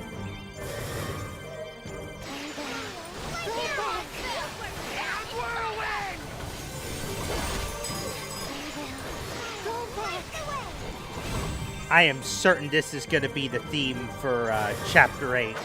The battle theme for Chapter 8. This has to be.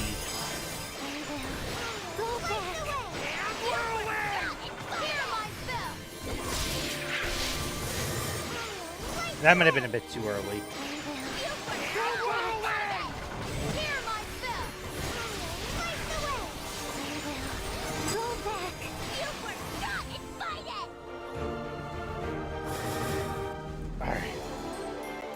My bell sings a joyful song. Indeed it does, Silverbell. Alright, so I'm going to stick to the far right path for this run.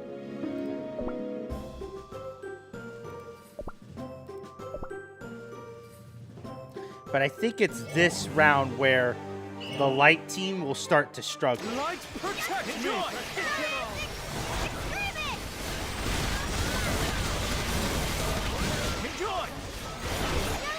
Yeah, because I'm losing health too quickly with Koigamon.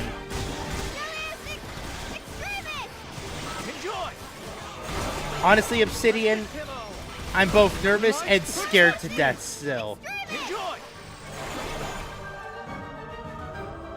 I think we're probably gonna die here since I just lost Koigamon.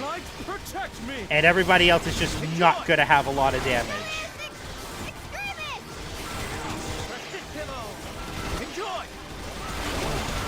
Come on, come on. Light, protect me!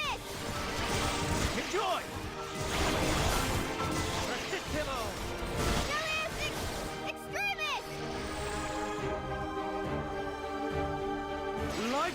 Yeah, I'm probably going to go down here with those enemies in the back. They do a lot of damage, and I don't think I'm going to be able to hold.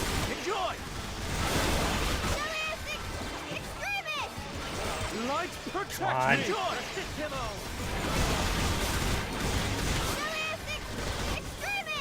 Enjoy! Light, protect me! Come on. Ooh. Enjoy! Light, protect me! Enjoy!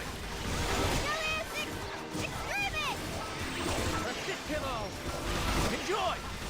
Light, protect me! I'm not. Enjoy! Come on, come on.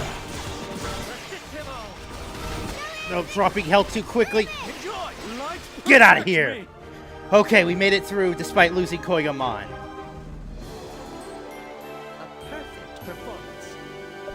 I was honestly sure we were gonna take an L at some point on one of those waves. Heal all targets.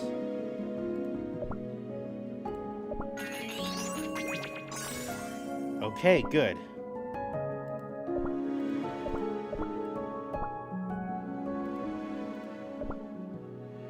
Another light trial?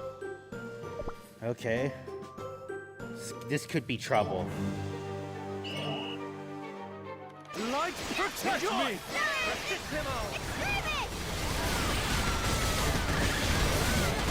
Enjoy!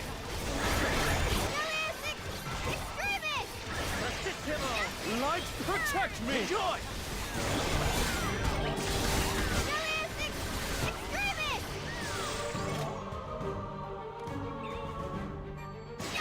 Light, protect me!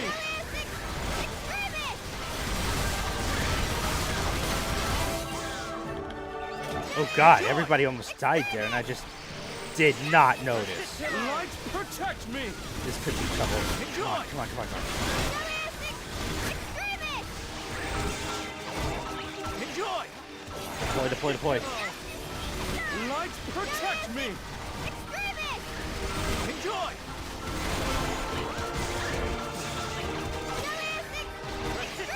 Enjoy! Light, protect me! Okay.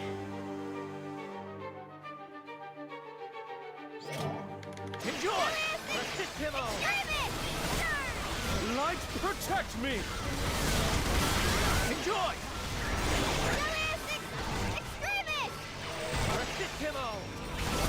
Enjoy! Light, protect me! We're not breaking through. Enjoy!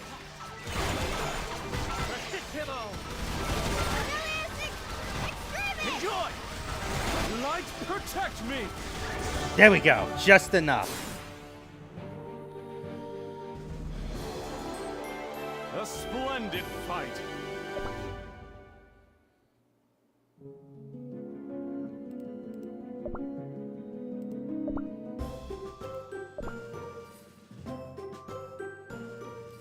Okay, this could be trouble.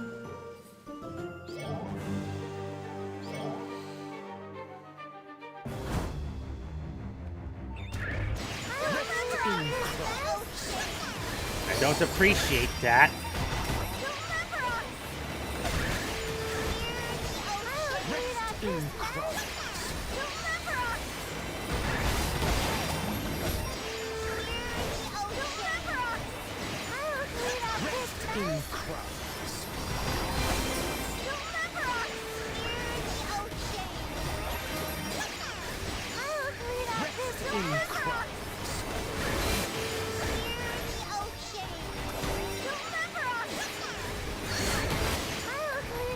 I think there's nothing wrong with giving him a name.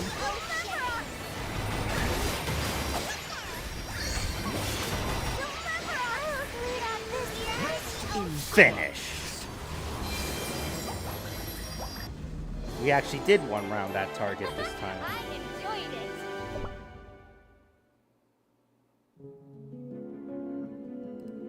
it. Alright, the boss of Sector 7. This could be trouble, because the last time I saw this thing at Wave 7, this thing would annihilate my frontline cookies. Good evening, Lonely Fang Main. Good to have you tonight. Let's see if we can finish this. At least get to Sector 8. This could be a problem, though. The Goliath in the later waves does a shit ton of damage.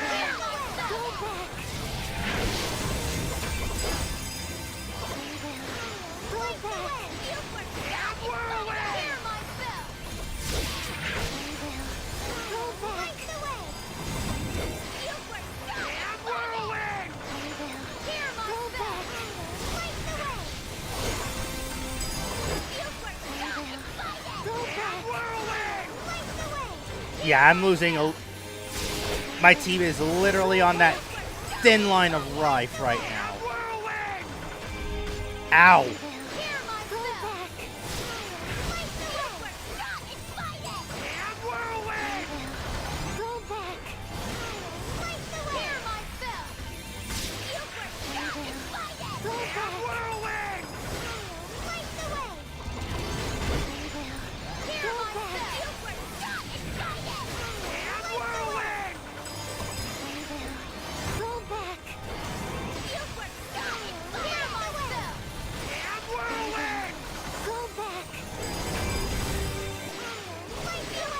How far below half can we get him? Looks to be about 170, I think. How did we lose? I think he got him below 170. So I think we could 2-round this target. All right.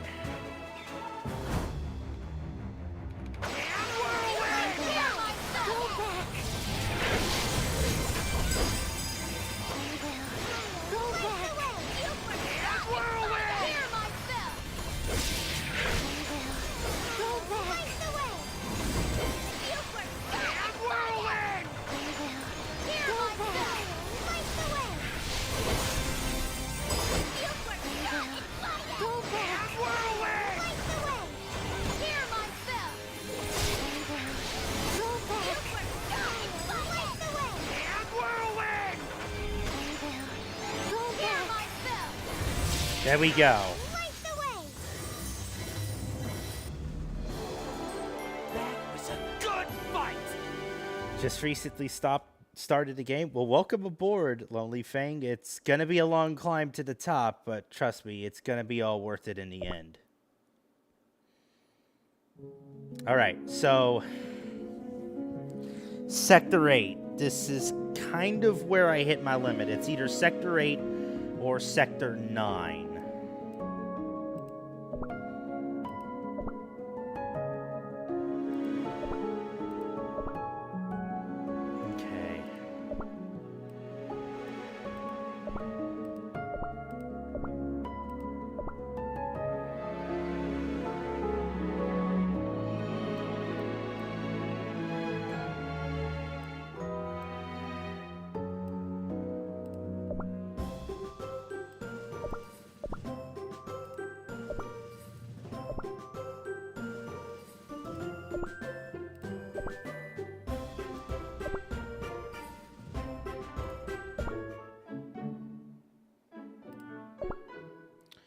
Do I want to reset for damage resist or cooldown? Because I think at this point... yeah, let's go for it. See what we get.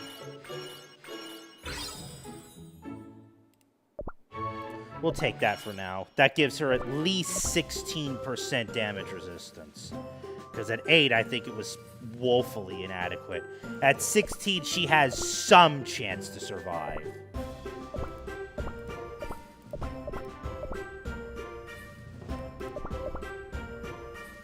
Alright, here we go. I would like it to be 2 10s, but can't have everything. Light protect me! Oh my gosh, that is a shit ton of damage. Hello? Oh god. Light, protect me! Oh gosh, that's how it is. Da capo, from the beginning. Got hit a lot. I was hoping I could break through that with some, especially because that's the first wave. We might have to stop here, because I don't have any other... The only other cookie I could probably throw in is Litmus, but she won't be doing a lot of damage. She'll mainly be healing.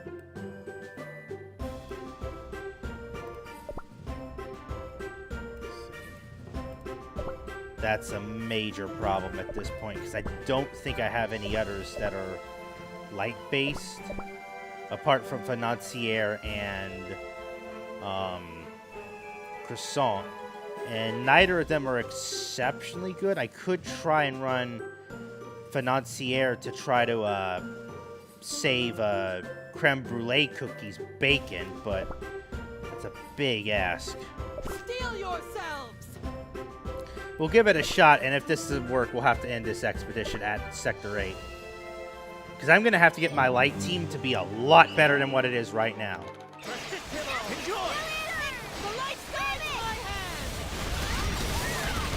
Because they are getting hit really goddamn hard. Nah, that's not going to work. Also, I forgot to change her off of damage resistance to cooldown. I need a fresh glass of juice. So they tank a lot, and then they hit really fucking hard back.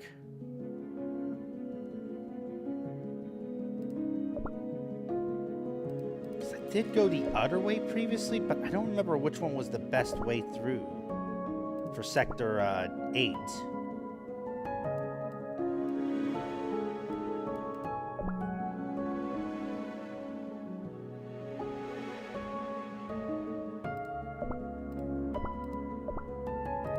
Alright, so we'll call it there.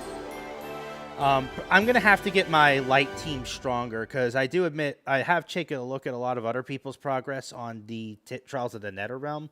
A lot of them say the same thing, and that is light type is really bad in terms of damage output, and even trying to keep them alive is very difficult. I think that was also the last attempt I had on the previous season.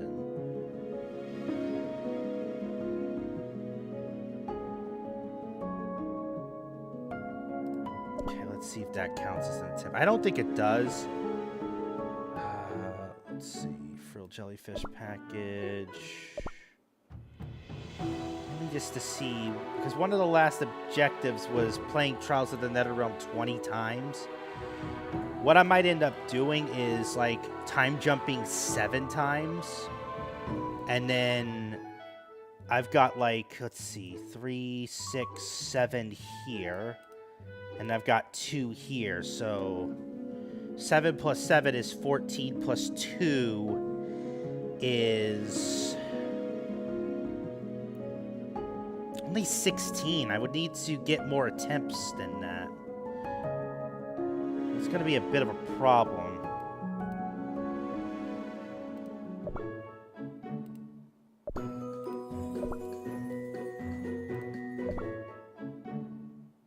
Hi, Elder Fairy.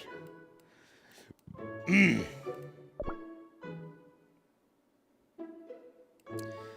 so with that done...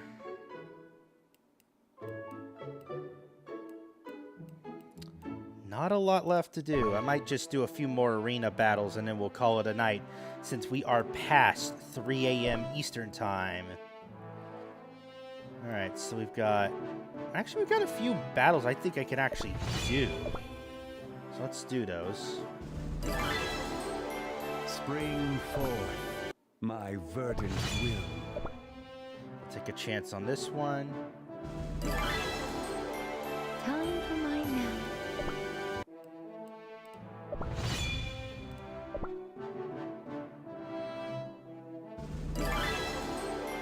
Oh, how marvelous!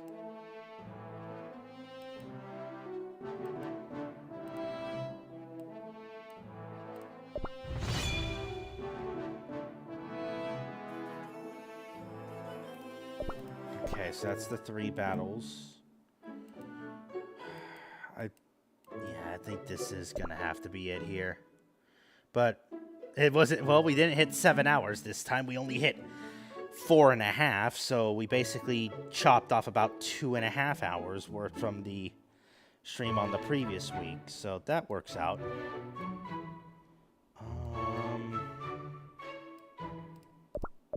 I know what must be done. Right, send her the last heart. That gets us to, I believe, 20 on that objective. Yes, so we got to go 3 more days to complete this objective.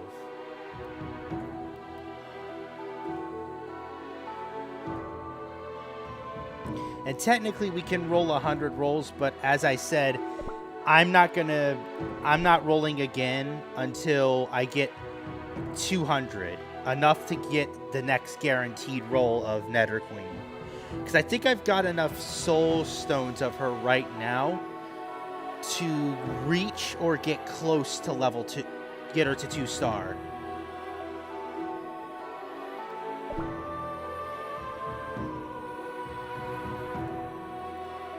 Yeah, it's been a fun stream. I think at least we got to re-go through to chapter 7 without me losing my emotional control and crying a river. But it still hurts. Let's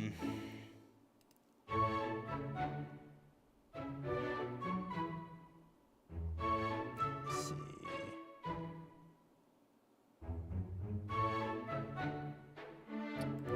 How do I want to end this stream? Since we're pretty much done with I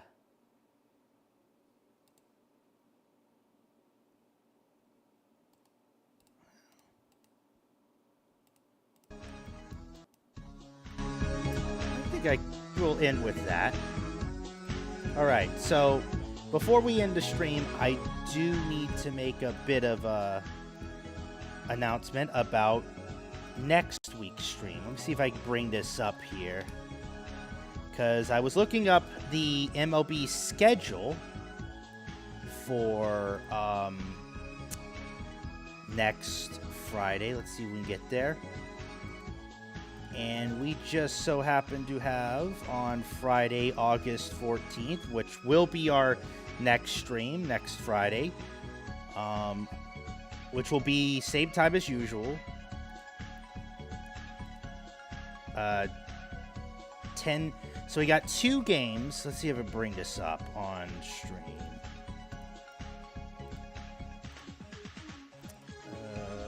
That covers my sprite. There we go. Okay. Let's do it this way then. So there are 2 games that fall in line next Friday with our stream. And I think the choice is kind of obvious here, but I'll bring them up. We've got Rockies and Giants from dang it, I know it used to be called AT&T Park. It's Oracle Park at the Bay, but it's basically a tank bowl. Well, 2 of the worst teams in the NL West basically trying to vie for positioning on who gets the first pick in next year's draft. But very likely this is the matchup we will also be streaming. We'll keep eyes on this one. This is a rematch of last year's National League Championship Series. The Milwaukee Brewers just so happen to have the best record in the National League right now at 72-44. That could change in about 5 or 6 days. They will be traveling to Dodger Stadium to take on the Los Angeles Dodgers. That game's going to be at 10:10 Eastern, and I think we will be streaming it. We'll be streaming both Chapter 8 of the Tartrus of Oblivion update, and we will also be keeping eyes on Brewers-Dodgers. We're going to see what the Brewers have. Remember, last year in the NLCS, the Brewers got absolutely smacked out of any dreams of the World Series, getting swept in 4 games by the Dodgers, and of course the Dodgers would go on to win the World Series.